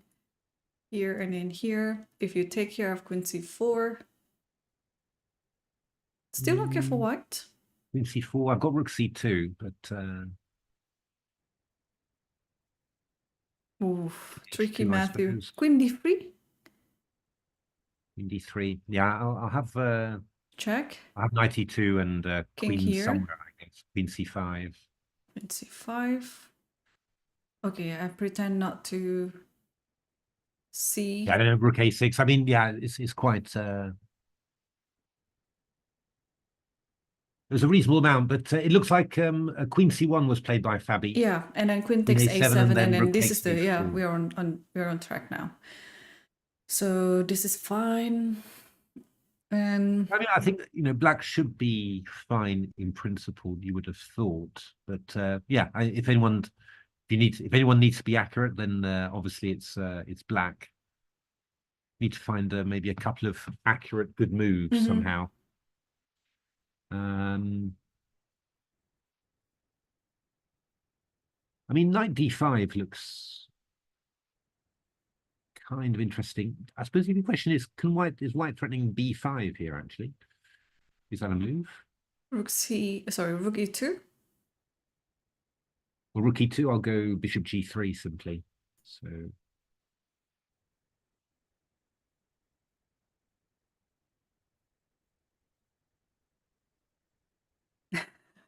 Pardon me, but I'm so tempted to play this move, although it doesn't work because you can just simply take, and after this there is queen c6 or queen f1 too. Like nah, it's just too imaginative. But or I can play queen d7 with or without rook e2 actually. Like this is maybe not necessary. Yeah, in this one, just queen d7. Yeah, actually this is better because now the rook cannot go. Okay, so I go queen. Queen c6. Yeah, you just take on f5. Yeah. Yeah, check and take on f5. Ooh, that's risky though, because I can go b takes a6 then. But if queen c6, you can just take and go rook c8. Actually, that would work as well. No, I would not change my queen. I'll take this. And then if b takes a6. Okay, and let me think. Oh, a7 is coming soon. That's that's really too soon. I don't have anything to prepare against it. Yeah. Okay, so at least let's go for your line. Yeah, I think that you're just winning the pawn back. And yeah. It's just so. Yeah, this is enough. This is pretty good. Yep. So that's okay, but yeah, knight d5 maybe. Knight d5 is a very good candidate move. Also, rook e4. Yeah, I mean, we'll probably go bishop e3 then, I guess, yeah? Oh, rook e4, bishop e3. Then let's trade this one with this one. I don't know, but you still have this one anyway. So I was thinking of this, and then queen d7, but you can just simply take this. But if you take this, I'll take the b4 pawn. Yeah, there should be nothing at all for... I mean, I guess that if you exchange off queens in this position, that it's probably just so we can go rook a8 and queen c8, but you'd expect that that's going to end up as a draw. Probably play h5, rook a8, king h7, queen c8. I take, play h5, and then somehow maybe swap off the f5 pawn for the f7 pawn. It should be all right. Well, while Gukesh is still working things out, I want to direct us to the game with of Salimova versus Conero. So because apparently Salimova has neutralized the attack and now standing a bit better. Yeah, no, it's all somehow Panera just she sort of stopped halfway somehow. It was I think you just had to keep on going really, but obviously Cunera obviously felt that it wasn't quite enough, so she decided to sort of put the brakes on a little bit. But now, obviously you've ended up with a position that this that you don't position. particularly like. Wow, there's a nice tactic here. I mean, for our chats, who might have wondered why rook c8, why not castle? There's a simple tactic with this one apparently. Knight takes a7, and if you take the knight, and then there you go, checkmate in one. But if you don't take a knight, then at least it's becoming quite dangerous there. Like, can I take and play d5, or it might be a bit too... I mean, at the very least, we have knight b5 anyway, and then enjoy a free pawn. So that is why Conero chose to play rook c8 and continued by rook c d1, queen g6, knight c3, king f7, and now knight e2. Nice maneuver by the knight, trying to get around and potentially going to f4. Yeah, it's still for human players this is still incredibly tense and complicated somehow. So I mean, I guess that Conero has got to put the queen on h6. Maybe White's just going to play a quick king f2 then, just to just to beat queen h6 with rook h1, yeah? Yeah. But maybe we play g5 then, seems G5. sensible. I mean, you keep the knight out of f4 somehow, and so okay, maybe after queen h6. I mean, maybe Salimova will play e4 or something, just try and break things open.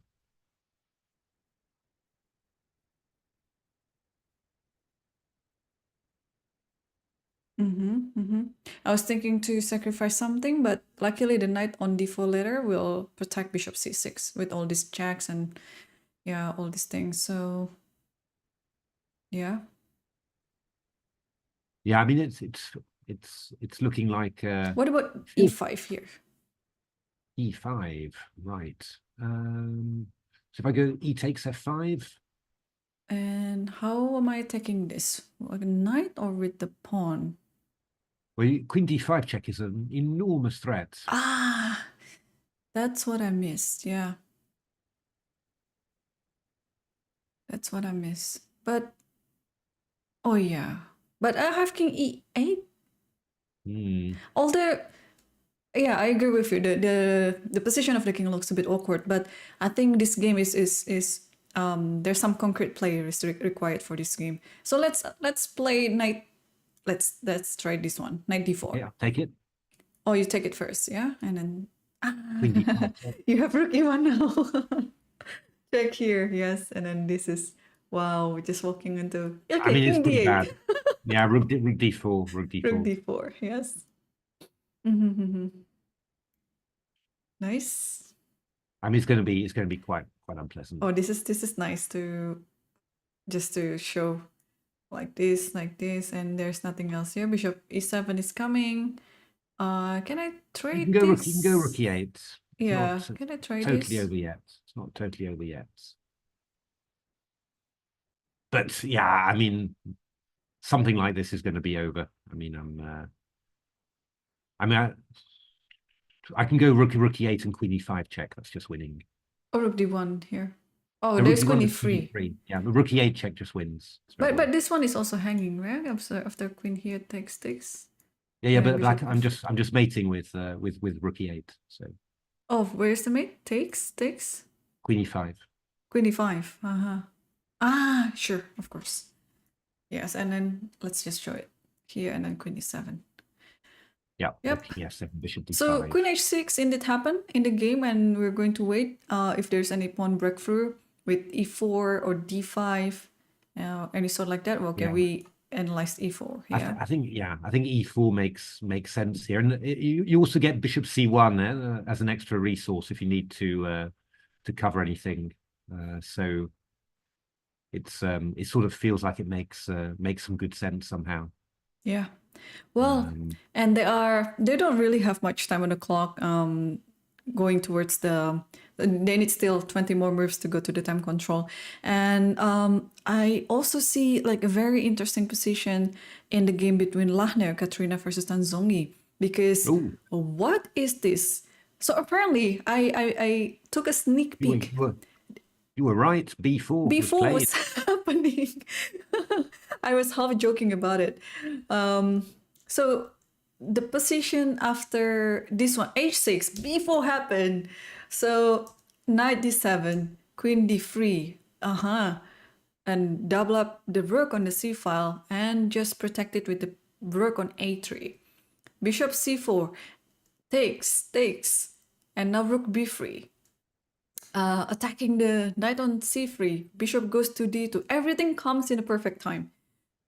d5. d5, I mean, this is good for black, I would say.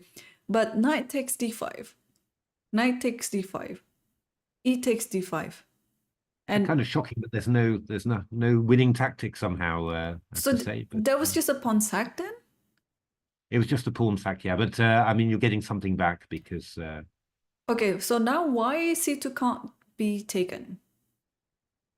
Probably rook c2. We're probably going rook c3, I guess. Yeah.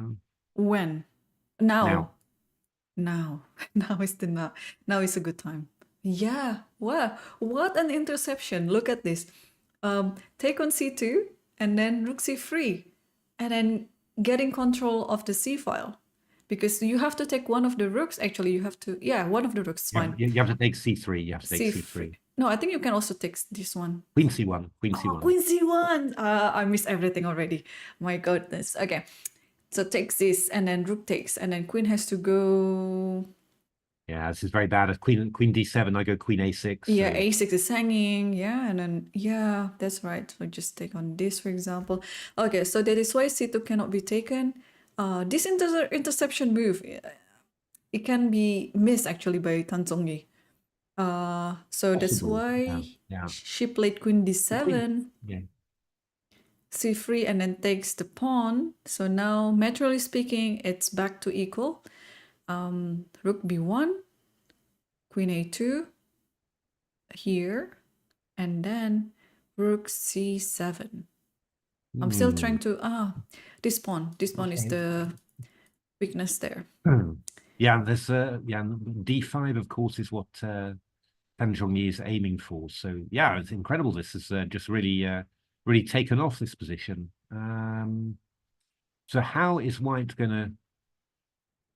I mean, obviously if white can get in c4, that's the absolute dream. Then you've got this beautiful position, but it's going to be quite tough to achieve. But obviously, yeah, I mean this black queen on b3 is really also on a2 rather is really in a lot of danger as well. It's doing its best to tie down the white rook on d1 to the bishop on d2, attack d5 as well. But you're asking the queen to do an awful lot, so you wouldn't be surprised if something went horribly wrong for black here. Mm-hmm. Yeah, I was thinking, okay, this looks nice and very appetizing. But what if I just try to develop my queen? For example, I'd like to play here with some hidden motif, like rook here and then rook here. But otherwise, I can just park my queen on f5 and then just enjoy a better structure with the pair bishop. Yeah, I mean, maybe up to... Or you can just play rook a1 right away and then just take on a6. Yeah, rook a1 takes a6 is it looks quite simple somehow. I mean, I guess you go to... Where are you going to go? I mean, you're going to play e4 and then you want to take on d5 after. Maybe I go queen c2, Queen c2 and then e4 is the idea. So if you play rook a6, for example, I go e4. And then bishop somewhere, and then I go, I guess, knight takes d5. Yeah. Or can we take this with the queen actually? Yeah, I think we probably And do after this e4, rook a2, yeah, queen b3. queen b3.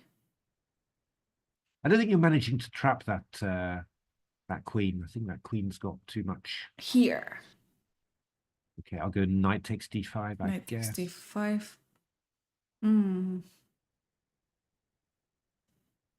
Feels like you should be able to trap the queen, but I don't think you can. I think Yeah, the thing is, if I try to trap it with rook c1, you have knight b4.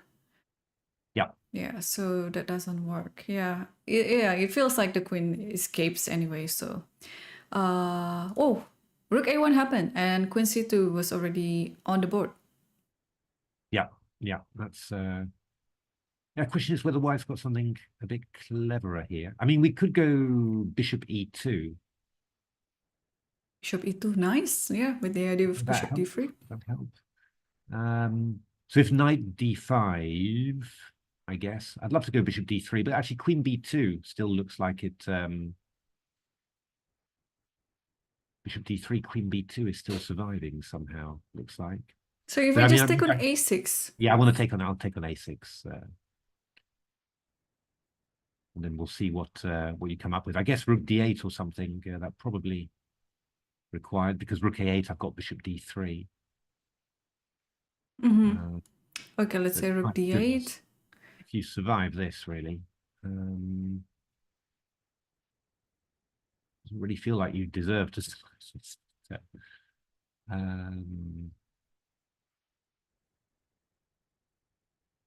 Yeah, bishop d3, queen b2. Just keep on. Or maybe we can try to trap the queen by playing bishop d3 first, and after queen b2, then take this, and after this, then I don't know, bishop c4, for example. Yeah, this knight takes c3. I think always.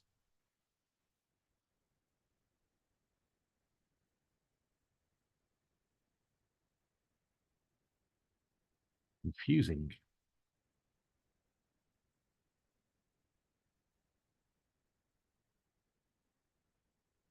Okay, let's see. Bishop c4, knight c3. Takes, yeah. Nothing. No, we're hanging in there with black, but it's on the limit. My goodness. It's almost there for us to find it. It's almost there, right? Because it's really yeah.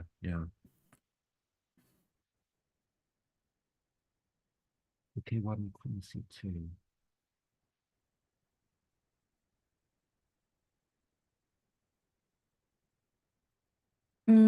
Still couldn't find anything yet.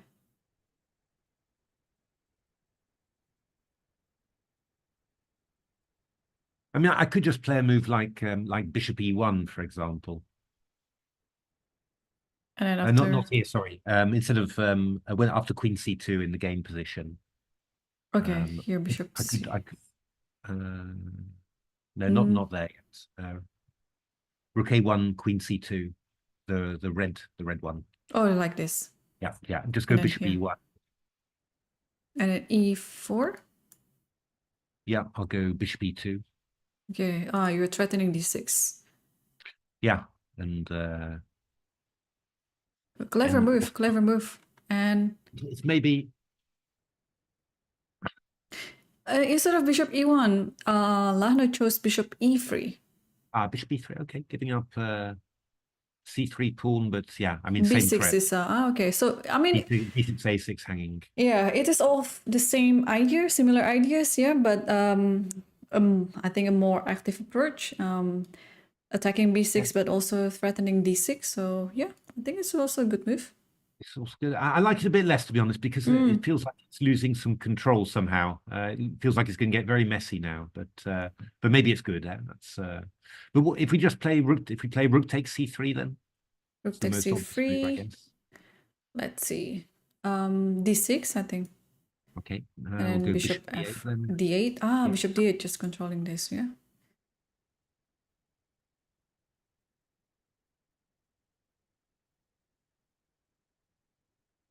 Okay, maybe I'll take the pawn.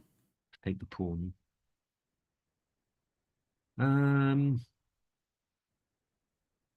Yeah, actually, come to think of it, Black's position looks really horrible. And I sort of expected there to be some counterplay or something, but I'm yeah, not seeing. I was also thinking like if any e4 in this position, can I just play rook here?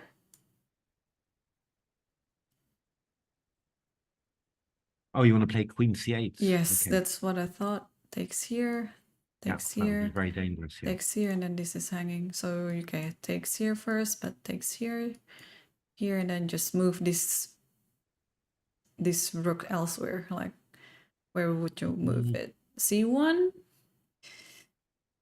just being protected. Yeah. Yeah, maybe Queen B4. Yeah, I don't know. It's not 100% clear. I Yeah, think, it's not over yet for Black, but yeah. could be. Yeah, I mean, actually, I think after E4 you can just play Bishop E2, and you're looking very good there. Yeah, I agree. Yeah, just a I solid mean, Bishop nice. E2. Yeah, you're in control somehow. I thought I was sure that there was going to be some sort of counterplay here, but I'm just not seeing anything at all.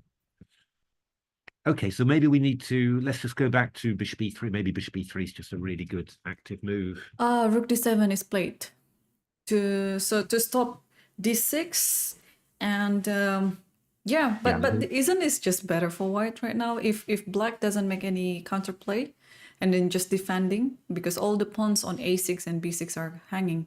No, this is lovely. This is really nice. I mean, you're starting to think actually that this is just a win for White. Actually, yeah. So we might see the first upset for Tanzongi then, because this looks like really close to winning for Lagno, Katrina. Yeah, it looks really good. It does look really good. I mean, Queen takes A6 here looks quite. Queen takes A6, yeah. Queen takes A6. Yeah, any idea how to take this on? I think if you take with the rook out, I always have rook C1 idea. Or if you play E4. No, C8 is hanging out now. So, oh, sorry. Yeah, rooks. Yeah, C8. I thought the C3 pawn was already gone. Yeah. So yeah, no, yeah, you need to take that pawn on C3 with the rook. If you take with the rook, I'll play rook C1. If you take with the queen, also rook C1. But yeah, rook C. If you go rook takes C3, rook C1, I go Queen B2. It's not over yet.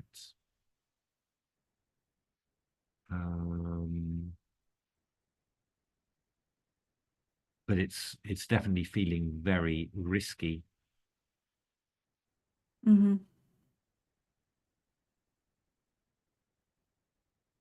Yeah. Well, wow. There's also another game that's finished that we don't really look at before. It's Goryachkina versus Vaishali. So we will see this briefly. So after Queen D7, I think we left it so long ago. Queen D7, they played, I think, just principal moves. Rook C1, Rook A D8, Knight switch to E2, Knight G5, H4, Knight goes to E6, very solid. Queen D2, yeah, actually nothing really much going on, but I think this is actually quite a nice game from both sides. Knight takes, simplification, and then Knight E5, Queen here, and then another simplification. Rook C4 takes, Rook goes here, and offering another simplification. There we are. So this is okay. I would say we don't miss much actually. No, this is fine now. Yeah, and then text is ooh. Okay, then okay. And they're on move 30. They were on move 34, and then they're just looking a way to make a draw and repeating the moves exactly on move 40. Okay, that's quite a peaceful day also for both brother and sister of the Ramesh Babu. Yeah, excellent for Vaishali to draw that as black. Yes, very good strategy. Let's also see this one, Ian versus Vidit. Yeah. The pawn is somehow on E7. What happened there?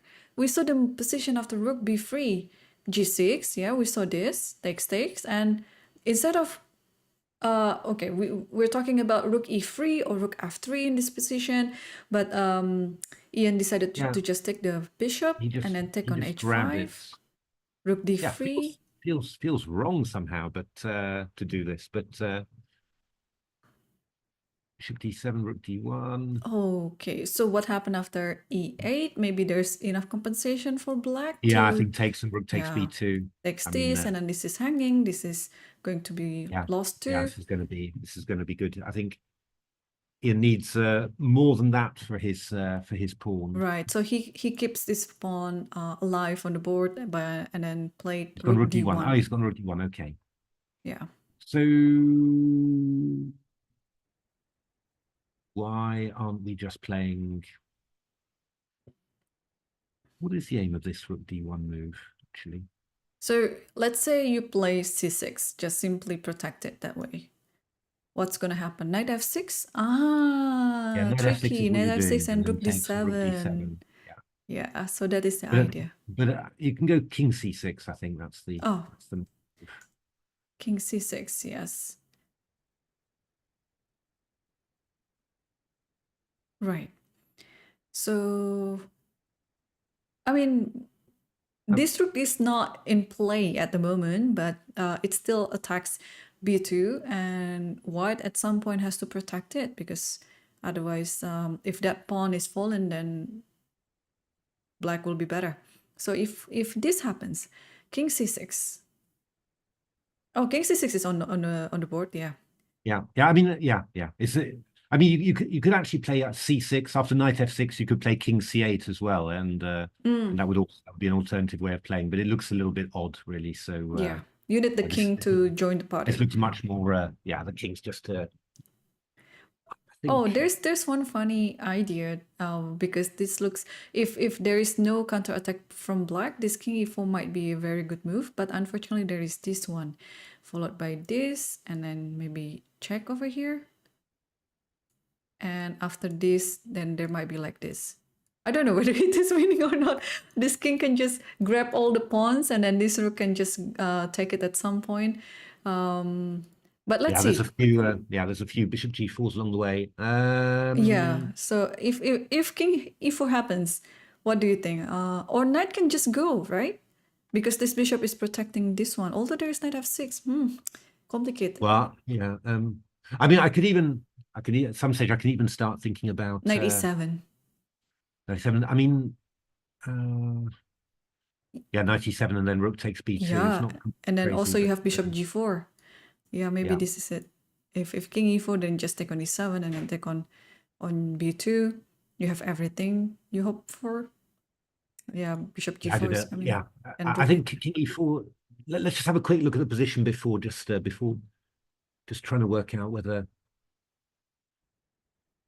I think if you're having to play something like king e4, then it's really, you really have the feeling this has gone a bit. Ian listened to me, Matthew, and he played king e4. He played king e4. My goodness, that feels like a gamble, really, to be honest. But yeah, black is ready to sack the knight at any point here, because I think the compensation is enough. You take on b2 and then get all the pawns off of the board on a3 or c3. But is there any way to prolong it? So knight e7 is always there.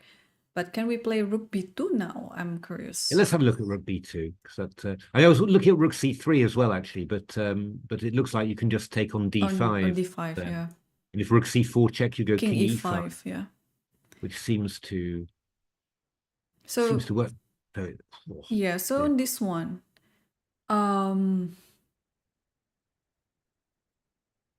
So yeah, I like this idea, like check and then. Oh, I can actually take this one. It's fine because now he's check and then but we throw knight f4 check or something. So or knight f6 check. I'm not sure. Yeah, knight f6. Actually, that's right. But here, this is not easy. Yeah, like check here. Knight e4 check. No, I wouldn't do that one. Yeah. So okay. It's the wrong colored bishop for the rook's pawn, so right. There's a bit of leeway there as well. But and we can go back to d3 if you're worried about this bishop g4 extra attack. Then you can come back to d3 in this position.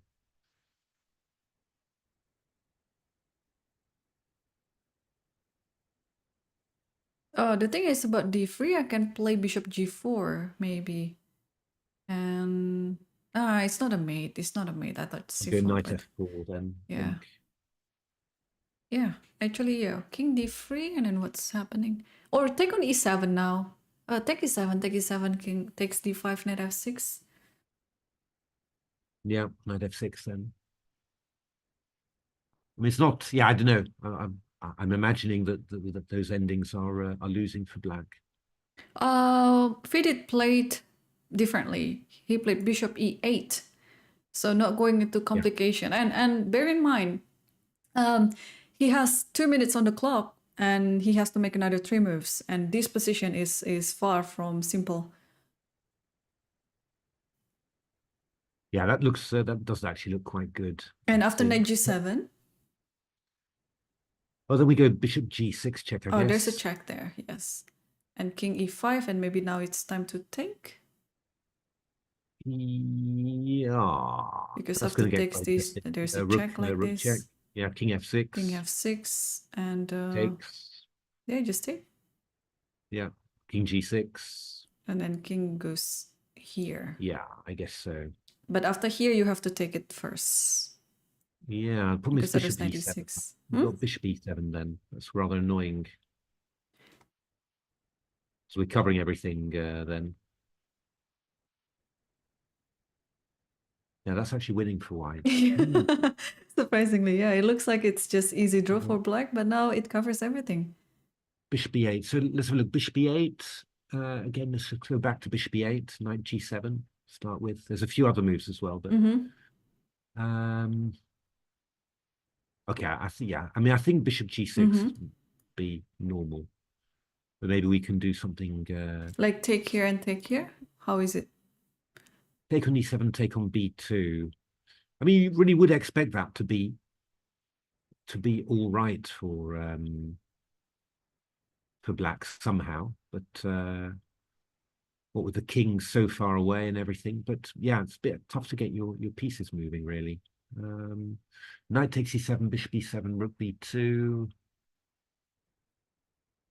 I mean, we go knight e6 with white, I guess.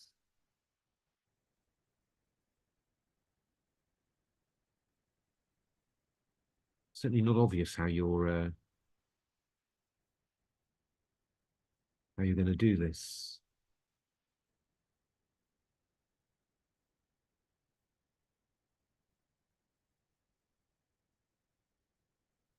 This looks quite good for white somehow. Yeah, you're really in control. Looks like, unless there's some tactics, but I don't really see them. I don't even see you're not managing to create a pass pawn or anything. You know, that's the big problem.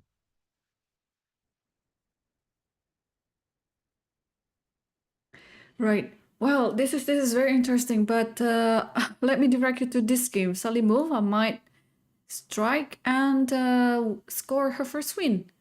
Wow. Judging from the current position, it looks like she's winning, right? Yeah, there's only one person with any winning chances there, looks like. So we left it where? We left it till queen h6. Let me find it. Okay. And yeah. e4 was happening on the board. And g5. Okay. A little bit desperado, but maybe it's necessary to play g5 now. King f2 and g4. Queen c3 takes. Oh, nice move. King e1. Petrosian must be very happy with this king march. King g7 takes queen here. Oh, the other pieces are just coming around. Right, and then once you offer the trade like this, it's already a sign that black knows that nothing much happening. It's not going well. Yeah, and then it's not going well for black, and then here takes another pawn, and then rook controls this one. Bishop f4. g4, and then now this is the current position. Where does the rook go? That is the question. It might be trapped at some point.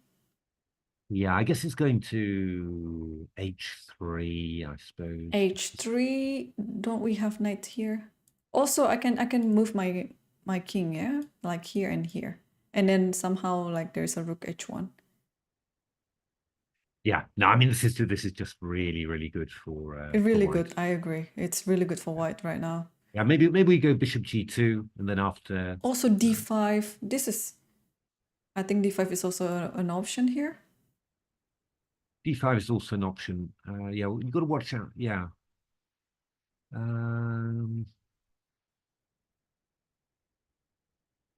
Yeah, just got to try and keep some good control somehow. I mean, you could go bishop g2, rook h4, bishop g3, and just And rook here. yeah, then we just swap off the rooks, and then we claim that we're better. just knight c3 or something. That we just say, you know, we've just got a big extra pawn, and something like that. I don't know whether you've got a rook g5. Oh, bishop g2 and oh no, rook g5 is on the board right now. Okay. What's Just the play idea? rook h5. Sorry? I mean, I'm trying to find the idea of rook g5. Rook h5 check. Just to have the pawn on h5 and then okay. Yeah, this is quite nice too. Yeah.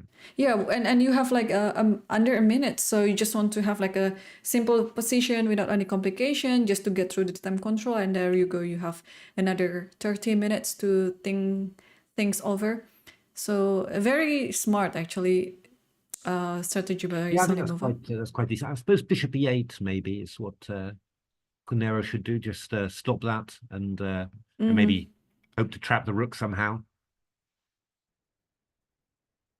Yeah, bishop e8 and stop it here. But again, plenty of choices. King here, come back. e2 is Rook d5. f8. Rook f8 is on the board. They're playing on increment right now. Okay. Yeah, so if rook h5 is going to take and go knight takes d4, I guess. That's the idea. Yeah. Okay, so it's not over yet. Can we take on c7 in this position? Oh, bishop h6. Bishop h6 now? I mean, what we could do, if rook h5 takes, if knight takes d4, we can maybe have throw in h6, actually. Might be interesting. And bishop f6, and then we just need a good move, really. No, I can just take this, it's fine. Well, I've got bishop h4. Yeah. I think this is good. Okay, but Salimova play bishop g2, and black is still thinking right now. Where rook h7, rook h7. Okay, that's a safe square for the rook. You could also play bishop e4 now and just gain a move to the time. Yeah. Well, just hope that none of the players miss any tactics because they're running low on time. Yeah, it's not easy actually. It might be looking winning for Salimova, but it's never easy. Never easy. You have to finish off a position like that. It's never completely clear. If she wants, she can repeat bishop e4, bishop g2. Yeah, if she's not ambitious enough, then she will repeat. But if she feels, it would be a smart move to do it anyway. You know, to bring yourself a bit closer to the time control. But you can also take on c7 as well. So let's see bishop c7. Bishop c7. Do I have something like bishop f6, bishop h4? No, I'll come around to d2 after, I think. So. And she did it actually. Bishop c7 is her move. Okay. Yeah, no, I mean bishop f6. I just go rook h5. Oh, rook h5, and then get bishop h4. I go bishop g3. So. Conero play bishop h6. Bishop h6. Okay. I think we go. One thing you've got to watch out for is. Well, no, actually, not even. I can just go rook h5 here. Yeah, there is no background mate or anything like that. Yeah, and bishop e8, it opens up an attack, but I just go rook h3. I'm still holding on to that bishop on h6, so you know, there's no problem there. Rook c7, then h6. So that looks to be pretty good. I mean, I suppose the only thing that vaguely occurs to me is that black could play e5 maybe, but that doesn't look very... They played our move. So rook h5 is on the board, and Kunaru replied with bishop e8. They are 4 moves away to the time control.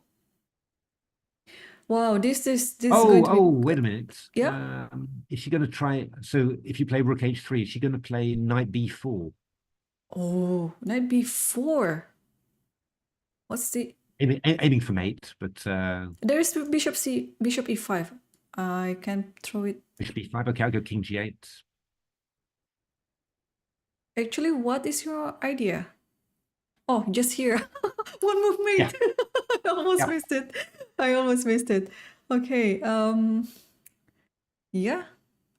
I mean, in any case, I can take this. If I'm worrying about this so much and then go... Okay, but this is a bit complicated. I mean, white wants a clear solution than that. But bishop e5 is a good start. And it happened. Did it? No, yeah, after rook h3, knight b4. No, bishop g6, sorry. Bishop g6. Gonna replay bishop g6. Okay, no, you're trying to get in knight b4, but you're stopping bishop e4. That's the idea. But I think we can play bishop d6 now, for example. That might be quite sensible. Bishop d6, yeah, just to stop this one and attacking on f8. And the idea is that, if you go something like rook d8, then I'd just play bishop f4. That's probably... the simplest, yeah? That's the simplest, I think. Oh, but I can take this, and then if you... And knight takes f4. Oh, knight takes f4, yeah, you don't take on the rook, yeah, and then hitting on g6 right now. So, yes, Salimova play bishop d6. Yeah. I think we're heading for a first win there. A bit unfortunate for Kunaru because she played very boldly in the opening and really went for it, but somehow maybe didn't quite suit her style, the way that she played either. She's obviously very, very good positional player, normally keeps control, and just played a little bit more loosely maybe to to try and make something, and just ended up just overdoing it a little bit. Yeah, they did it. They played this move according to analysis. Rook d8, bishop f4. This is completely clear now. And yes, okay. So let's quickly switch back to Ian's game because it looks like he's winning. Because the bishop cannot really move anywhere. Bishop e8, rook d8. So we left it, and they're already passing the time control. So Ian has much time right now to think everything. We saw it on where did we see it? Bishop e8, yeah. Let me find bishop e8 somewhere over here, or maybe it's finished, yeah. Here. So this one takes, and just bishop c1. Very clever. Uncovering the attack on the bishop. That's very clever. Yeah, and now the rook is paralyzed on b3. It cannot... It's amazing, yeah. It's amazing, yeah. Look at the technique there. Bishop g6, and then you just keep going over. And after b4, a break, then you just... Okay, I give up my rook, but then you cannot stop me from promoting. Almost a study, this one now. Yeah, so, it is. That's such a nice game. Yeah. So then bishop e8, we go rook d8. Rook d8. And bishop h5. Yeah, I mean, we can go either... Rook h8, maybe? Rook h8 is the rook clearest, h8. And you don't really have time to stop it. Like, takes here, I'll take the bishop, and you have to move back. And then this time you can just take on c3 safely. No, it's finished, I think. Wow, what a nice game by Ian. It's not over yet, because Vidit is now currently thinking, but...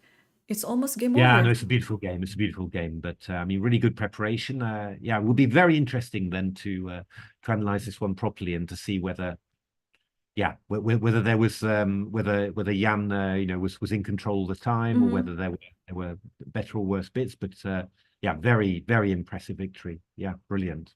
Of course, yes, and we have 2 games remaining in the open section, and both are of the same theme. So Fabiano versus Gukesh is a queen's endgame with a pawn up.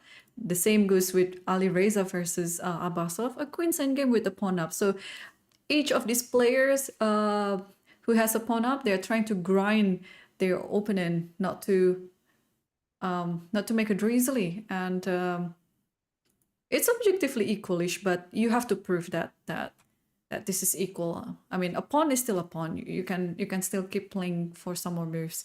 So what happening? Actually, we saw the position up to. Let me quickly take a few moves back. So rook takes a4, queen b7 was played, queen d2, and after knight d5, bishop g3. Yeah, solid. f6, bishop d6. The rook cannot move anywhere on a4 because the b4 pawn was. Yeah, just trying to solidify the bishop on c5 there.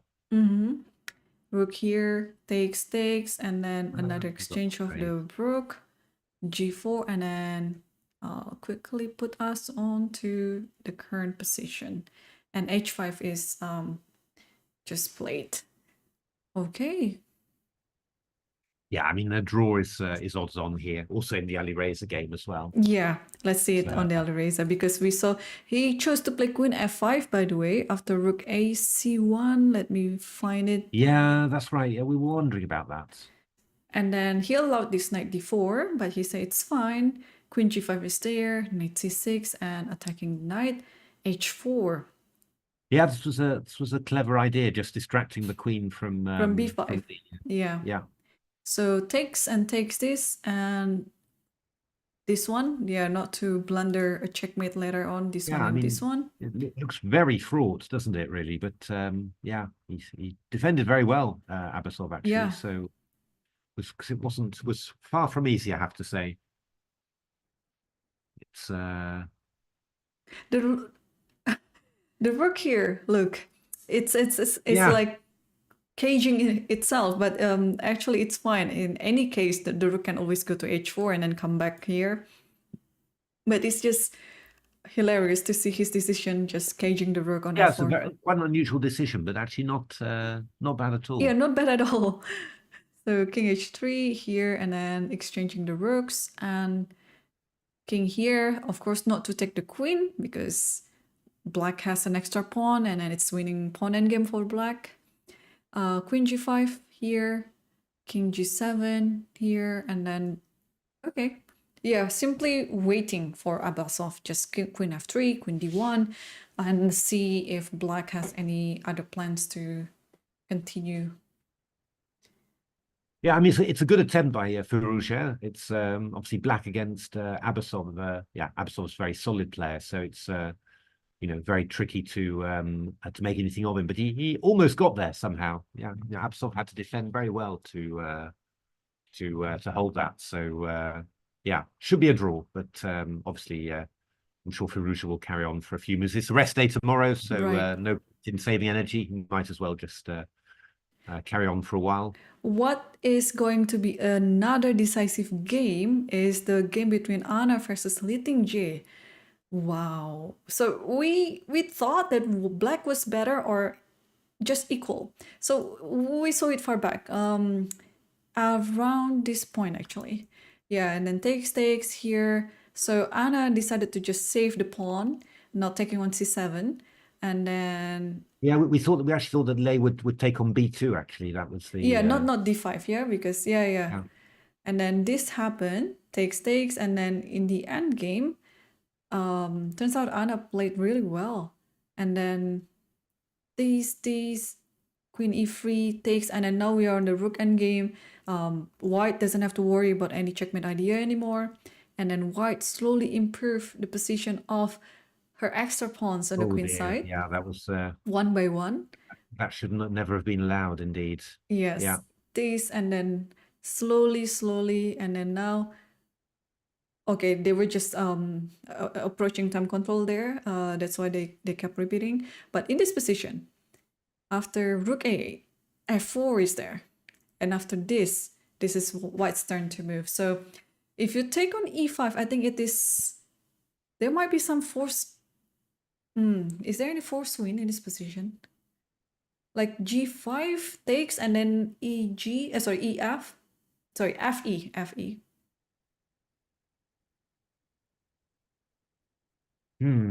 Or like this, like this position, takes and then takes. if you take like this, or maybe not. I was thinking of things like this, but it doesn't happen. There's rook a3. You just take on a3. Yeah. Yeah. So, but white is spoiled with choices here. So what else can be done? Yeah, that king is rather awkward. It'd be so nice to mate it, but I don't think we're going to manage, unfortunately.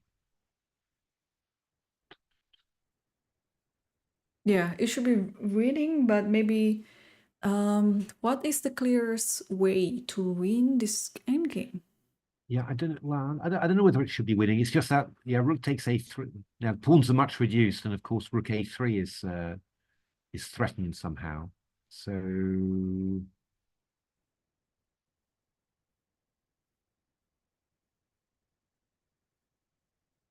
I mean, it might be the case that just rook cc3 is the best. Just holding the a3 pawn and. I'm still liking of this idea actually. Like here, you take and I'll take this, and after this, just rook here. Is it winning? That's a nice idea.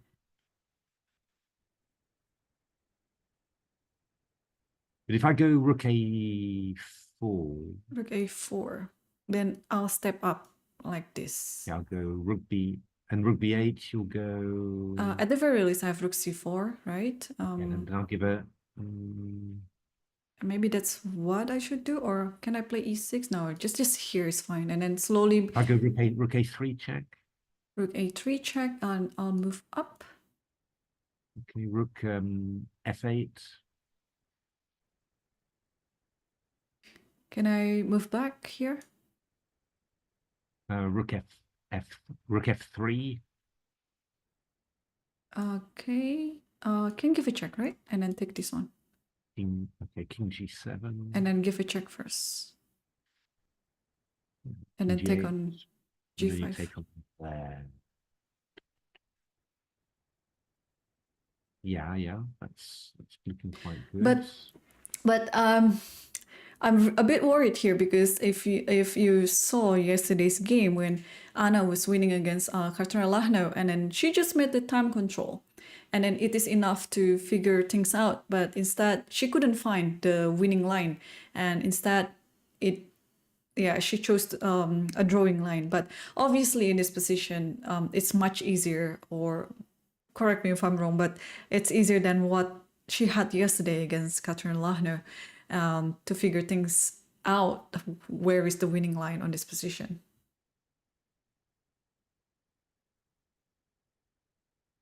Yeah, I do like this idea that you found with g5 fe and then rook cc3. That is quite nice. Sorry, g5 and? Yeah. And then what you said with f takes e5 and then rook a3, rook cc3. That's quite nice. Yeah. I do. Yeah, I'm not sure. Oh, Anna took on e5. Okay. So I mean, so I guess rook takes a3 now. Yeah, I think this one has to be done. I guess what we could do is go rook cc3 here. And then takes and takes and takes this. And then b5. I guess you're trying to claim that that you're in control. I think what she's thinking is, after this takes, and maybe just simply take it, and after takes, then keep everything protected. Okay. And still is a pawn up. If I okay, I take on e5. Take on e5. I'll take with rook. Okay. And play rook e4 next. And you play the rook on e4. Yeah. And then king goes forward. Yeah, that looks very strong. Yeah, I think that's quite straightforward to win. Because after fe5, if you take, I don't believe this. First of all, rook cc3 is good. Because your king cannot approach my pawn on here anyway. It's a tempo with we a could check. do the same. We could do the same thing. We could just play rook c e5 actually, I guess, and after rook a, so it takes rook takes e5, and then it takes. Like, like this, and then just takes this, yeah, and then yeah, takes like we this. go kf4. Yeah, this is also nice. So some moves happened. So after fe5, it's rook a3. Okay. And then rook c3. Oh no, rook takes a3. Rook takes a3, and then king f4. Okay, so this is happening. Which pretty much the almost the same. Yeah, It's like we looking already pretty good. saw this before. This is looking pretty good, yeah. Wow. Well, what a... Now, it looks like Lei is not informed somehow. Yeah, I would say so. He's struggling somehow, yeah. It's, And we might see 3 decisive games in the women's section, because this one is winning, Anna is winning, and then Salimova is winning, and Lagno is also winning. So 3 whites winning in this round. Wait a minute, what's happened with Salimova, actually? Let's take a look. So they... sorry, so it's a rook on d2, sorry. I was seeing a bishop. I was seeing a bishop somehow, so... So we saw this yeah. bishop c7, and then until bishop d6, rook d8, and then bishop f4. This has happened, and takes, she took with the bishop, and then bishop c2 and rook d2. So yeah. Very good. So e6 is hanging, followed by d5, and the knight is protected there. Yeah, there's nothing else here. So if you take on this, I can just take on this. And then takes this, for example, and takes this. And then just reroute the bishop around and maybe via here. Yeah, and then, this is always going to be super for white. Yeah. It's going to be fun. No, but, wait a minute. Knight d4, knight e6, there's knight f3 check out. Ah, sorry, I totally forgot about that. Yeah, sorry, my bad. Yes, so what's happening then if this bishop g2, just slowly, yeah, move the bishop back. Bishop g2 should be good. Attacking this, protecting this, and also this is your next move. Many. Okay, but so e5, I guess, from e5. I think we play knight e2. Knight e2, yeah, and simplify things. Yeah, this is good. This is going to be winning. So if bishop goes away, and you can take... we got to be, knight on takes d4, yeah. Yeah, just knight takes d4 and takes on b7. b7, yeah. Bishop goes to d5, yeah, and then this is lost. Yeah, this is clear. Wow, Salimova, the dark horse of the tournament, the lowest seeded, but putting a very good fight against Conor Humpy. This might not look good for the Indian chess fans today, because as we see, let's circle back to Ian versus Vidit. Apparently they're still playing. It's not looking good for Vidit, and we saw the position up to bishop e8. And then rook d8 as expected, and bishop takes a3. So this is sneaky, because if you take on this one, a2, and then we have 2 promotions. But we're going to queen with check there. We're going to queen with check. So that's very important. Maybe, okay, let's see rook. Where does the rook go? Maybe here, let's say. And then queen. If queen goes here, it's mate in 1. So the king, also this one is made in 1. So if this one, it's almost made in 1. Okay, let's say this, wait. It's a good time for chat to find the forcing mate in this position. Is this one? Yeah, I mean, queen c8 looks... Queen c8, rook a6 maybe, or something. Yeah, rook b6. And then... there's going to be a check. It's going to be a discovered check. It's... Oh, queen e8. Yeah, but king b6 check. And wherever the king goes, it's made in 1. No, it's check. Oh, shoot. Okay, but at least I will take it first. But check here. Okay, we take it first. Oh, okay. At least. Yeah. But okay, this is winning. But it's nice try by Vidit, not to give up so easily, and then still posing some problem for white. But yeah, okay. I guess Can the rook goes anywhere else to make a easier win? Maybe rook a8, I think is Yeah, just of course. This one, and then king here. Okay, what about just taking this? Ah, but rook b6 is a check. Yeah, rook b6 is a Ah, check, and then the queen takes queen c1. takes c1. There's a few tricks in there, but yeah, I mean, it's It should be winning. yeah, it's Oh, it's what complete. about this tricky one?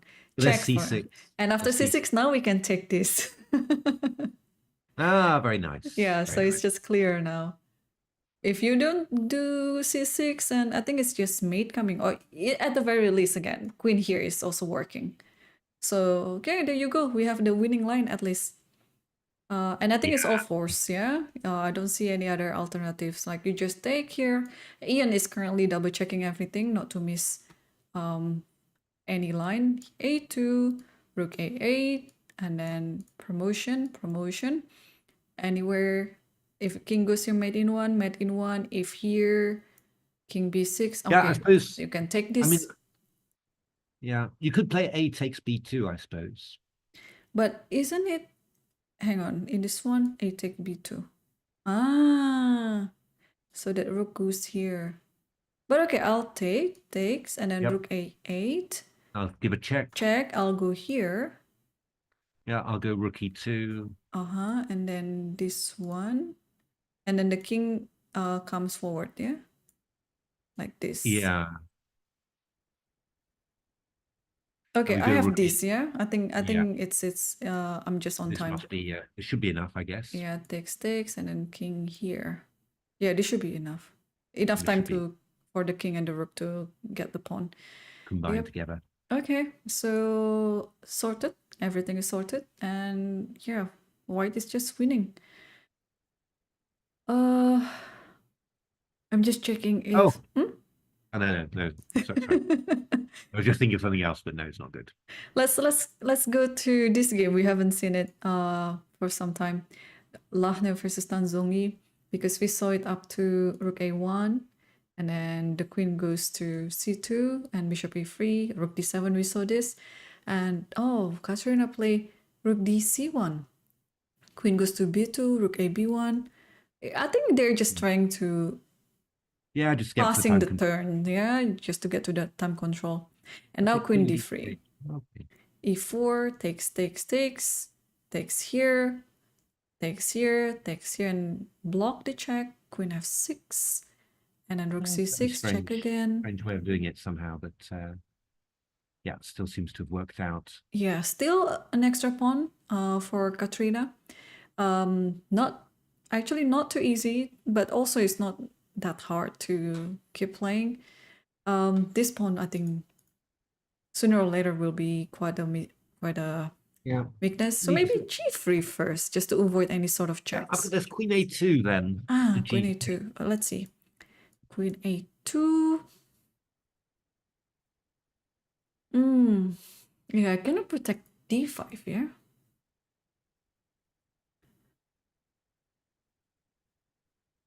Wow. They're slightly irritating, this one. I mean, I could play b5, for example. But it's bits of a shame, really, to liquidate that pawn, really. Because you feel like it's gonna be yours anyway. You don't need to trade it. But after this, I mean, I could even play a5 actually, but that feels a bit forcing. Doesn't feel right, really. Yeah. But okay. So I mean, this is you feel, if b5 has to happen, then you feel like there's chances somehow, for black to hold this. Okay, so queen a2 is the idea right now, but if I play queen c4, you have queen e5 check. Yep. Oh.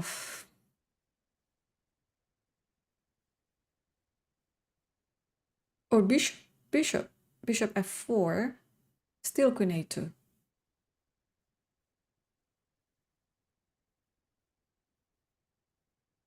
Yeah. Yeah, not so easy. But yeah, I mean, maybe you can play queen c4 and queen e5. You go g3. And then after this, I'll just take it and go rook b8. Rook b8. Yeah, you have this one coming up soon. And g5. Oh, sorry. It doesn't matter.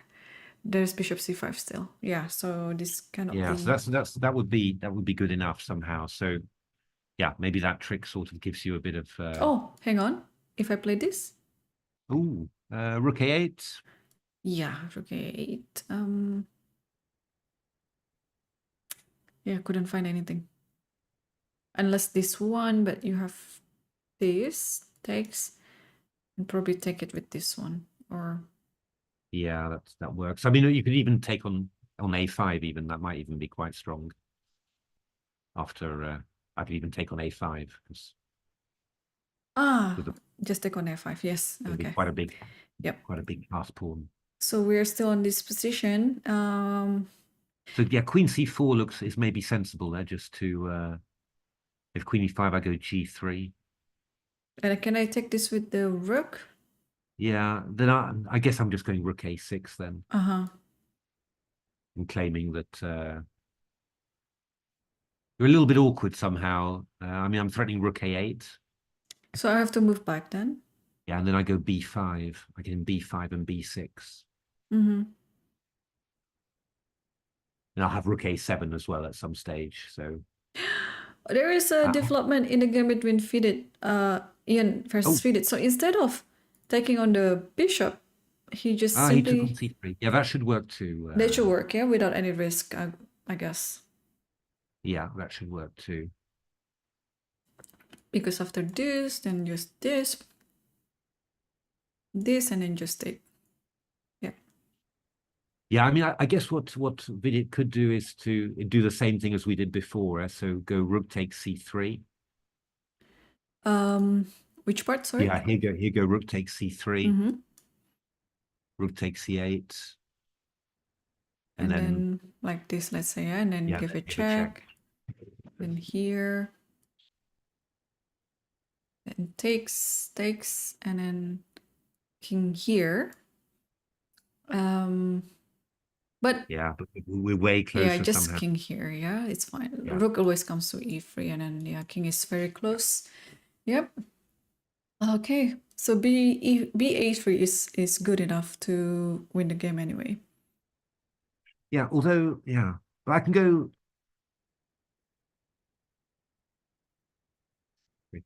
I can go bishop d7. Yeah, I guess. Yeah, bishop d7.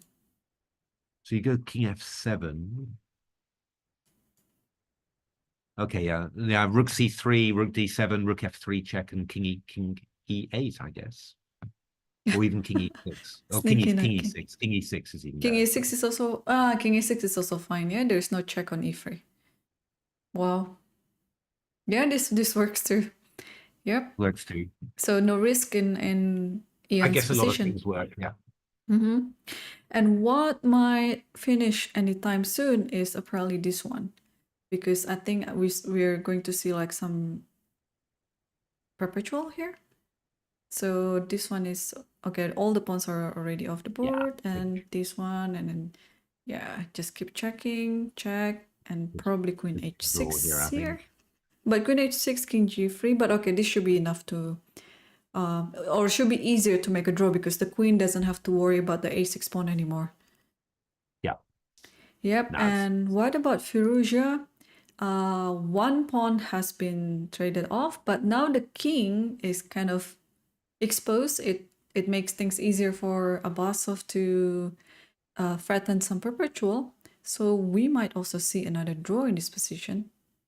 Yeah, I think so. Yeah, it's just concentration from white, really. You've just got to keep on going, and at some stage there might be some threats, and you'll have to react properly. But as long as you keep your pieces on sensible squares, right, nothing can possibly go wrong, really. Yeah, it's hard to go wrong for both sides. And the game between Anna Muzichuk versus Lichess. So this has happened. So the position up to here, g5 was moved, and I was thinking of king f5 actually, but I don't know what's wrong with that. Or maybe because of this check here, and then takes here, and then rook f4. Yeah, that probably made made Anna nervous there. But yeah, King E4 looks King quite E4 sensible. is better, yeah. Yeah. So if, let's say, rook here. And Rook this one you B3, don't have to... yeah, we can go Rook C4 Rook actually. C4, yeah. I think that's Yeah, the fourth there's rank a is... few things that might be winning, I think, but maybe even he takes F6 or Yeah, that's true too. Well, okay, so Anna might eventually score her win in that's this candidate. brilliant. Yeah, I mean, it really needed something to kickstart her tournament there. So Yeah. that's good to see. And let's see this one. Salimova already up 2 pawns against Humpy. Wow. So things went after rook d2. We saw this position. Rook takes d4, knight takes c6, and check. Take, and this endgame. And yeah, the bishop will at some point go to g2, attacking these, maybe pushing this one. Okay, any sort of ideas can happen here.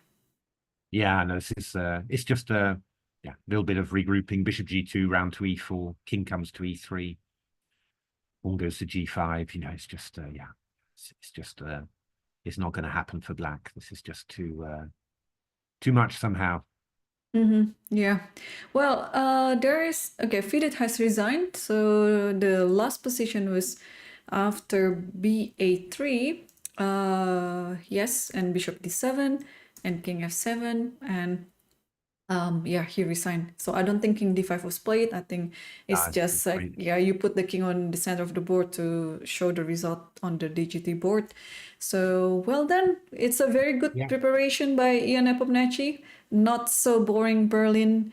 Yeah, no, very exciting. Very Berlin, exciting. Yeah, very interesting. So many instructive ideas there and calculations too. But wow, Vidit suffered 2 losses in a row. Yeah, but I mean, great games in both games. I mean, obviously it's going to be a tough rest day for him, but yeah, I hope he just takes courage from the fact that yeah, I mean he's been fighting both games and had, you know, there's been chances and yeah, you know, just his opponents also played very well as well. It's nothing to do with his, you know, with it's not bad play from him. It's just yeah, he was a bit unlucky with stuff. So still, you know. Yeah, tournament far from over for him, but yeah, obviously he's got to start up again after the rest day. Definitely, yes. And we'll come back to this game of Fabi versus Gukesh. Come on, Fabi. Oh, okay. I think they're ready to finish the game anyway. Like here. Hopefully. Hopefully. Heaven's sake. Yeah. I don't know what Fabi has in mind. I mean, this is just okay. This is gonna be drawn, and this one also gonna be drawn. Like this check. How are you going to go with the king? It doesn't. It's not really that important, I guess. I mean, you have this one, or you have King H6. You can King go H6. to yeah, and probably Abasov goes back to A8, and I guess, and just sort of just wait, yeah. Just wait. Yeah. Because the more the position open, the easier it is for white to make perpetual checks. Yeah, I know that's right. I mean, you can swap off, you know, a pawn or something like that, but still, yeah, it's not good. It's not really going to help. Well, the game between Katrina versus Tanzongi. So Katrina chose Bishop F4. Oh, okay. Yeah. And Queen A2. So it's a very sensible move. You're attacking both the pawns on D5 and F2. So how are you going to deal with it? I think you have to give up this pawn, yeah? And maybe Bishop C7? Why not D6 actually? Like maybe this is a more practical choice, like this, if you take this and take on A6. Possible. What were you saying? Bishop C7? Yep. Bishop C7. Oh no, Queen takes D5 then. Yeah, Queen takes D5, yeah. Queen D5 is cunning. Oh no, but yes, that's right. So yeah, D6 is more practical, yeah. Yeah, D6, yeah. Yeah, I think that was her intention by playing Bishop F4 anyway, to save this pawn and then push it closer to the promotion square. Yeah, that's looking very good. Yeah, with the right technique, this should be quite easy for Katrina to win the game. Wow, okay. So far, it's been quite interesting. There are many. There are two actually peaceful draws between Goryachkina and Vaishali and Hikaru Praggnanandhaa. And Ian showing a really good preparation in Berlin and defeating Vidit. The game between Fabiano versus Gukesh looks like it's just waiting to, I don't know, is it the 80 move draw rule? I don't know. Because they keep playing on and on.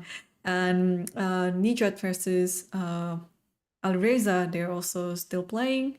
Yeah, we predict it's also going to be another draw. But there is a development between Anna versus Lichess here. So we saw the position after g5, king e4, and rook g3. So if you remember, it's not quite the same, but the first game, Lichess versus Tanzongi, it was also they were also running into the rook endgame, but with one minor piece on the board. Yeah, so it looks like it's not Lichess tournament, this one. Yeah, but although I've just realized something.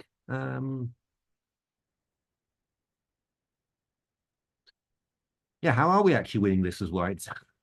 I think eventually you have to play king f5.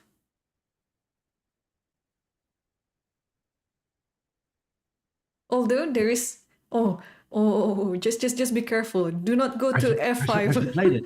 Just, she played it. Yeah, she played it. Just don't go to f5. This is, okay, rook takes b4. Yeah, Rook this takes is what I was b4. trying to calculate. I thought that e6 was just a complete win, but I was just wondering all of a sudden. And after this, I think you just, can you go here? Here and then here, yeah? Well, I think you start pushing the pawns. Oh yeah. You start pushing the pawns, I think. You go g4 or something. If g4, then I'll take this one first, no? Okay, I'll go. No. Why not king g7 just to stop king f7, and then I'll start pushing. Because okay, now I can give a check, or I'll go rook d5, I guess. Rook d5. Oh, and then rook here. I don't. Yeah, you don't have check over here. I can hide myself on. Oh, okay, sorry. Rook here. Rook d8. Okay, rook d5. Check. Yeah, I wish my rook was here, yeah, but it's the same. Okay, so this happened. We'll just wait, and e7 has to be moved now, I guess. e7, then rook b8. I think it's force. And king e6 or other things. I don't see anything else, so it must be king e6, right? Yeah, king e6 looks good. I'm just wondering. g4, yeah. Well, g4. Yeah, I mean, king g4, king f6 looks a little bit awkward. But if I go, and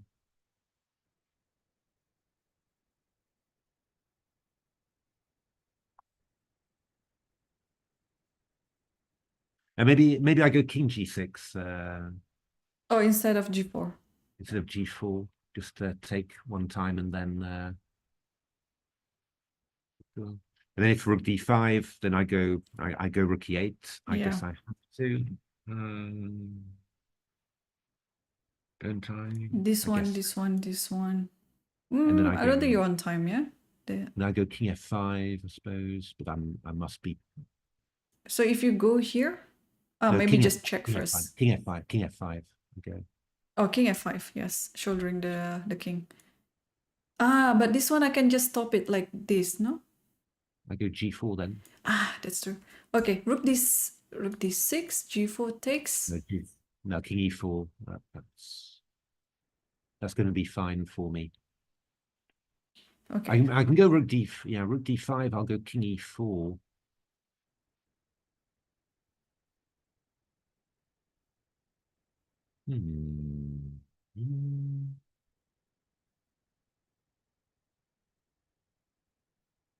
We've had king g6. Yeah, we've had king g6, rook d5. That's what we've had. I guess we need to go. Yeah, we need to go rook e8 now. I guess because I think anything else.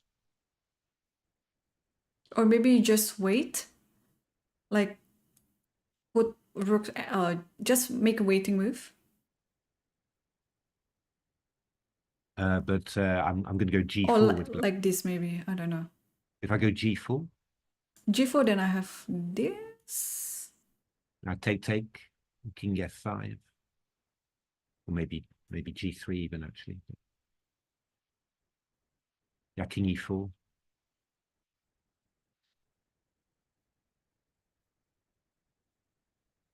Oh, they've got to something. Yeah, I don't know. Oh, they go to this position. Yeah. Okay. I think it's king f7. You have to go to the other side of the pawn, right? King f7, and then if you play here, Just then I g4 play then. king here. Then G3. I mean, I'm fine. Yeah. King g4, whatever. Yeah. Oh, I can actually go here. Just g2 is fine. King f3.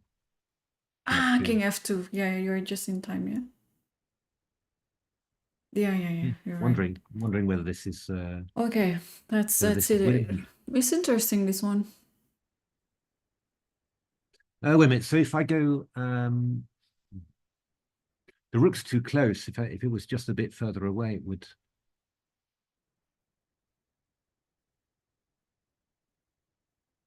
The rook's too close on d8. If it was on the a file, we'd be just checking and that would be working, I think. Yeah, that would be working. If the rook was on a8, we'd go rook a5 check. Mm-hmm. And then king e4, then we can just take on f6. But this is a bit too close. And we can come around to g5 and to h4. That's the point. We can take that route with a king, but the problem is that can we do that here and then let's play rook f5? We're losing a tempo now, so it's useless. So you play what? f5, g4? G4. G4 takes G3. Oh yeah, not enough time maybe. No. Yeah. Mm-hmm. That's true. Okay, let's figure this out. Check here. Yeah, but maybe can we do this better? Can I go rook d1 maybe? From here. Okay. G4, right? Okay, I'll give it a check.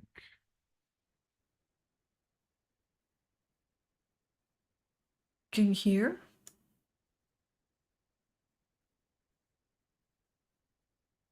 No, I'm too slow.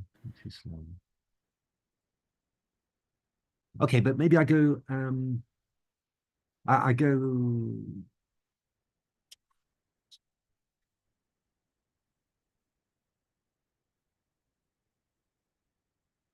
sort of rook f1 check. Sorry, just so instead of rook f1, can I go if I go rook g1? Rook g1. Then you go king f4, king f6 and g3. Still in time. Mm-hmm. Let's have a look.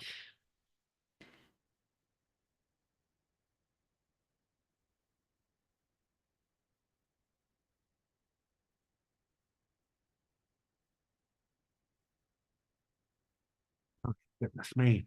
Yeah, this should be winning. But where to? I'm not sure this should be winning. I think your pieces are the white pieces are quite bad somehow. Oh, I mean, it's because I have a multi-board view now, and if we see it, you can see the eval bar maybe lying to us, but maybe not. Maybe there's a winning line that we have yet to find. So yeah, I like to figure things out. This is really instructive and interesting to get this. So where does the rook go?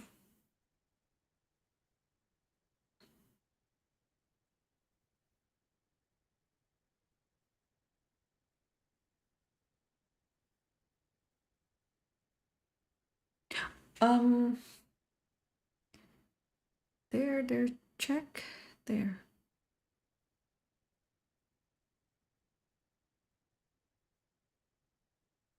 Hmm.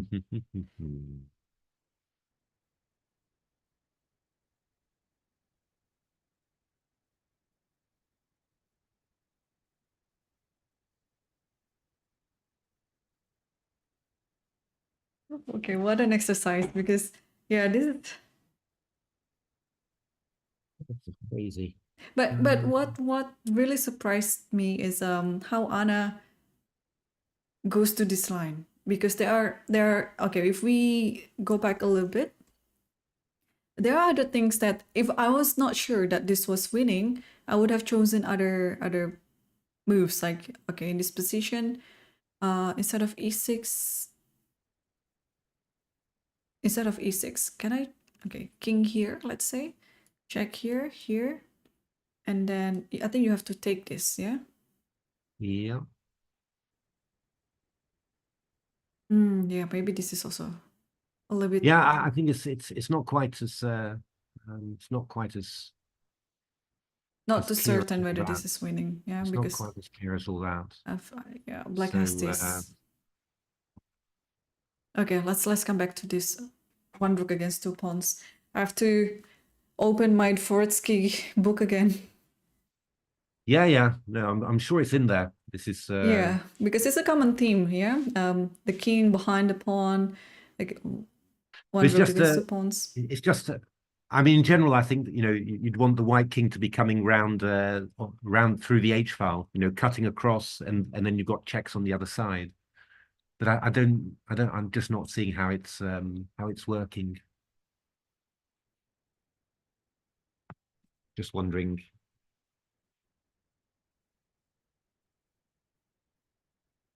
Hmm. So rook d6, g4, rook f6, king e4. Yeah, that just feels too inefficient, really. I think you have to forget about getting the f6 pawn and then somehow position the king and the rook in harmony. What if? Doesn't look right. King here? Nah, no, that shouldn't be it. There. Yeah. I was thinking of king d6, but I don't see the point of playing king d6. Black can just play g4.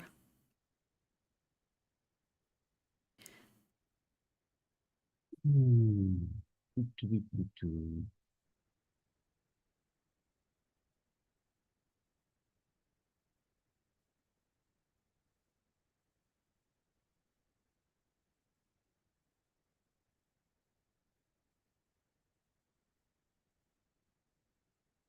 That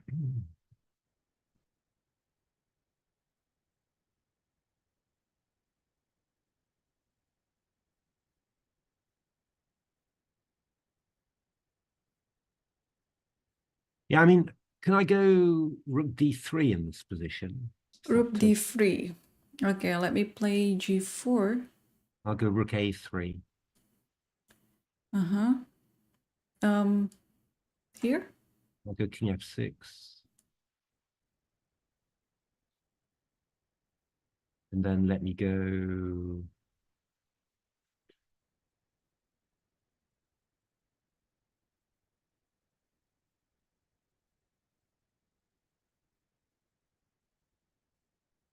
Just not. Oh! But yeah, the king is on e7, yeah. Sorry, so here. Ah, Still a draw, yeah? yeah, this is, I'm just, I'm not quite fast enough.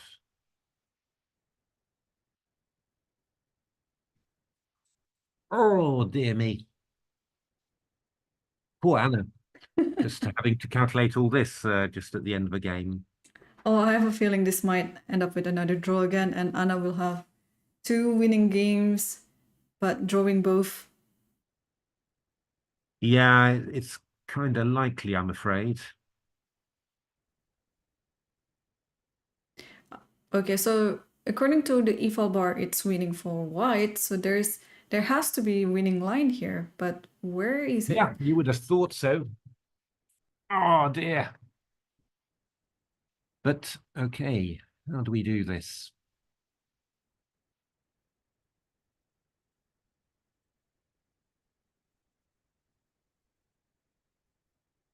I mean, could I go? Oh, Matthew, what about rook g8? What do you do? Yeah, I was looking at And then king this. f7. If you go Yes. king f4, I'll go here. Ooh, So without taking on f6. that's going to be working. Here and I have here. Let's say here. Now Label. I got the pawn, right? Now you're in time. So, and after rook g8, okay, if you go here, of course, I just take this one, yeah? Am I in time? I think so. Yeah, I'm in time. You're still in time there. Yeah. Yeah. So, okay, rook d5. Oh, she played rook d5, which I think it's immediately a draw. It is a draw because I'm looking at the eval bar, it back to the half mark. So I think it's rook g8, and then yeah, I'm so obsessive of having my king on the other side of the pawn, because here I think objectively I think you have to play g4, but then king f7, you cannot push the pawn, you cannot move the king elsewhere, but you go here, but then king g6, and then just on time to be on h5. I can try f5, I suppose. There, check. There. I think it's time. I think I have time to do this. Let me play it out. Here and takes. Where do you go? No, then I go king e3. King e3. Yeah. I think you have to go king h5. King h5 okay. Still, yeah? Here, king h5. And then if here, and you cannot move any of the pawns. Right? Yeah, that seems to be working, yeah. Yay, we found it. Oh, but Anna didn't. Yeah, I think this got to be it, because the only way to make a stop to the pawns is to be on the opposite side of the king. Yeah, the pawns cannot move, but then if this one, okay, you can play this, for example, and then after this you have this, yeah, and then that's it. Yeah, no, by then you're yeah, by this time it's already easier. Yeah, is there anything? Rook g8.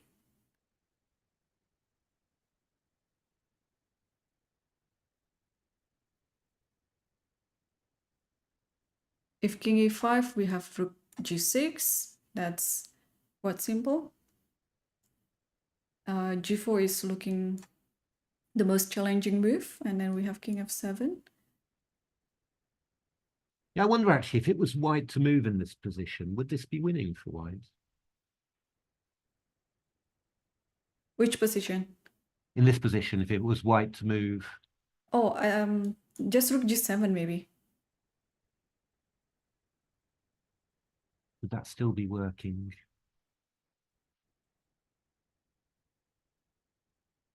Yeah, you have this idea, yeah? There's still, so you're not blocking your king to g6.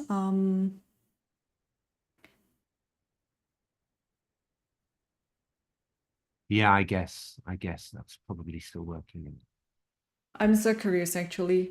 Are we locking this one? I can check with engine and then try to confirm our analysis. Nah, I think that's fine. That looks good. It looks right. It looks like right, yeah? Looks like the right solution, I think.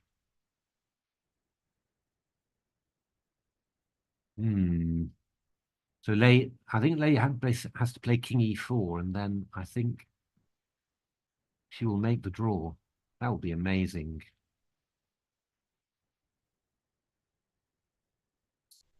Oh dear, terrible. Yeah, well, Anna will suffer another draw from a winning game. So the task is easier for Li Tingjie in this position. I was thinking even king e4 is king f4 is not winning, I would say.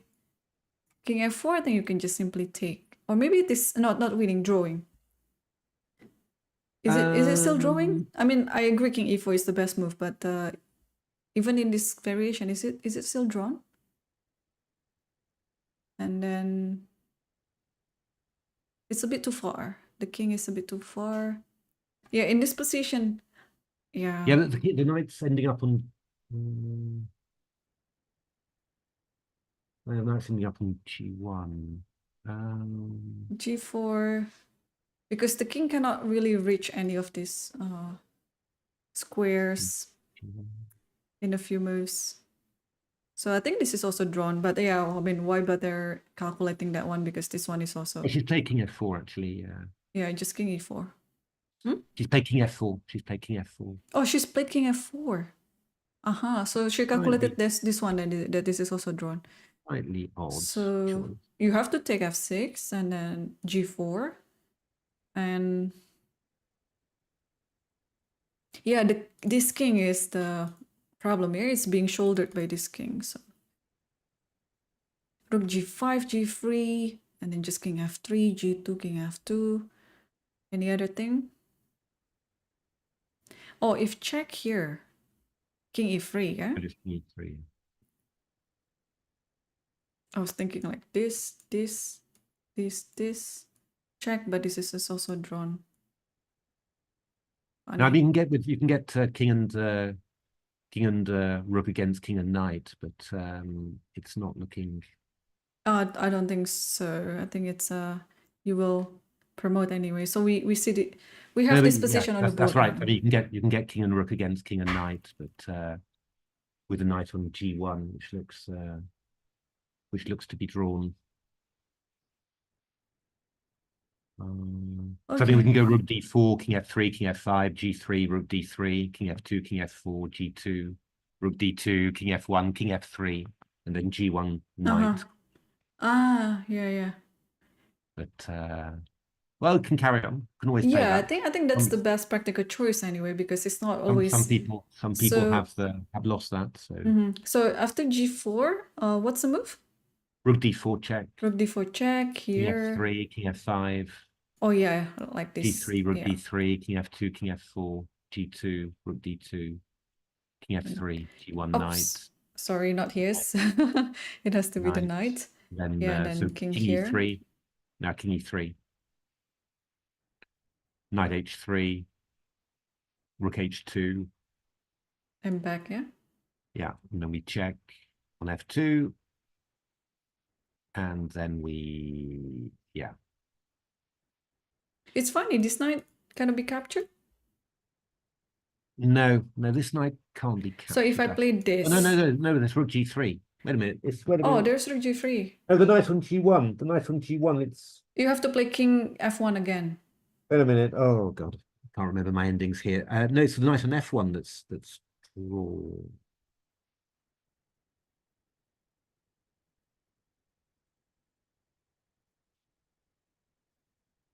Into f1. Terrible. So let's find this one like here. No, it should be all right. It should be all right. Check. Yeah, no, but this is normal. This is all. It's just with the knight on g1. Oh, but what about if I play here actually? There is and stalemate. King g3, king h1. That's clever. Yeah, I think this is it. Yeah, you just have to find this stalemate idea. Otherwise, if you go into this rook versus knight, it's gonna be quite risky, and practically it's easier game for Anna to play. But yeah, you cannot stop this, can you?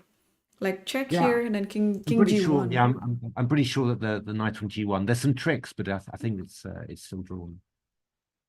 Yeah. Terrible. Can't remember this anymore. Yeah. But, so this one then, that's it. And but it would be interesting to see if both players go to this variation, and then if Li Tingjie, eventually I'm sure she would find this one, because I don't like going into the rook and knight end game. For the commentators also, it can go for forever. And yeah, this is just an easy wherever the king goes, I guess. Yeah, no, this is nice. No, I think yeah.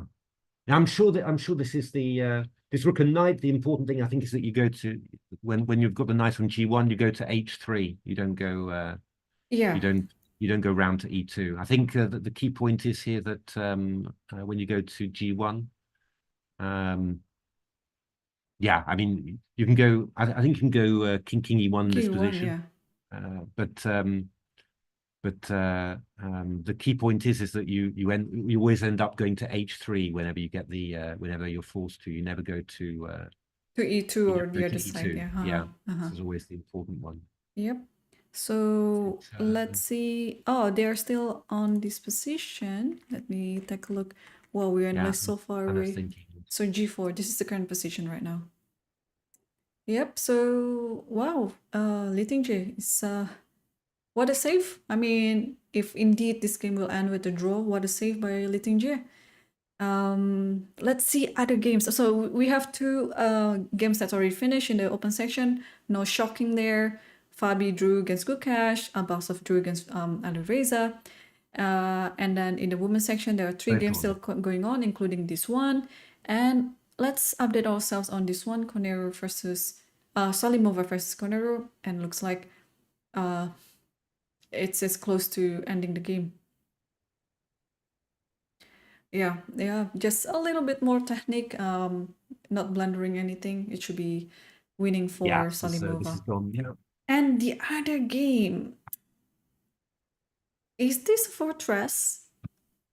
I mean, hang on. I'm trying to figure things out. It looks like white is winning. You just, oh wait, this is black to move. Yeah. So you have to take this, otherwise there's no other move you can play. You have to take this and check and probably go back. Yeah, you have to, because otherwise check here and check here. Or maybe? No, it's not so clear, I think. I mean, if I go king h7, queen h8, king g6. King h7, queen h8 here.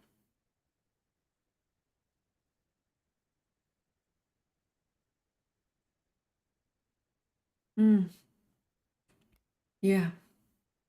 Wow, it is and it might be another So many save. confusing things happening here. What is happening here? Queen e4. Yeah, because if you check here, just king moves up. Yeah, this is just Just a draw. this is just a draw. Wow. I mean, look at what we have. Lichess was losing and probably is saving her game now. And Tanzong is also potentially saving her game. Bishop d6 is already on the board, by the way. Incredible. Yeah, this could be just another draw. And we see...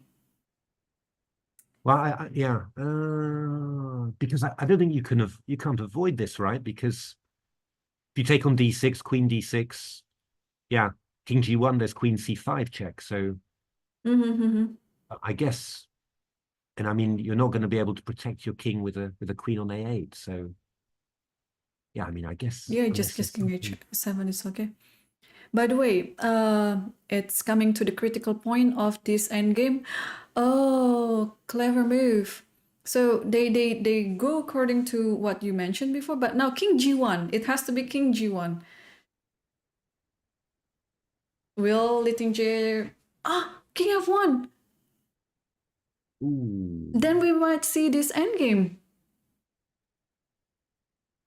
I mean, it's a drawn endgame, but still, I would still play it on, because rook versus knight, you can just trap the... Yeah, it has been lost before. So... Oh, I mean, I think the fatigue has gone through them, especially Lichess, because I'm sure in any other day she would have found this king g1, king h1 stalemate idea, and it just seal the draw. But this one, whoa, we might go for another hour. Yeah, with the knight check. I think because you already locked this idea in your mind that, okay, at least I have a knight, and then you're not finding anything else. Or rather, you not try to find anything else.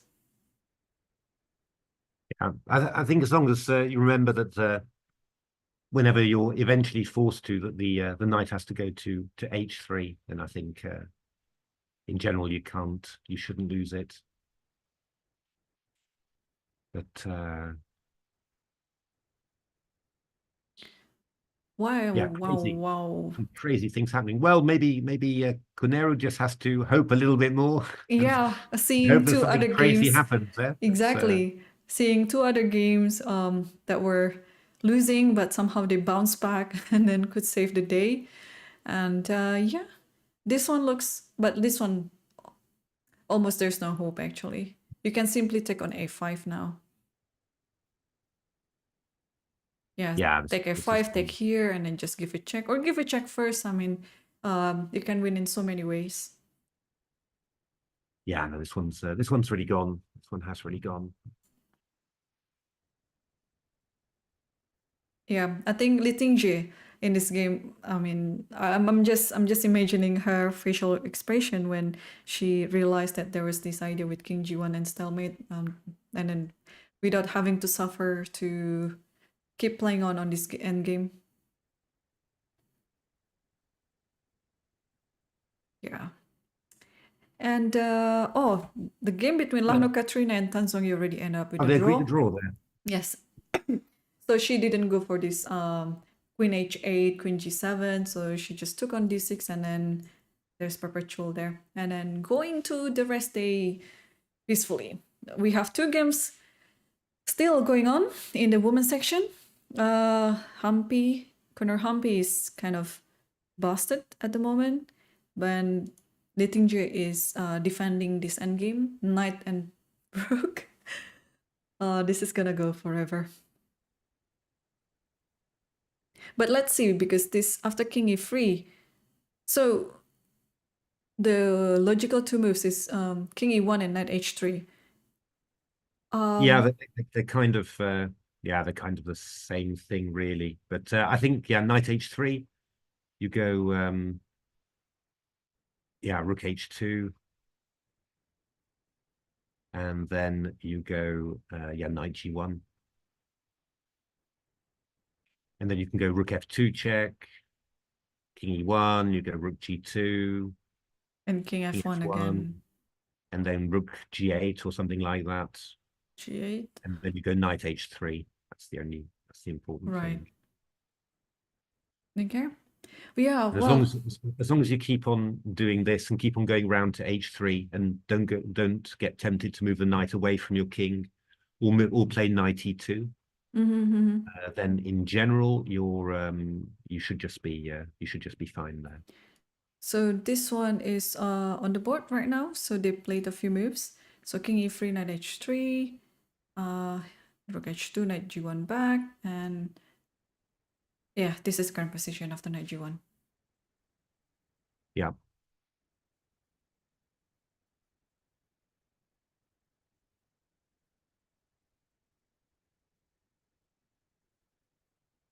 Yeah, so, crazy. Yeah, so this endgame is quite very, I mean, it's very instructive. So I saw some chats. Just join us. There are a few questions. Why is it a draw? Why black under promoted to a knight? Because of this reason. After this, if you promote it as a queen, you got checkmated. So you have to under promote it to a knight. But alternatively, to get a faster draw, you can instead play king g1 and then hide your king on the h1 square and get a stalemate like this. Because next move you want to just promote and give a check, so this pawn has to be taken and it's a stalemate. So this is a easier and safest way to make a draw. But instead, Lichess, I'm sure if Lichess has seen this sequence, she would have chosen this, but she already set her mind to this position with under promoting to a knight and trying to save this endgame, which is okay, this is the current position, which is theoretically drawn as well, but there's some little work to do.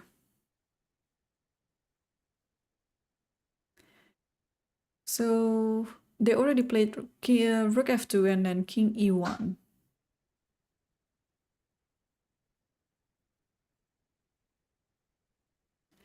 Yeah, nothing much going on, yeah? But the rook, okay, let's say I'm just making some moves. If the rook goes here, then you have to move the king. You move Yeah. there.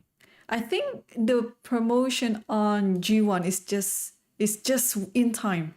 As in not because of avoiding of the checkmate, but of course about this idea like G1 H3, or if you are on the B1 and then going to A3 and vice versa, also this one and this one, because these two squares are connected in order to make a fortress. Because otherwise, if somehow the promotion was on C or on F1, it might be a different story, right, Matthew? F1. F1. Well, you can normally check as well with on H2. There's a few positions that are losing, but there's an awful lot of them that are just drawn somehow. It's but this one's yeah. I mean, this one, as I said, the only important thing to remember is that the knight has to stay as close as possible to the king, but not go to to E2, yeah? So I'm trying to here, work out actually why that's the case. Actually, I think knight e2. if knight E2, I think you just move the rook away. I think there's something a little bit complicated about how you do this. I think I found it here because I want to give a checkmate here. And maybe I you go go knight c1 here, there. and then I stop it this way, maybe. Then I go knight e2 again. And then I'll go here. Hang on. Look there. It's always like trying to squash jelly, these sort of positions. You think you're stopping one thing, and then something else pops up on the other side. Right. I'm just trying to. I'm pretty sure that that knight e2 does not work, yeah? That does lose, but I can't remember at all how it's supposed to be.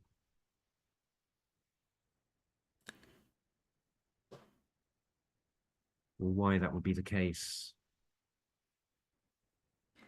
So let's say knight e2, and then, well, Lichess play knight h3. This is what's currently happening on the board. Yeah, she's very sensible. Yeah. Well, it is also very, very, very important in such an event for preparation. Maybe not before the game, of course, but your home preparation, that you should not look at the openings and openings only, but also you have to check yourself on any sort of fortresses and games like this, rook and knight, or rook and bishop, or how to win with rook and bishop versus rook, for example, because there are so many cases, like even in the top level player, like I remember it was a game between Ju Wenjun versus an Azeri girl, Fatalieva Ulvia.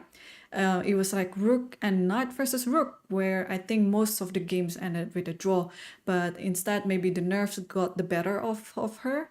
The Azeri girl played a very bad move. The king, she went to the corner of the board, and then she had the choice, either got checkmated or she had to give up her rooks, which was quite a disaster. So this sort of endgame, it's really important for you to keep updated on, because sometimes as a tournament or club players, you're so fixated on opening preparations only.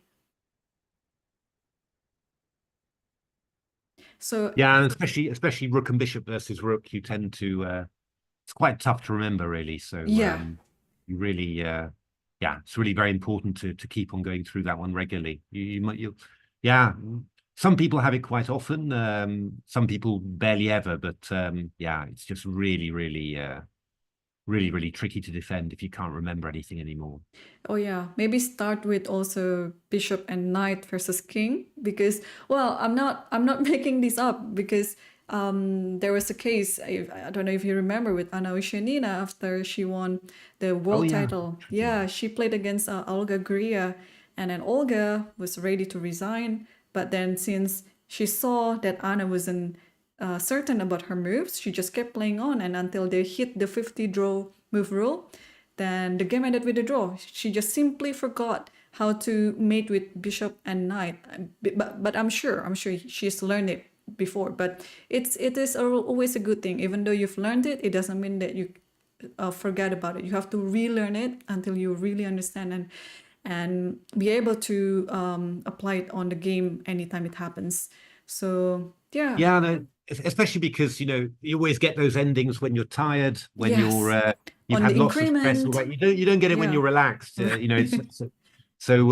I mean, yeah. If you're relaxed, probably you can just take a few moments and work it out. But normally you're in the quick play finish. You've got maybe 5 minutes left or whatever, and yeah, it's Yeah, quite difficult. I even try to work in such an end game with only 30 seconds on the clock, with my sparring partner, just to get myself like really ready for any type of circumstances. Because again, like what you said, usually we got that type of ending not when we're relaxed, but when we're tired, when there's some chess fatigue and we are on increment, or maybe not increment, we're just simply in time trouble, and you have to act fast, you have to think fast. And then also because in chess there is this 50 draw move rule, you cannot really waste so much time. And Yeah. we have some moves here. So rook g3, king f1, and then rook g6. So I would say they would play, especially Anna, would play for another 50, not 50 moves more, but you know what I mean. She would play for this 50 draw move rule until the time for them to shake hands and agree for a draw. So let's see on the game between Salimova versus Conero, because this is heading towards the end, I think now. Yes, so we can stick on this one meanwhile, and then G6, also G7. Yeah, so many games, so many ways for Salimova to win in this one. So while we're waiting, I'm just curious to know, like, what's your upcoming project, Matthew? Are you writing another book? No, nothing at the moment, actually. It's I'm just doing videos actually on stuff that interests from time to time. So whenever I come across something that I like, I do a video on it or an article or something like that. And otherwise otherwise nothing. It's books are pretty intensive, really. It takes a lot of effort, a lot of time to A lot of do. research as well. Yeah, exactly. Yeah. So normally I do one every couple of years, and then it takes a little bit of time to forget how much work that was, and then afterwards you do the next one. So but no, I've got no projects at the moment, and just work's quite busy actually. So it's that's keeping me busy enough, really, without having a book as well. I see. Are you coaching anyone at the moment? Do you have any chess students? No coaching. I don't do, really. It's I've actually done no coaching at all in my life. So Oh, no coaching at all. No. But you've captained some teams in the Olympiad, right? Or No. I was mistaken too. Ah, No. I've never done anything like that. So it's I've always either been playing or writing, but never coaching. but I'm sure you're keeping an eye on the progress of chess in England, right? How do you Oh, see? absolutely, yes. Yeah. How do you see the younger generation these days? Anyone that comes to your mind that you think like, oh, this one might be the next generation of the British chess? Yeah, we've got a lot of promising juniors coming up, actually. I mean, I think during COVID, actually, you saw a big explosion. Yep. Together with Natasha Regan, with whom I wrote a couple of chess Yes. books. We were doing a lot of commentating during COVID on all sorts of online events, and a lot of kids with really funny handles and on chess.com and Lichess, just became stronger and stronger, and you're seeing a lot of them now. Well, I mean, I think there's certainly three juniors who are making a lot of noise, but I mean, behind them, there's an awful lot of others. So one of them is Shreyas Royal. Shreyas, yes. So he's almost GM. So I think he's got a couple of norms. I think he has two 2500. norms, yeah, and 2500. I think he needs one Yeah. more norm to complete the title. Yeah, so he's going to be, so he's, yeah, very strong already, and obviously going to get stronger. There's Bodana. Bodana, yes. I can't quite remember her second name, I'm afraid, but yeah, I mean she's yeah, very, very strong indeed. And there's Banerjee as well, who's Supratit Banerjee, who's also, yeah, incredibly strong for his age as well. So but yeah, a bit behind that, I mean, there's all sorts of juniors. I mean, one that always springs to mind is a really nice guy called Stanley Badachoni, who's who we know as Stambad from all the online chess. I see. Who's yeah, I mean, he's 13, 14, 2300 strength, and yeah, very promising as well. So there's loads and loads of good juniors in England at the moment, which is amazing and really, really nice. So yeah, hopefully, some of those will carry on and become IMs and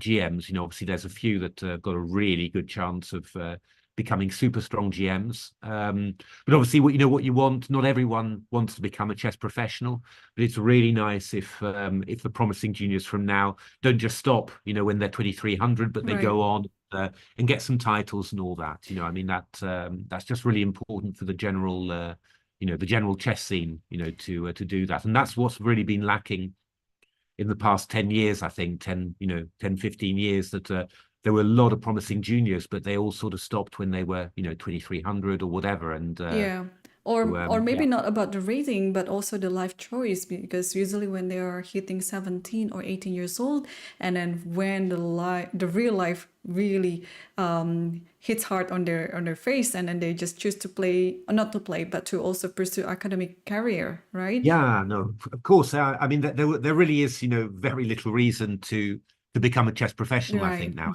I mean, it's a pretty tough life, and yeah, unless you're really, really good, the monetary rewards are not fantastic. So it's yeah. Yeah, it's not really a profession that you'd recommend to kids nowadays, unless they're unbelievably promising and unbelievably good. It's definitely something you'd recommend to kids to spend some time on when they're young. Yes. I mean, that's because it is incredibly rewarding, and it's something that stays with you for the rest of your life, and that you can love for the rest of your life. But as a profession, you'd only recommend that to a chosen few somehow. Yeah, but also it comes to the parents, right? And because sometimes, even if the kids love playing chess and then wanted to keep playing on, but then the parents would try to make them understand the real life, like, hey, you have to go to make money too, you have to work, you have to, I cannot always support you all the time. So yeah, so these things always happen in many of chess promising juniors, like mostly in first world countries, like in the US as well. I've seen this problem too, especially in the women's chess, and also I think in England too, and in many world countries too. Yeah. Oh, by the way, we have a result, and Salimova officially took down Humpy in this round. Brilliant. Wow. Brilliant. And we have this game currently going on. Yeah, so there's still so many things that I'd like to ask you about it, because for example, will you be interested in one of, I don't know, distant future, for example, if the federation asks you to coach any of the, let's say, the men's team or women's team, or being the captain of the British team in the Olympiad, would you be interested in that? At the moment, not really, no. It's yeah, I don't know. I just I never feel I'm a particularly good coach or anything like that. It's please don't be humble. We can tell that you no, will be a it's good really coach true. by, No, it's by true. all I mean, your commentaries now. no, but you've got to know what your strengths are, really. Right. It's I mean, I always for me, the example of a really great coach was Mark Dvoretsky, and I had the privilege of working with him for a couple of weeks during my professional career.